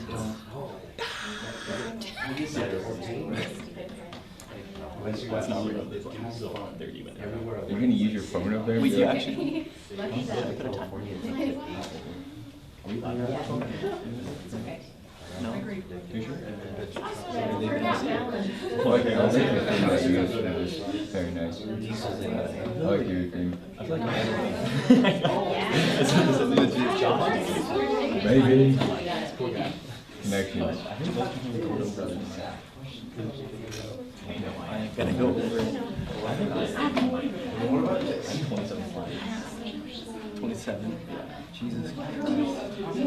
I think like a good 10 of them transaction files. Port one. She did? You know, like artifact. Yours is gonna be about 30 minutes. No, you'll be fine. I'll make it quick. I'll try to make it quick. Hope I got it. What's happening? Where am I?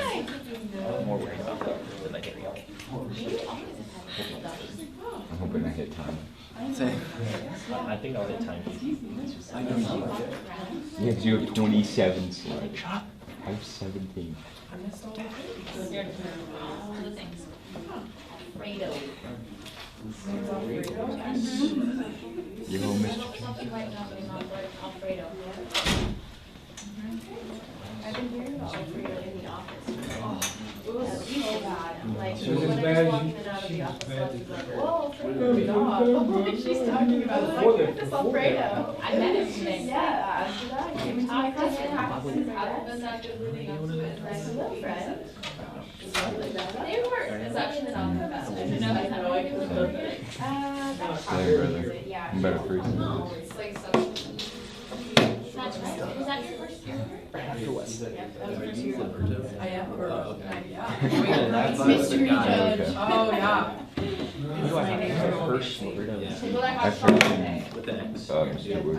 We'll figure it out. Friend. Like that. It's gonna be X. Sorry, girl.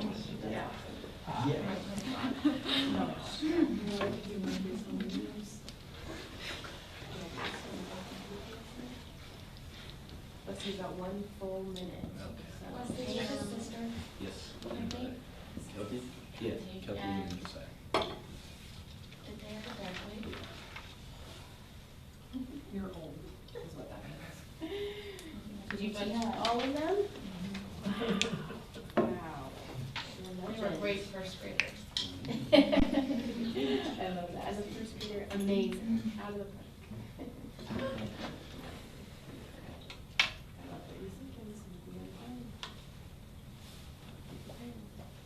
Did you test the clicker yet? Try it out, just to be safe. You can see that yet. I'll make sure.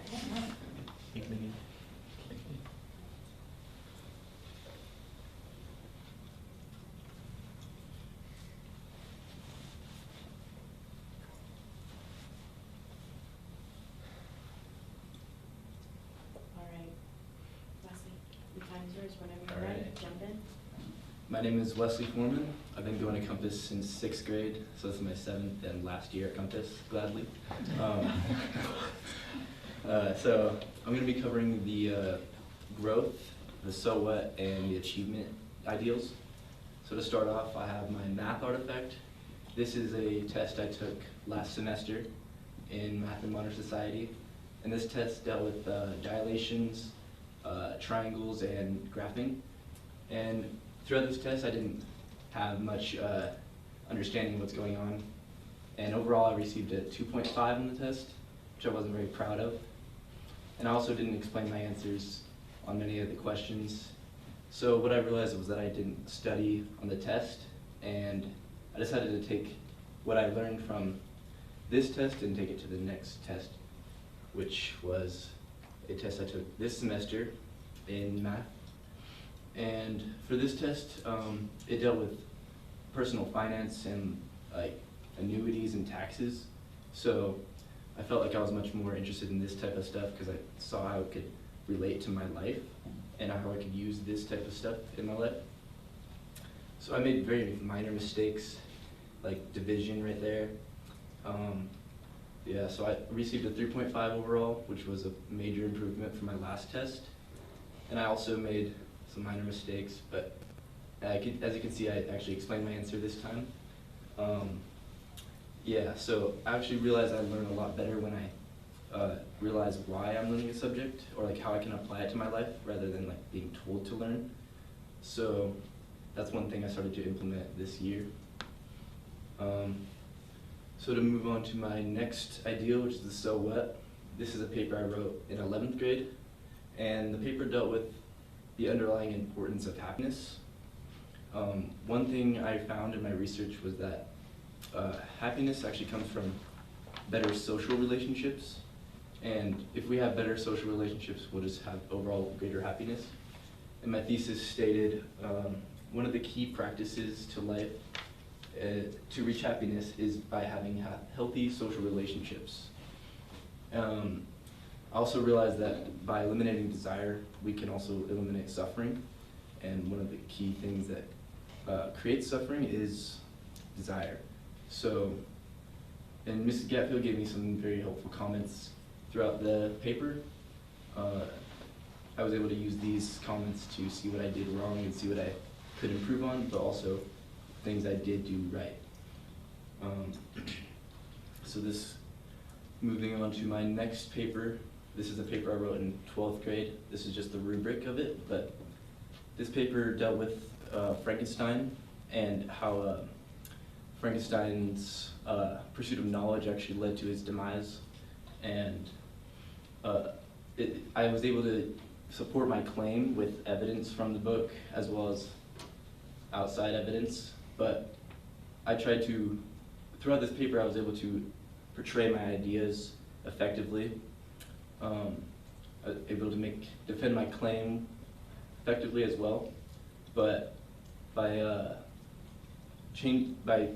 making my claim I was able to portray my ideas, but one of the main things I've realized is that by being able to if we are able to make an argument and portray it effectively, that's like one of the most powerful tools we have as people, by being able to portray our ideas in an effective way.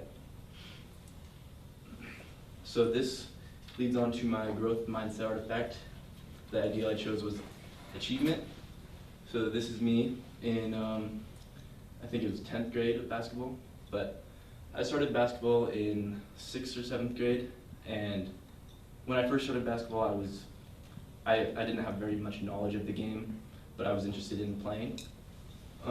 So throughout basketball, I learned how to grow through determination and practice each day.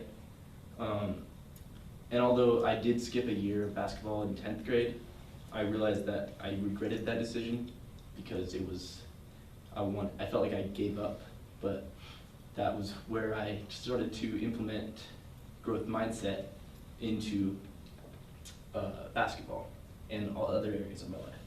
So this is my senior year of varsity basketball.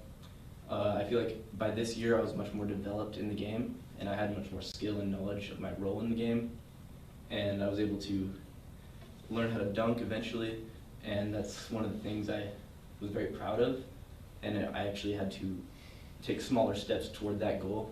And I feel like taking small steps toward a certain goal in basketball also helped me in school. I was able to see how I can actually improve majorly through like making small steps toward a certain goal. So yeah, one of my,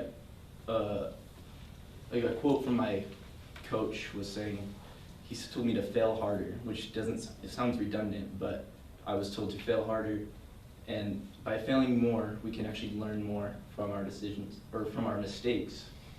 And I was able to implement this into all areas of my life, essentially. So this leads me to the so what. So when I first came to Compass, I remember the term growth mindset being thrown around.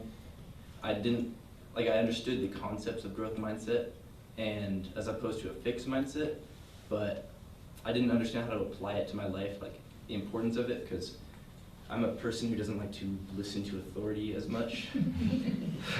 So I kind of denied the ideas of growth mindset, but once I started to have to actually implement it into my life with like basketball or school, that's when I actually saw the importance of it. And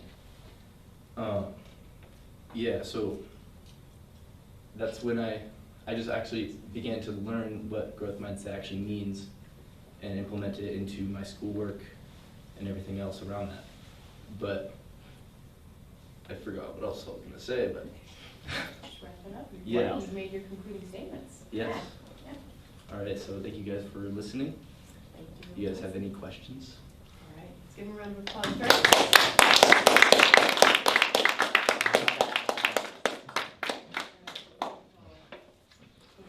We'll make a few notes, and then whenever somebody's ready to ask a question, you can go for it. But yeah, there may be enough applause right now. What's your plans after graduation? CWI. CWI? But To do what? exactly know, like something with electrical engineering. Cool. So, Very cool. yeah. I also like making music, but that's just a side hobby. I'm not going to be playing basketball after high school, but I will be, like, not with college, but I'll be playing just for fun. But I still did learn a lot from basketball throughout high school. Very cool.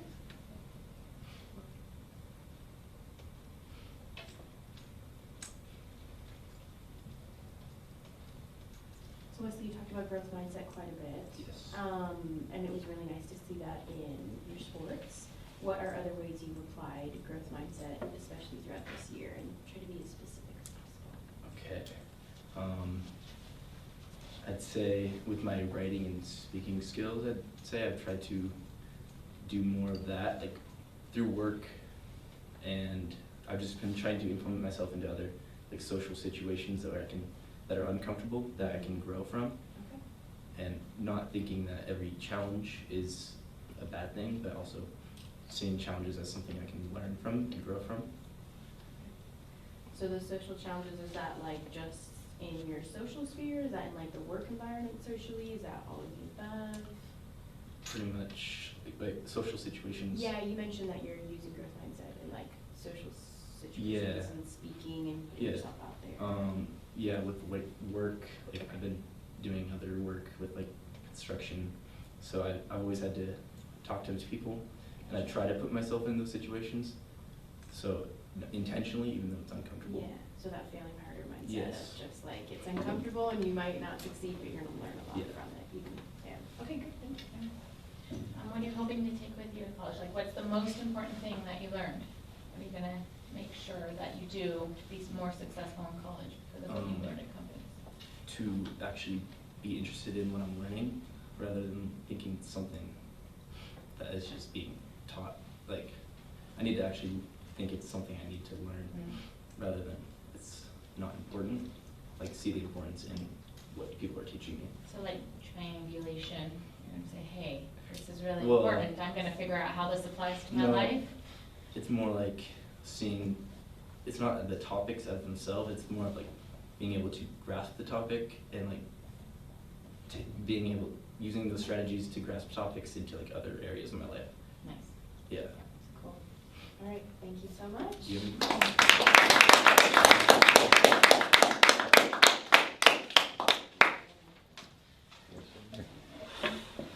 Good stuff. Good job, Wes. Let's go for it, man. Oh, there's your button. See these two things? Did you see there's a compass on top of No, we going to you go there. the northeast, all the enemies to go through what way? Oh my god. Stop it. Freestyle this Byron. Oh, who's your time? 7:30. Thank you. I can ramble. Thanks for I hit my sacrificing break. your lunchtime for us. That's right, obviously, I'm gonna be fine. A murder. I'm here for the next one, right? Yes. Yeah. I'll put in the effort. What? I will put in the effort. Next year. So I can graduate?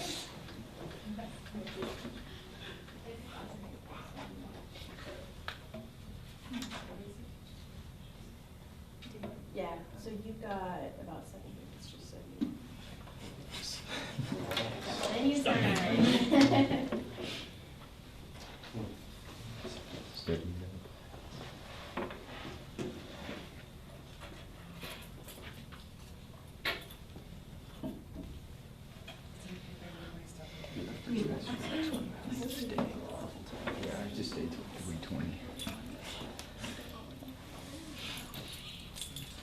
telling me your parents are having a celebration month without you? We're going first, and then that way. Well, it's not technically first.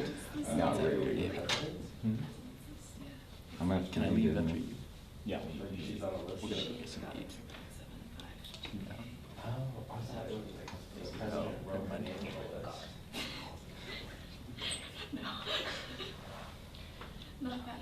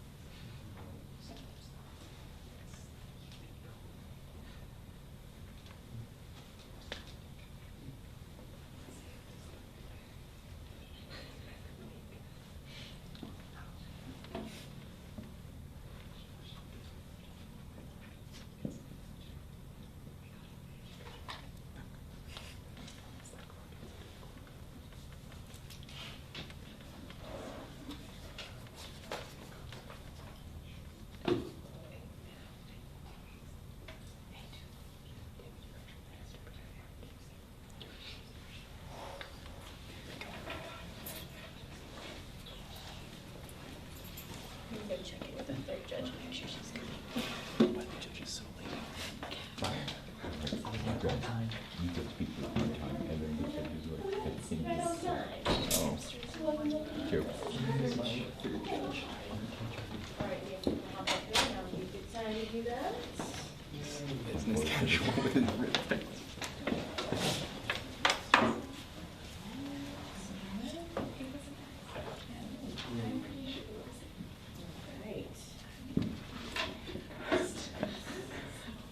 All right, the floor is yours. So if the audience is ready and you're ready to go, you can begin. Alrighty, hello, my name is David Barnes. I am doing my senior project on my voyage through Compass. I decided to choose a voyage because a voyage, as you know, is on an ocean. And as you also know, oceans have waves which go down and up. And throughout my journey through Compass, I've gone through a lot of downs and a lot of ups as well. My first port is math, which I will be showing making connections through. My first artifact for math is a graph I made in 9th grade. As you can see, graph, not the greatest. On the left, you can see the information there, but there's nothing labeling what the information is. It's just X or Y. There's no context behind the information. You can't connect it to anything really. And then the graph next to it doesn't add any extra context to whatever I'm trying to explain. It's just X and Y with a bunch of dots and then a line. You can't see what the slope is, so there's no way to know actually where the line is going. There's not really any explanation or context behind this, so you can't connect it to anything. The next artifact is a graph I made this year in 12th grade for a project in my first semester. In this project, we are trying to find a connection between two either connected topics or two completely disconnected topics, and I decided to do how many years somebody has been living in Idaho and their average GPA throughout the years. As you can see on the left here, much better. You have two labels, years lived in Idaho and GPA. You can clearly see what my two different factors are that I'm trying to prove.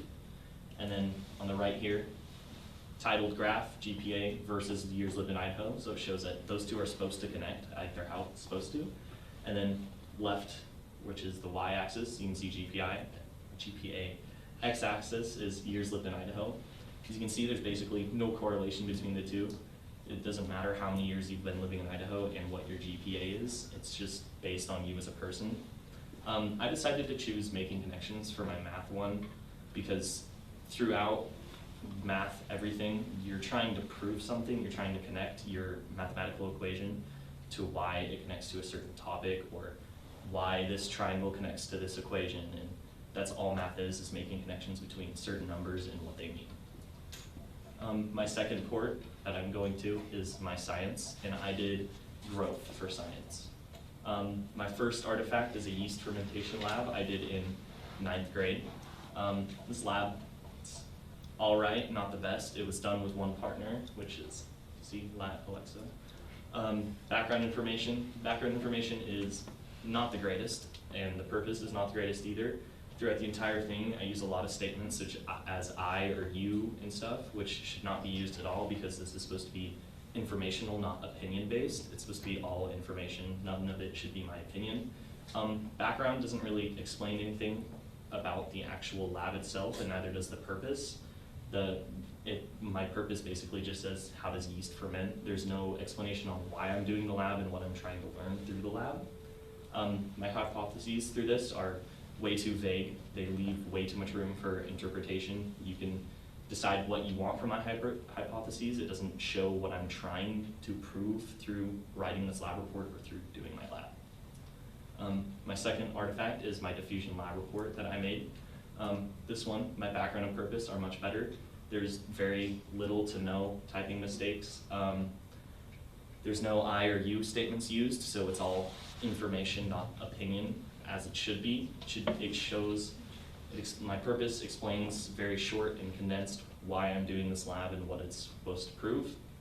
I have an actual source for my background, which shows where I got my information. It's not anything off the top of my head. I did research behind why this lab is important and why I'm doing anything for this lab. My hypotheses, on the other hand, did not improve way too much. They did improve, but the hypotheses kind of still too vague, leave too much room for interpretation. You can kind of interpret what you think I want this lab to be instead of what I want this lab to be, basically. My final port is my community service. My first artifact is my service log that you had to fill out for doing community service. You see here on the left, there's the date, what date you did your hours, and the amount of hours you did. I also couldn't find my actual service log anywhere, so I did a picture of the one we're supposed to use. But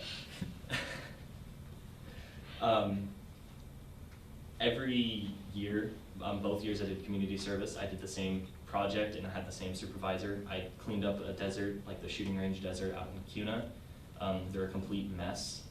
Every year, I kind of cut it really close with the amount of hours I was supposed to get. I kind of got my last few hours within the first couple, or the last couple days of,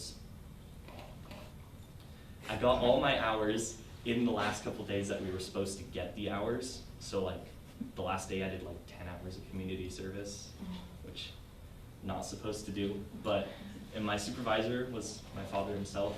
He supervised me cleaning up a desert, making sure I was actually cleaning instead of just kind of standing around throwing some stuff into a trash bag every once in a while.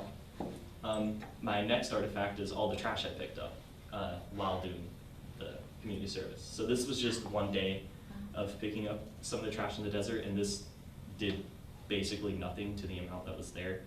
The shooting range out in Cuna, Idaho is in jeopardy still of being shut down because people cannot learn how to clean up after themselves after they go shooting.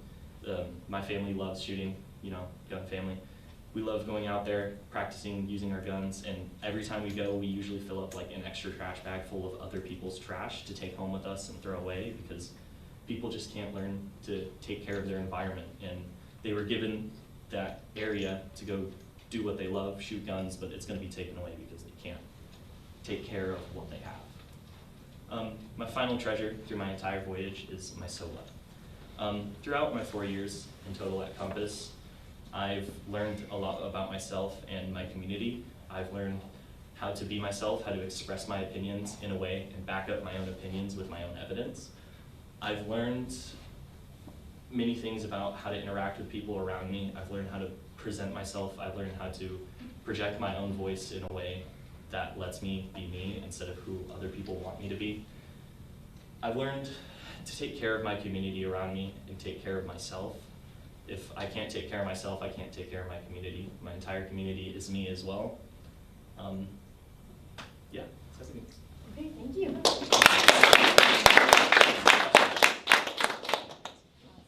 All right, we'll finish up some notes here, but if either of you are ready to ask a question, I am more than welcome to. I actually have a question. I'm ready to go with yours. You did mention in here that something that I really appreciate, I think is really valuable, that you need to sort of treat the things that you're given with care and respect, or else they'll be taken away, right? And that's very prevalent, I think, that the culture of hunting and shooting and just conservation in general and using nature wisely, that's a threat right now. And so it's nice to see that you're able to apply that when you do those things. Can you apply that mindset to other things in your life, other things in the world? So can you apply that mindset of like, you have what you have, and if you don't treat it well, right, you won't have it anymore? I think the main thing it can also be connected to is relationships. You know, people are people, they will interpret things. You need to care for those people if you want them to stay around you. If you don't care for people and are rude to them and aren't nice to people, they're not going to want to be around you. They will leave you.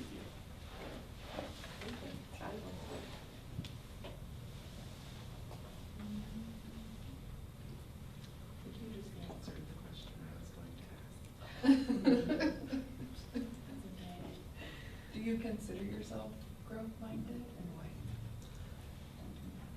I do, because throughout all my years at Compass, I kind of started coming here. When I first started coming here, I didn't care at all about anything, really. I kind of went to the school because my parents said, here's a good school, go there. Sure. And I was like, okay, I guess. But in like last year, I had the option to switch schools or go to a different school. And I decided to stay because I believed this school allowed me to grow and be myself more than any other school would. Do you have an idea of where you're going after? I was thinking CWI. Yeah, electrical engineering. Stand by.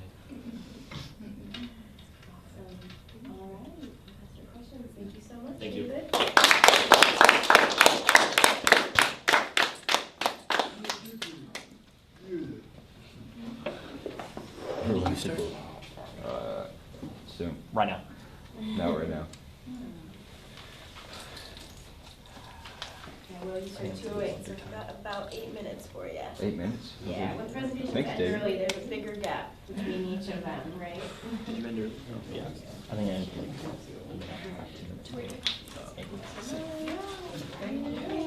How did you manage? That was 27 slides. Because I'm speed running.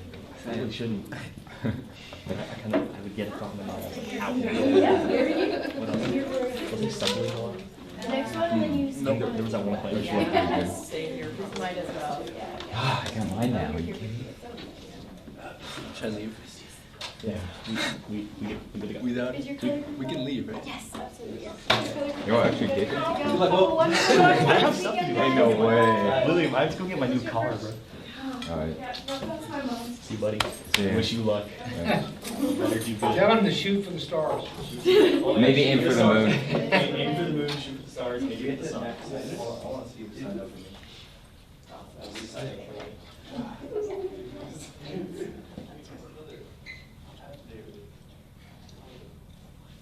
Now we're gonna present to like 4 people. Now.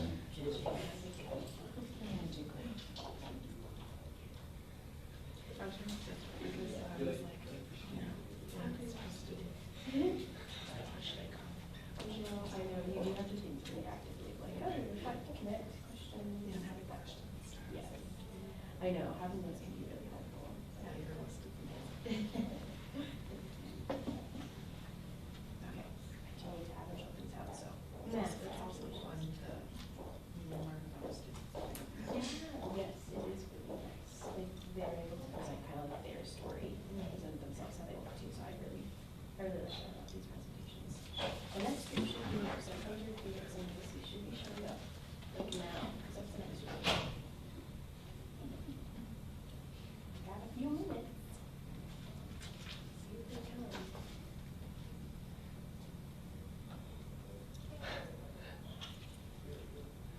Hunter came in and looked and turned Oh, around. yeah. Ain't Yeah, nobody we're here. very full. It feels like a break because, yeah, once you end. Seems like a Friday afternoon. Oh, it is Friday.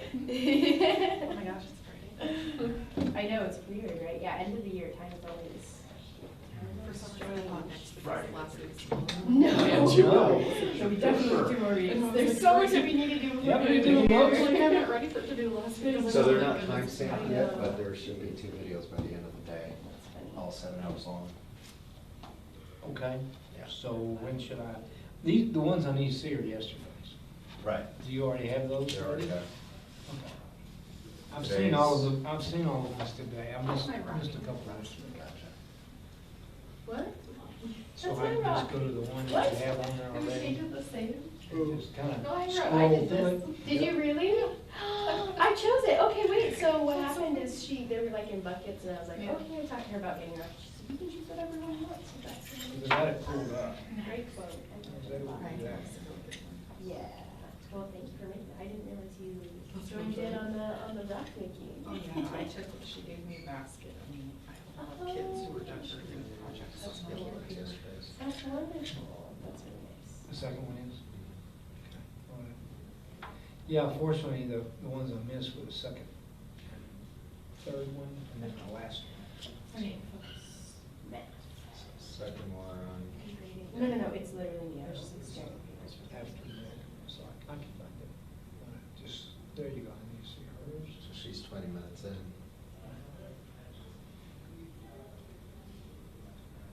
Anyone else? Look at the end. Oh. So easy, because you're right there. Yeah, both of them will be Last. because they're gonna be about 12 minutes, so if the first one went. Awesome. Yeah, I missed those.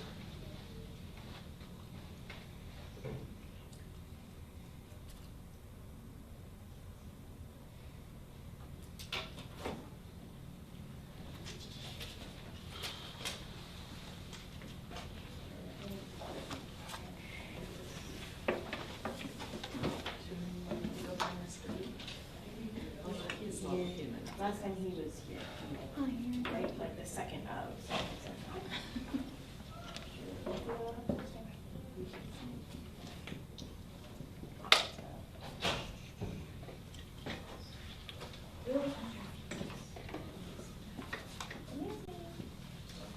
No, I have to wait till 3:20.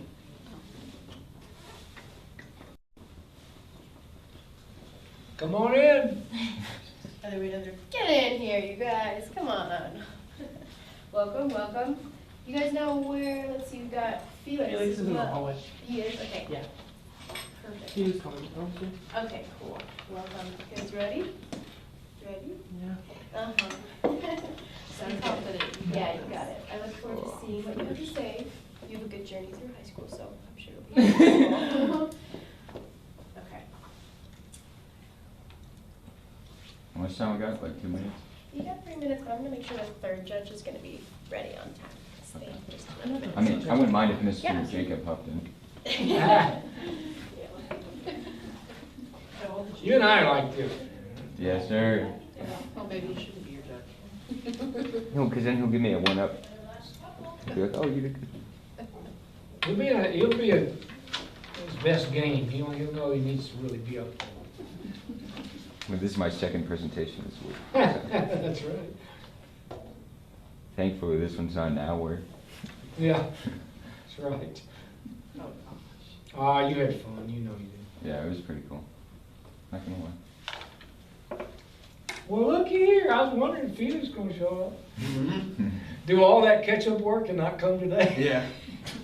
We had to handle business first. You got a 3-day weekend, so. Yeah, it'd be nice. Are we doing anything on Monday? Yeah, I think we're gonna walk loose. Cool.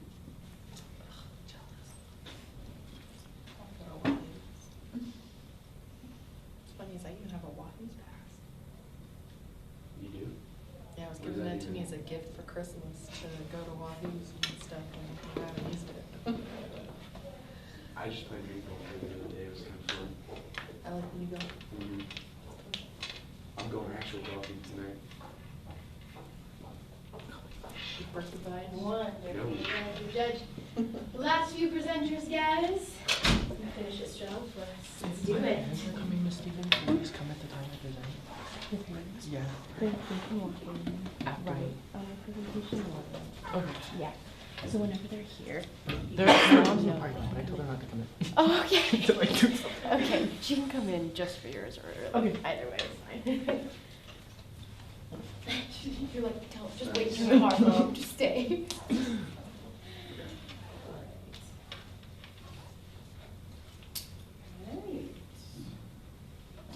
Let's do what 7, so we have our questions.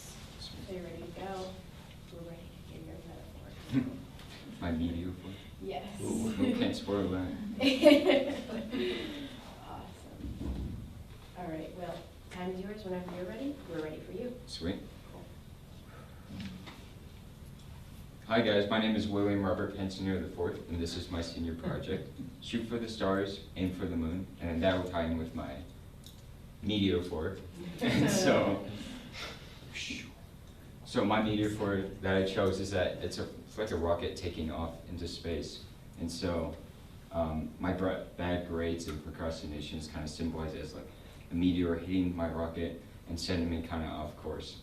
And so the more rocky road that I face will have me heading towards failing grades. And so this is my first artifact, and it's in my English standard. And so I'm going to be focusing on mastery with this.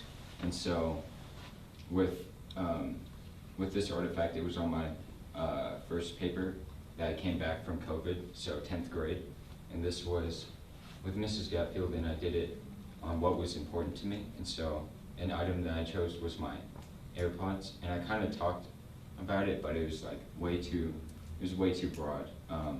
She kind of liked my vivid descriptions, like I talked about my lime green skull candy earphones, but I didn't really explain why my AirPods were important to me and what kind of music I liked. So actually tying that back to this year in senior year, I did my 10-page paper that was my 10-page paper, which was on music, and I went more in depth with that and talked about concept albums and how those actually add meaning to music. And so On this paper though, I only got a 3, which kind of seems pretty good, right? But then in my other 2 standards, I got 2 2s on this one, so not too good. Houston, we have a problem. And so heading on the right track, my next standard, or my next artifact is on my what is good paper. And so I added a certain level of nuance and talked about self-defense and how is that considered good if you're protecting yourself. And so, yeah, some of the comments talk about nuance and how that it's different for everyone. And so I used a basis that I really liked of Google to give me a definition, sort of foundation to start off my paper. And so on this one though, I'm very proud of it, and I got all 4s on this one. So it's a big improvement from the 2s. And so my next standard is going to be on growth with my elective, which was art. And so this is again something I did during COVID in my 10th grade year. And this was a comic book cover that I did for art. And at the time, I just didn't understand proportions, and it just seems off, and the shading is not really correct. It doesn't have a smooth transition from the dark to light parts. And so I was kind of disappointed with this, and I didn't really get that much of a good grade. But on the flip side, I did my, this year in senior year, I did my art project, and I had a full-on idea behind it. It was a Milky Way, so it had, I used elements of like galaxy and like actual like cereal and stuff like that, and the elements are like the cereal bowl. But I really like this one because I used, this one actually has colors and it's vibrant. I got my idea across how I really wanted it to. I spent time and had like a rough draft going into it, so I had preparation. And so it was kind of out of my comfort zone too, because I've never really used acrylic paints and painted, so I was very proud of this. And so this is just a side-by-side comparison of the night and day difference between the 2. And so some of the lessons I learned, and this is a big takeaway for me because I'm going into BSU for graphic design. And so obviously just improvement in art overall. Time management. This one the first one felt like a rough draft, and it didn't really feel like a final piece that can actually show off in some sort of art portfolio. And so this was real world scenarios for me, because this actually, yeah, felt like something I could submit into someone and be proud of. And yeah, growth mindset. This first one really bummed me out, feeling like I could do a lot better, and I'm actually proud of this one. So my apprenticeship, I'm going to be focusing on making connections. And so with my apprenticeship, I did it with Phil Ellering, which is a local graphic designer. And at first, I just went to his house and worked on some sort of like graphic design projects. Some stuff was work, but then about halfway through, he let me know about this convention that took place.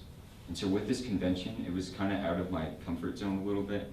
I'm just a high school student going into where there's all of these professionals, and I kind of felt like an outsider going in. So it was kind of bumming me out.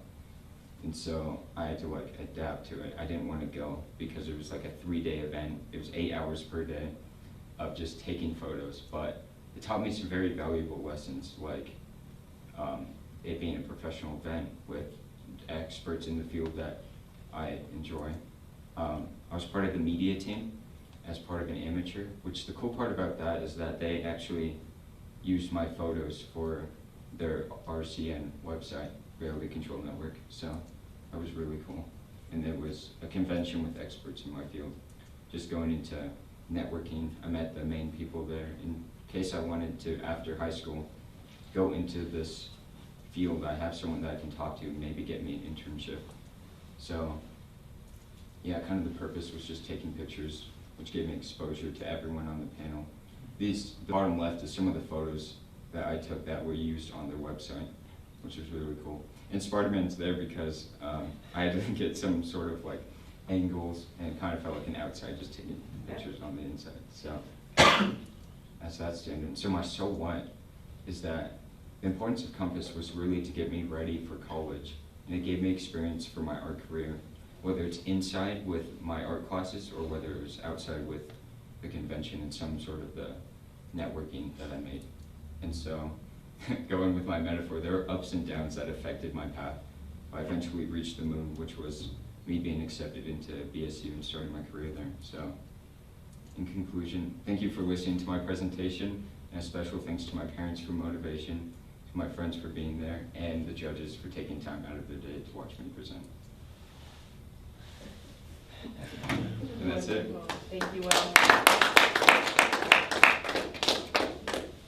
right, we'll take a little bit of time to review our rubrics, but judges, if you're ready to ask any questions, you can jump in whenever you're ready. Thank you, wait patiently.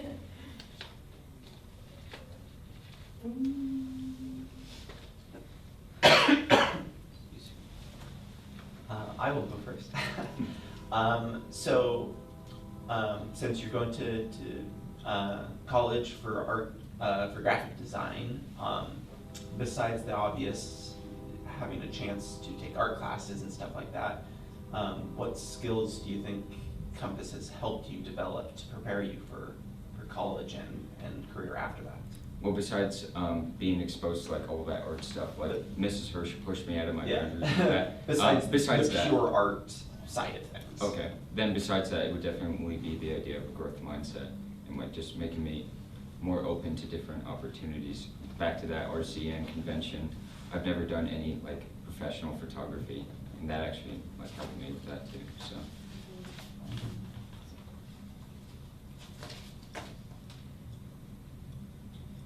So you chatted a little bit about one of your art projects, and I actually just want to ask a bit more about that one, the second one, where you found that really valuable and you worked hard on it. Can you explain a little bit about how that, you were mentioning that it like applied to the real world and it related to like a mission or an idea you had. Can you just explain that a bit more?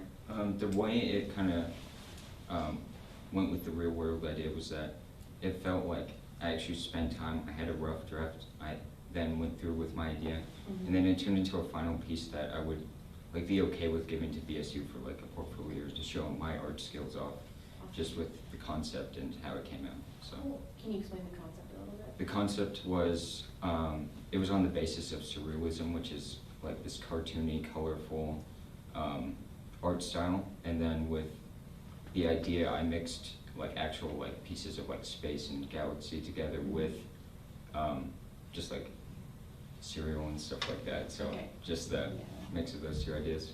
Okay, cool. Thank you for explaining. Just forgot a question, I apologize. Oh my goodness, I hate that.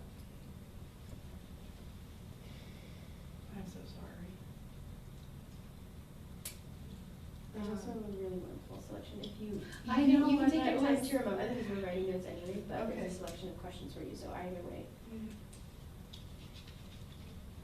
Oh, just describe a challenge for me that you encountered during high school and how you overcame it. I would definitely say during COVID, when we got shut down and we went online, I can't do stuff like on my own with the schooling.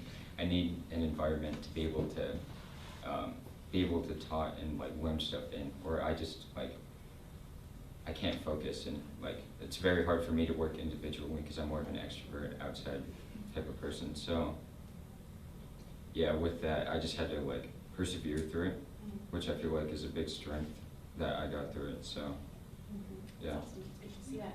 Do you think you're more appreciative of like being in the school environment or being around people more? Yeah, after COVID? yeah, definitely after that. When we first started coming back, I had this like realization that I really like this a lot more than just being stuck at home. Yeah, being stuck at home. Wonderful. All right, well, thank you so much. Thank you.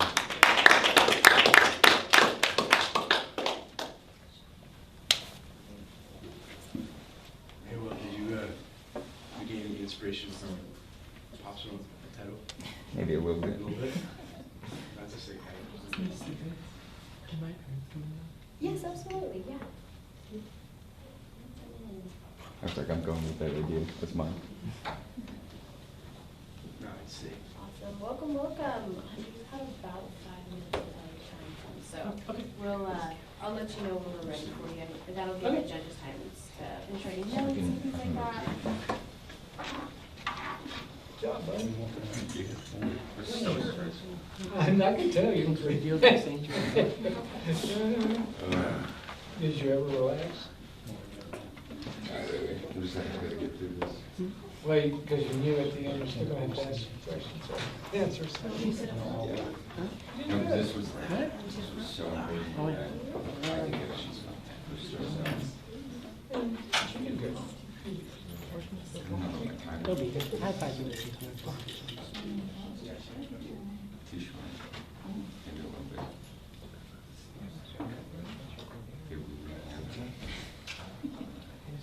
It's, when you get nervous, some people just go, take off.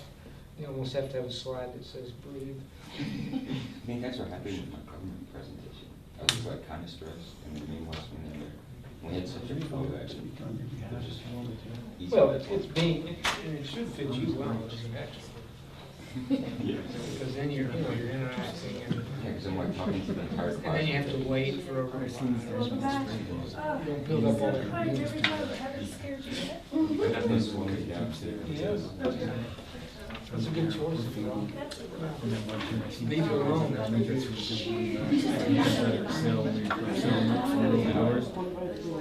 as he walked out, I walked over in between them and go, hey, just take a seat. We know what you're up to. He said, it's not going to happen.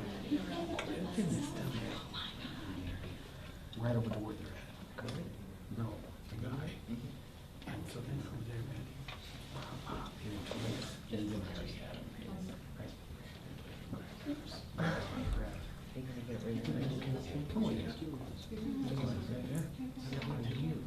no, that's what I called it. You think I'm joking? I was like, you guys are your mom can do writing. And then they can cut and paste it and put it in a document. That's what I do. Put it on there. Use of force. 10 seconds. Why? Think about it. Where did you read it? Why did you? 10 times. Hey man, do you feel safe? Can we live with this? Oh, yeah.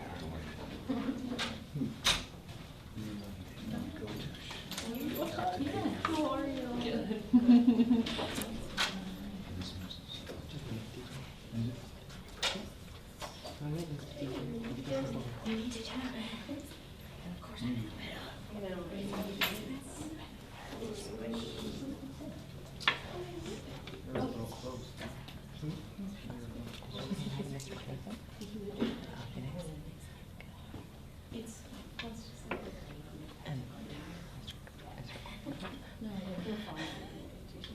Are you gonna change shoes maybe?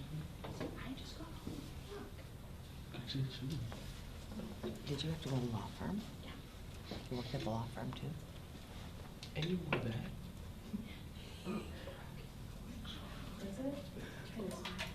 It's crunchy, it's cracked. There we go. It's a little birthday party. It's crunchy, bro. But I'm gonna feed it for a couple hours, so.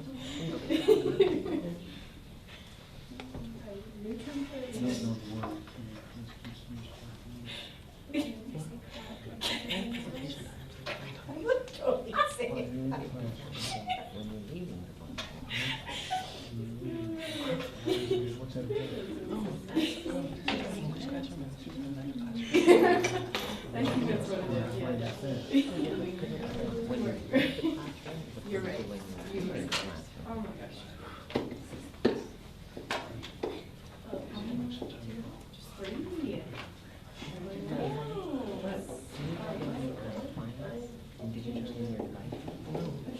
Read the book. Because if you break something, you do. Oh, no. Oh, I was like, where's the other? No, I was just like, everybody says staff, students.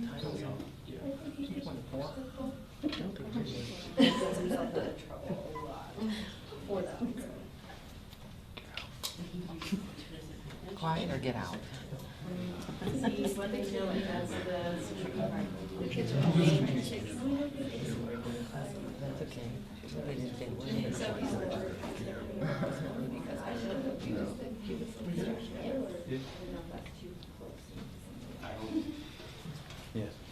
right? Is it just these two? Yeah, so you can choose whichever one you'd like. The one that we use in class to move it down is next, and that one's fairly self-explanatory. Yeah, it's just a little bit better for you. But Hunter, the time is yours. So if the audience is ready and whenever you're ready, you can begin. Okay, so my name is Hunter Mazzeau, and this is my senior project. So to start, my metaphor is a letter compared to your high school life. So a person sends a letter to somebody and it arrives at a destination, but as the letter goes, it makes stops at other post offices or other places before it reaches its final destination. And I compared this to being thrown into high school as a freshman. You have nothing, you don't know really anything, you're being thrown into an environment that's new to you. But along that way, your sophomore and junior year, you're gonna have adversities, problems, things that are gonna be thrown at you, but you're always gonna make it to your senior year and graduation, and that's where the letter meets its final destination. Moving on, my first standard is math, and I chose to do growth, not perfection, because in any way am I not perfect. But my freshman year, we had a math teacher that I didn't understand a lot coming from. Like, I didn't understand what he was teaching. I didn't understand the problems he was explaining, and I didn't get along with him at all. I didn't really like him, to be honest.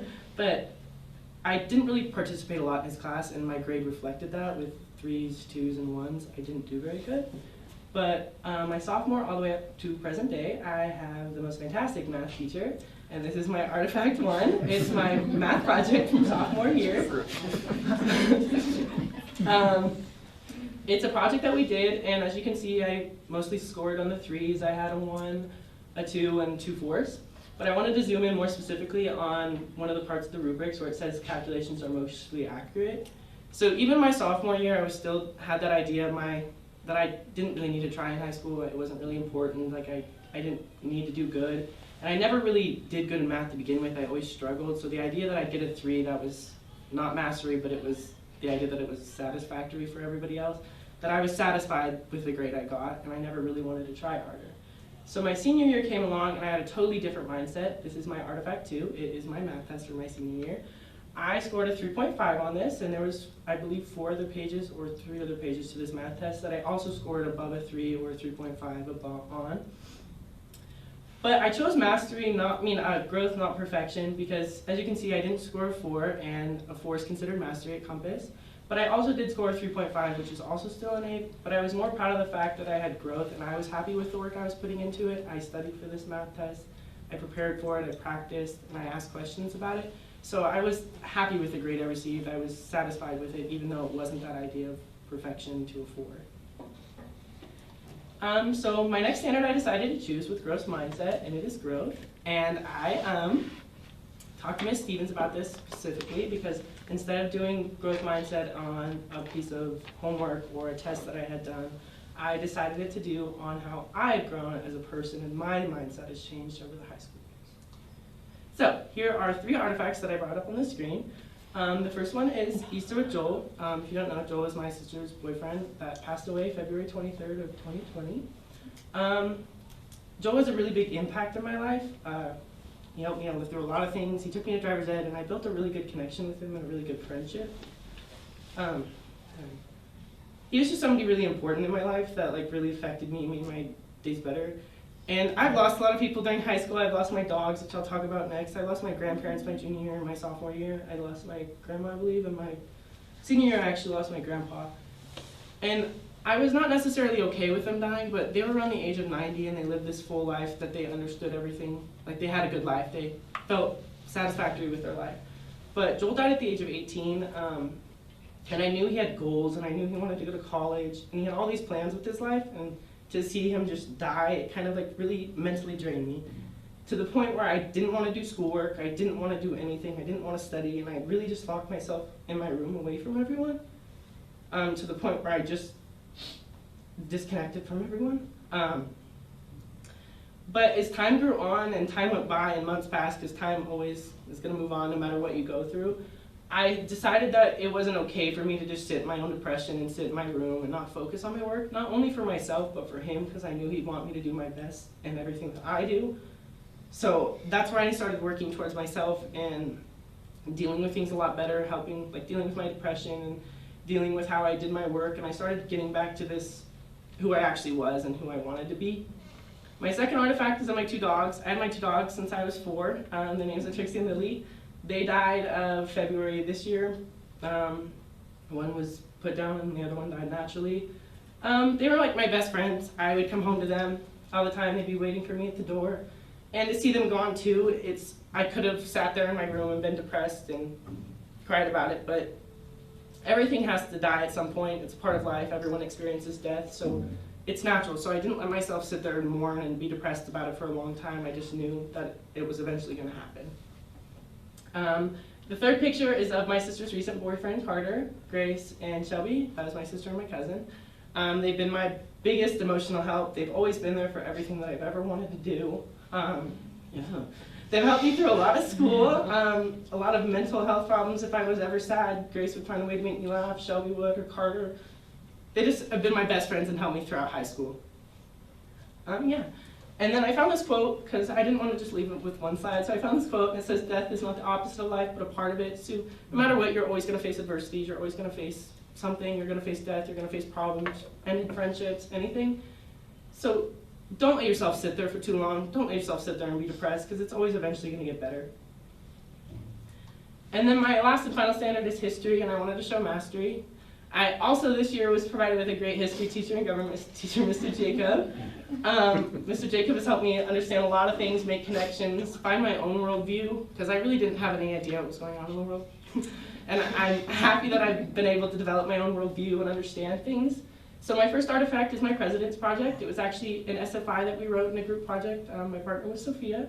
Me and Sophia really coordinated. We'd FaceTime all the time, make sure we were on the same page, make sure we understood everything. And then this eventually got turned into a presentation that we presented in front of the class. I missed a couple of things in the presentation, but my work was all there. I just didn't present it correctly. But I felt the work that I wrote, I was confident in, and I did a good job in it. And me and Sophia both felt confident in it. And when you're in Mr. Jacobs' class, you don't read off the slide. You don't stand up there and just read off the slide. You're more teaching the students to understand. So when you have a good understanding like me and Sophia did, you feel confident enough to teach. And this leads me to my second artifact, which is my Watergate project. My Watergate project was around the same thing as like an SFI. It was around the president's project, except this one we didn't turn into a slide. But I felt really confident in the work I did. I felt like I did a really good job. I actually spaced it out my time limit. Like I didn't procrastinate. I felt like I really did a good job on this project. And I actually got left a comment that said, "Really good work. Your answers showed good depth and connections and were significant." So I was really proud of the work that I was putting into it, and I was really proud of myself for all the work that I actually did put into it and not procrastinated and waited last minute. Okay, so overall, Compass has provided me with a lot of learning experiences. I've had a lot of failed friendships here. I've had a lot of adversity that I've gone through, and that's the stops where the letter stops before it reaches its final destination. You're always going to have those adversities. You're always going to have problems in your life, but as long as you make it to the final destination, that's all that matters. Thank you. Thank you, Hunter.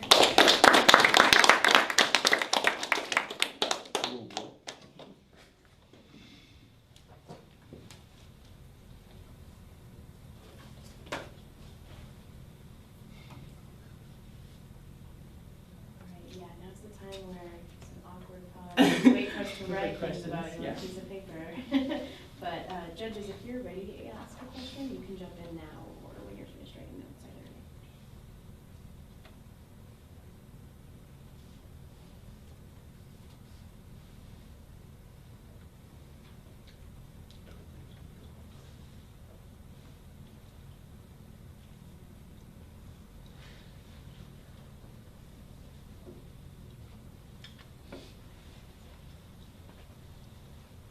Hunter, where do you see yourself in 5 years?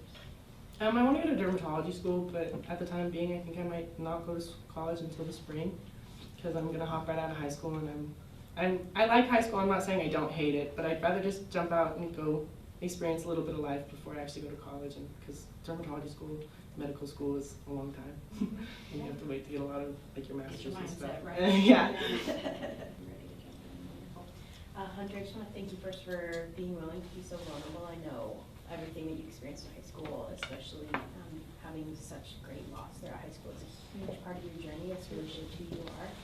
And being able to use that in a final presentation in front of judges is especially vulnerable, and that shows a lot of emotional maturity. So thank good you job on that. No, that's fine.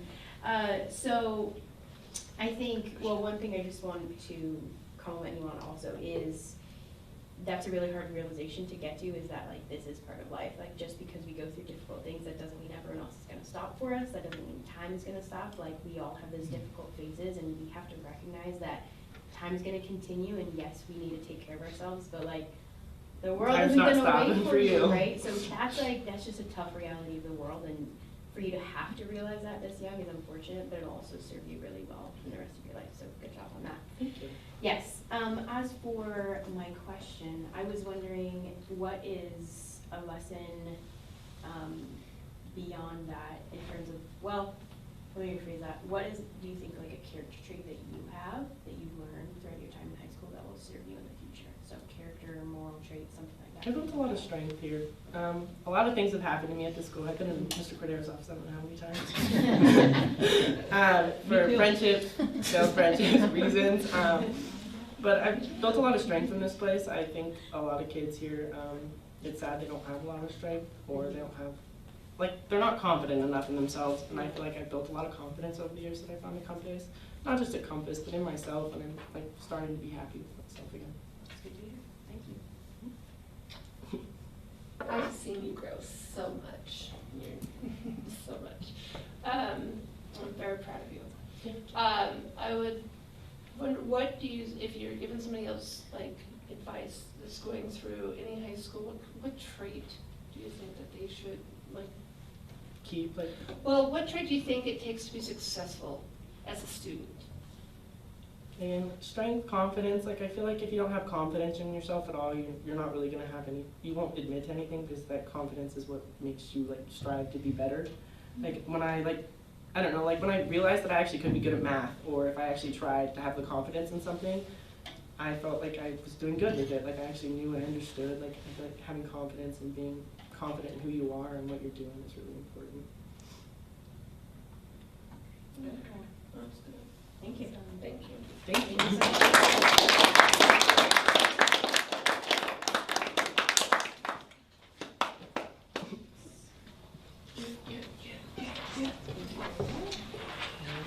Can we leave? Yeah, you guys can leave if you want to. You don't have to stay. I have to stay for the rest of the presentation. Yeah, 2 more. I don't care. All right, I'll text you where we're going. Are you gonna go? Good job, bud. You want to go? Bye, Mr. Jacob. Wait, how many years in it? When are you going? Right now?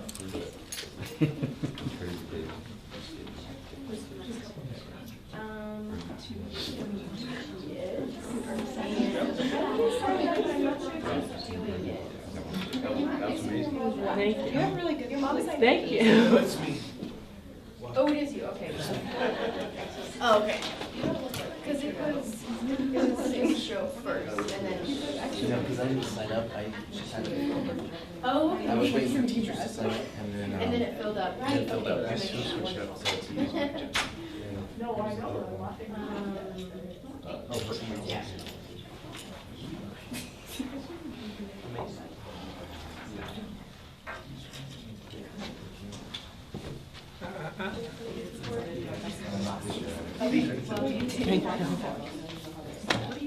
We wanted to see if January got you. And now we're in like It's okay. Actually, no, I Start wearing more. It's on podcast, so not.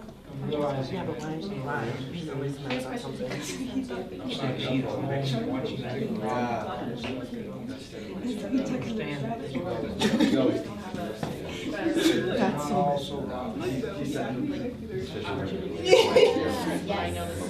Just to be clear, dude, the way he talks, it's always, just to be clear about this. Just be like, hey, yo, I didn't. Baby. Very cute. $20. And he's going to send it to me an hour ago. Just send it now after that. I tried to clown my When I call off, it's ringing. Look. So wow, would you like to be able to know how to Yeah, so I used Evan, but I crossed him out to the That's so bad. That's actually funny. You're mad, he's not responding. Look at you just took a screenshot and I said, you mad, bro? No, he probably will, it's private. And she posted on her story. I love it so much. You gotta read it. You can check. And I like your. You can check it. I'm blocked, so so I got removed off of his private. We're gonna go. Here's. If you want to see something here, and then I don't know where it's at. There's usually like a private story, and that's how I can pull it out. And then if you want to tell your person, like if you did something and created like 2 private stories, it'll say read this. Bourbon's calling. Hello? No. No worries. Let's feel this next.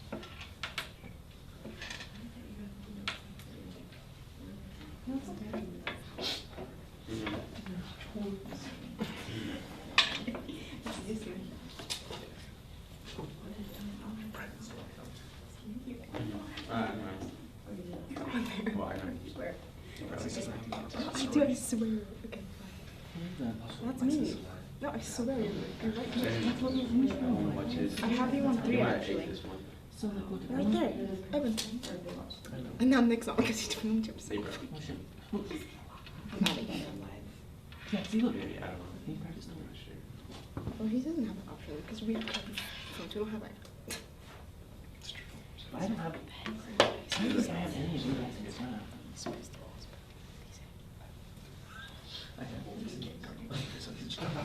I didn't add Nick after he sent that video. Oh yeah, he put you on TikTok too. I know, that's what I thought. It's funny. My head's The too video. big. Put it up for the judges, so I printed several copies. What'd you call me? You should ask him if he has me blocked. He has me blocked. He has me block you and be like, yo. I don't know why he's so mad about it. I was a kid and then he texted Charlie. It's probably Just, she called it shit. You want to see what Nick just sent out of the blue to the group? Carter got so mad. So we're just having a Yes. Don't get along. Carter says, dude. Should look up Die Hard by Canva. We're trying to plan a senior skip tape. I think it's happening at my church. Not the church. Watch again. Easy, actually. Just Wyatt. Today's here. Wyatt. I haven't heard from Bounce though. He's probably gone. Yeah, my friend I don't like listening to the same stuff. I'll shuffle my stuff, but I at least add like 5 new songs every day. Like last night I had. What is he talking about? Wait, so we can watch I have the videos? Yeah, it's on YouTube. But isn't it live though? Yeah, it's on right now. You can see everything that we're saying because it's their podcast. It's behind you. I know, but how does it save it? Like, when it's just live? I think it's saved too. Red light. Yeah. I don't think he didn't have the gym. He just doesn't want to go get slippers with us. Because he can't. No, just like 5 new songs. It's not. It's like, It's not bad. you can get me. I have 5. He texted me. He's like, hey, do you want to hang out? I'm like, oh Get yeah. an Uber. Oh yeah, sure. He goes, hey, can you pick me up though? And I'm like, Get an Uber. I'm not your chauffeur. It's like bangers like Who said that? I have a clean He's busy being put. I have one. He's not even after the last Mixed with my conference. songs and other songs. You, I think. Alright, Felix. It's You have just a little bit of time to jump up there. Make sure those clickers work for you. Yeah. Do I have to, so I have to aim at it when I click? I don't think so, but you dance with it if you want to. They're crazy. Cool. Alright, Felix, whenever you're ready and the audience is ready, you can begin. Cool. I'm Felix Rivera. This is my senior project presentation. I'm in the graduating class of 2022. So the main metaphor I want to focus on in this presentation is the B-side, and if you do not know what the B-side means, I love music. I always refer to music when I'm doing things in life, so there's an A side and a B side to a record. The A side is the side that everyone sees, the title, the picture, what everyone like knows when they hear a song. The B side is the back, that's like the fine print, the stuff you don't hear as much about. And I want to relate this to school, how the A side is what you see in the student, maybe academically or like whatever adversities they're facing, but the B side is all the struggles, all the things they've had to work to get to become that student. And I think that is a main thing I want to focus on today. So the first thing I want to talk about is College Art 3. I want to talk about making connections. In Unit 2, we did our own, create your own painting with either acrylic or watercolor. In this section I chose acrylic, and we covered 2 standards, which was creating and connecting. So for the creating portion, I used 3 different techniques to focus on in my painting. Dabbing, which is like you can see on there, but there's dabbing, dry brush, and washing. And I wanted to incorporate all those things to really get the painting to look more lively. So the first artifact is the painting, and this is the final draft. There's lots of dark colors-ish going on, but there's like a little bit of a butterfly. Butterfly is like my thing. People know me for loving a butterfly, and I'll explain more in depth what that means. So the dabbing technique I wanted to use to get that kind of swampy, muddy look in the painting. The dry brush was used to get those more fine print, bold colors, making sure the creatures were standing out of the water and like you can notice them. And then also in the butterfly, making sure there was a light portion to the piece, not just all dark and kind of grimy. So, and then the washing was what I used to get that paintbrush wet and make sure it really kind of had that like reflection water look to it. And I titled it A Light in the Darkness because out of all the horrible things that are going on in the world, you can still be a light in any aspect in your life. You don't have to be put inside a box and put to what society tells you you are. You have a chance to make something of yourself and make a difference in the world now. And the second artifact is like, it's not really a rubric, but it's kind of like a thing to follow when you're picking out your project and what you want to do. So the main things I focus on with principle design was balance, movement, and variety. Those are pretty self-explanatory, but I just wanted to make sure I had all those components in my painting and really let research know what I want to focus on in this project. The first connection I want to make is while doing this project, we had a little portion to research and understand how to do the painting, because not all of us, were familiar with painting before. I researched a couple artists, and one I resonated with was Deborah B. Leonard, which she does more like realism paintings, and I think this painting kind of helped me realize that like you can kind of get those realistic wave ocean looks. So I kind of, and she used a lot of these techniques in that painting as well, so I took into account using her work to put into my work. The second connection I wanted to make was, it's kind of blurry, but this is a cover art for one of my new songs. And I also took that project into account when I was making this cover art because I believe that art really helps a person like, bring out their creative skills in any way possible. It doesn't have to be physical art. Art is anything. It can be music, it can be clothes, it can be even school. Like, there's so many ways to show your art in your life, and I think art is very important and can apply to anything in an individual's life. So I used those things and I put it into cover for my new song. Second class I wanted to talk about was Math in Modern Society, and the ideal I want to explain more in depth is So What? So the first thing I want to talk about is our RS3 standard, which was simple and compound interest. And this is my first artifact, which is the simple and compound interest practice. This homework was more fun to me because it was more connected to a real life situation. Like sometimes math seems like numbers and a lot of things that we won't end up using, but I believe like these assignments can really help when you're an adult and you're going into those. You need to learn how to do your finances, you need to learn how to do taxes, all these things. So I think that kind of helped understanding those things when I was doing this homework. And I definitely took into account this formula. I use this formula a lot. It seems kind of confusing and stuff, but it's pretty easy. You just break it down and put all the numbers in.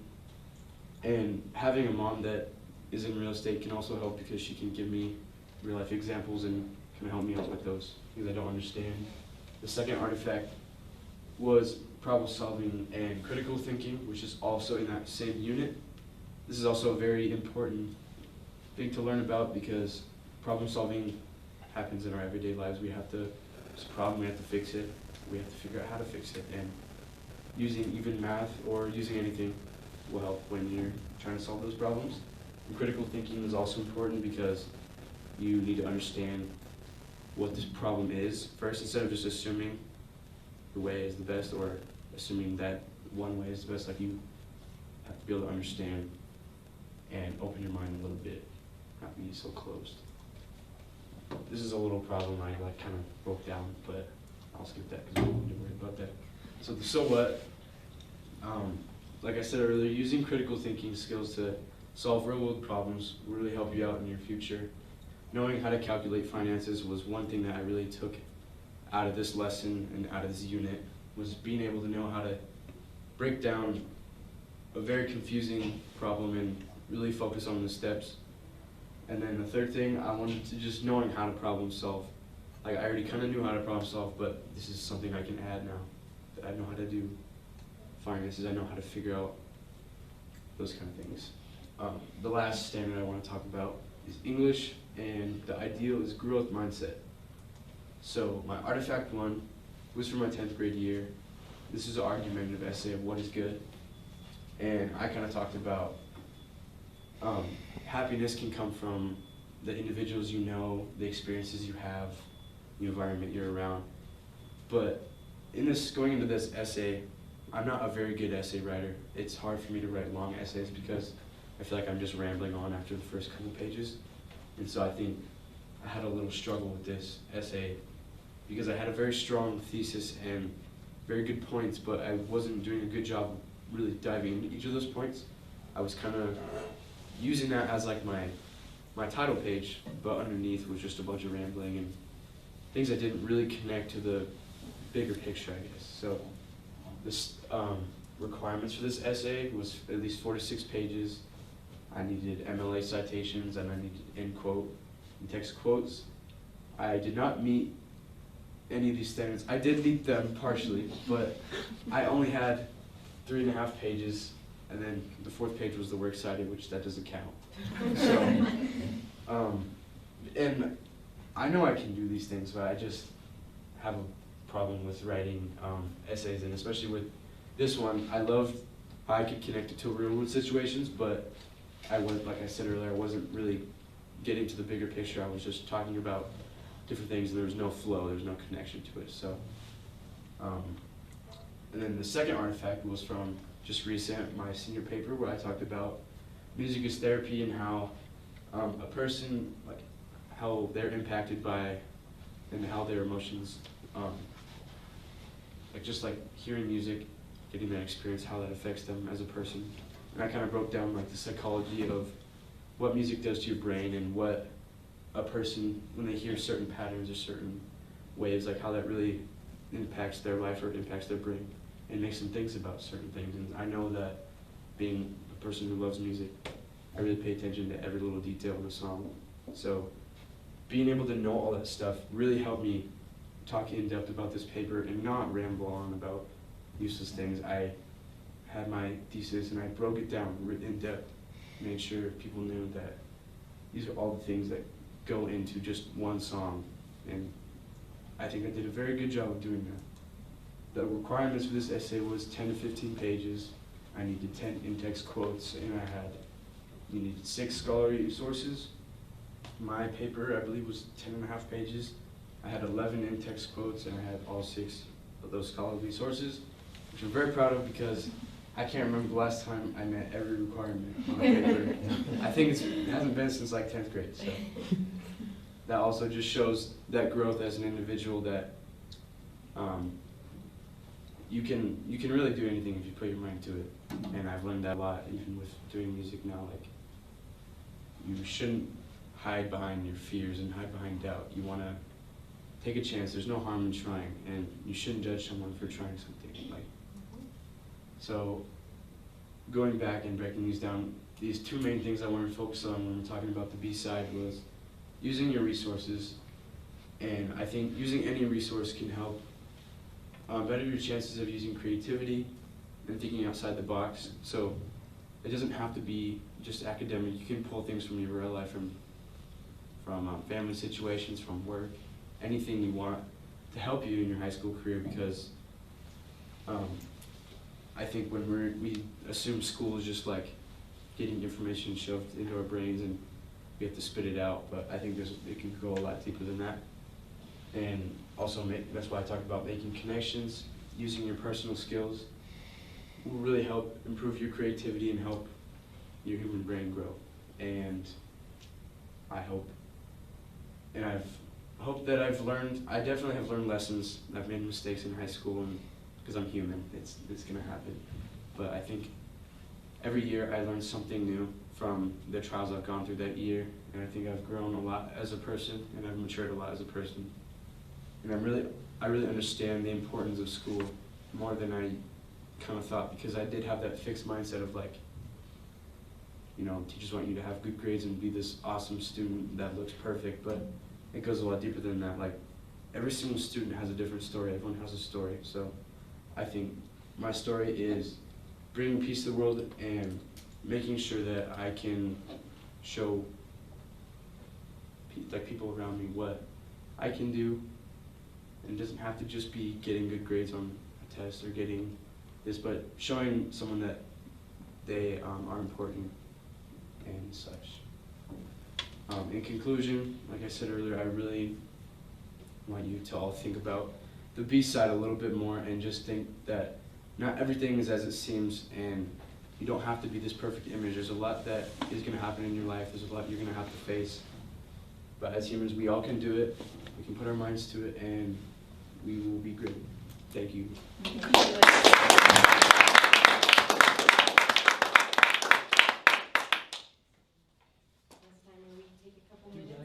Finish up our notes or ask you a question or something like that, so I think you have to pause, but hang out with us. You gotta connect the loudest in the room. Wow, that's okay. He says yes. I'm curious about the art piece you chose. Yeah. Why didn't you choose your final art piece? Because I didn't have a picture, and I already submitted this. An honest answer. Yeah. It was like Wednesday when I thought about doing that, and I was like, well, it's too late now, so. It's okay. That was a good one. I'm excited to see how that turned out. Yeah. The second one was, I'm sorry, I heard the noise. I feel like I kind of might know this answer, but I wanted to ask it, because we've had some conversations within the art classroom about a lot of stuff. How has procrastination affected your life throughout high school? I'm very bad procrastinator, and I think, you said how's it affected my life? Yes. I think I don't really regret anything I've done, because I think there's always something you can learn out of every experience you make and you have. So I think, like, feeling that stress and feeling that, like, procrastination creep upon you, like, year after year, it's happened all throughout high school with me.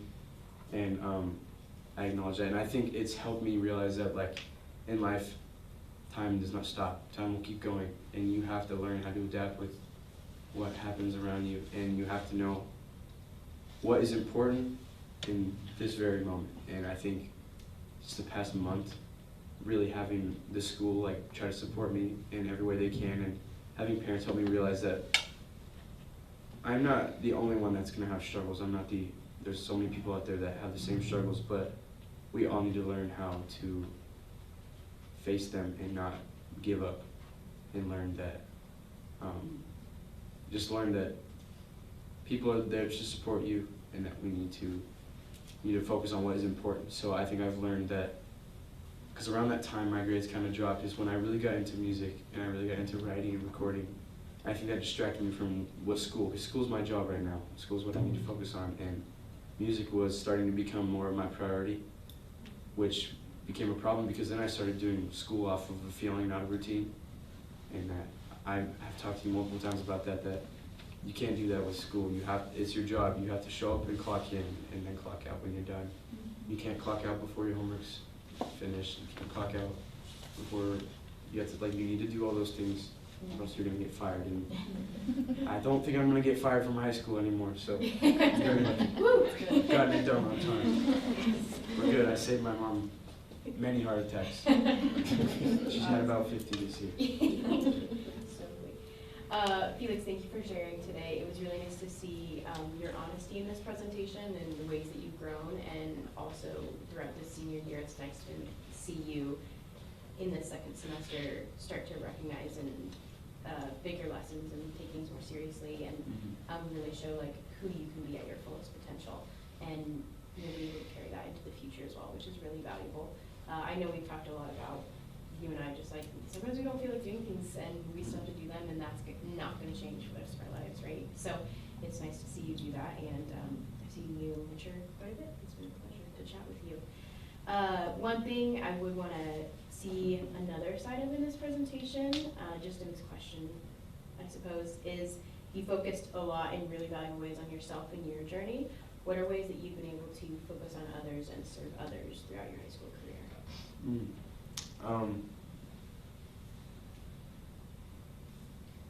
I think, cause like I am a smart person, but I'm not like that dude. Someone would be like, oh, can you help me with this? So I think more mentally than physical, like academic work, I think I'm a very good support system to all my friends and the people around me. Like, people know that they can count on me to give them good advice or just be real with them. Like, I'm not a yes man. I don't want to just praise you and praise everything you've done. I want to keep it real, and I think that really does help someone grow as a person. Like, I've had to learn not to push away my problems, because like through all the things I've faced in the last 5 years, I've started to numb myself, which is not good, because you're closing off your feelings from everyone, and my feelings are valid and everyone's feelings are valid. So I think I do a great job of making sure someone feels known and appreciated, and that can also just help them feel more comfortable to do better in school or do better in anything that they do. Yeah. Okay, I have one for you. So, based on what you were saying, you know, it's like, one thing that stuck out to me was the A and B side. You know, it's like we see the A side, and that's what you show us every day you come to school. But then there's a B side, the underlying things, the struggles, the issues that you deal with. So with that in mind, and what you hear at school, like growth mindset, and you know, the love and logic, you hear a lot of these different types of words. What are some traits, what are some important traits that you feel that you have learned that you can take onto the next phase in your life to kind of help cope with your B side? I think a couple valuable things I've learned are trying to find a positive out of every situation, which I think I've been able to do a lot more recently, because I know a lot of people, it's easy when something bad happens to focus on the negative parts of it, but there's always something positive you can get out of it. Like, I kind of refer to it as like a game in life. Like, you make a bad play, but maybe you had a good plan. Like, you can always find something positive to take out of every situation. And I think another one is just staying humble to yourself, like not being prideful and like, I know this, like, people like don't tell me what to do, like I can, like, just being able to listen to others and actually take what they give you and use it.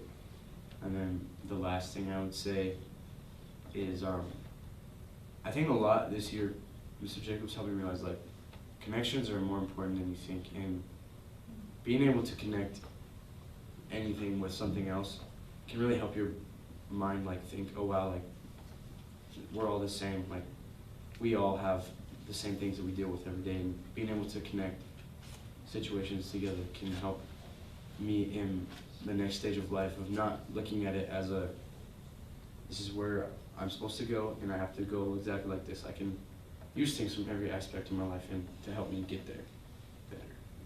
I don't know if I explained that. You got it. Thank you. Wonderful. Yeah. Thank you, Felix. Yeah.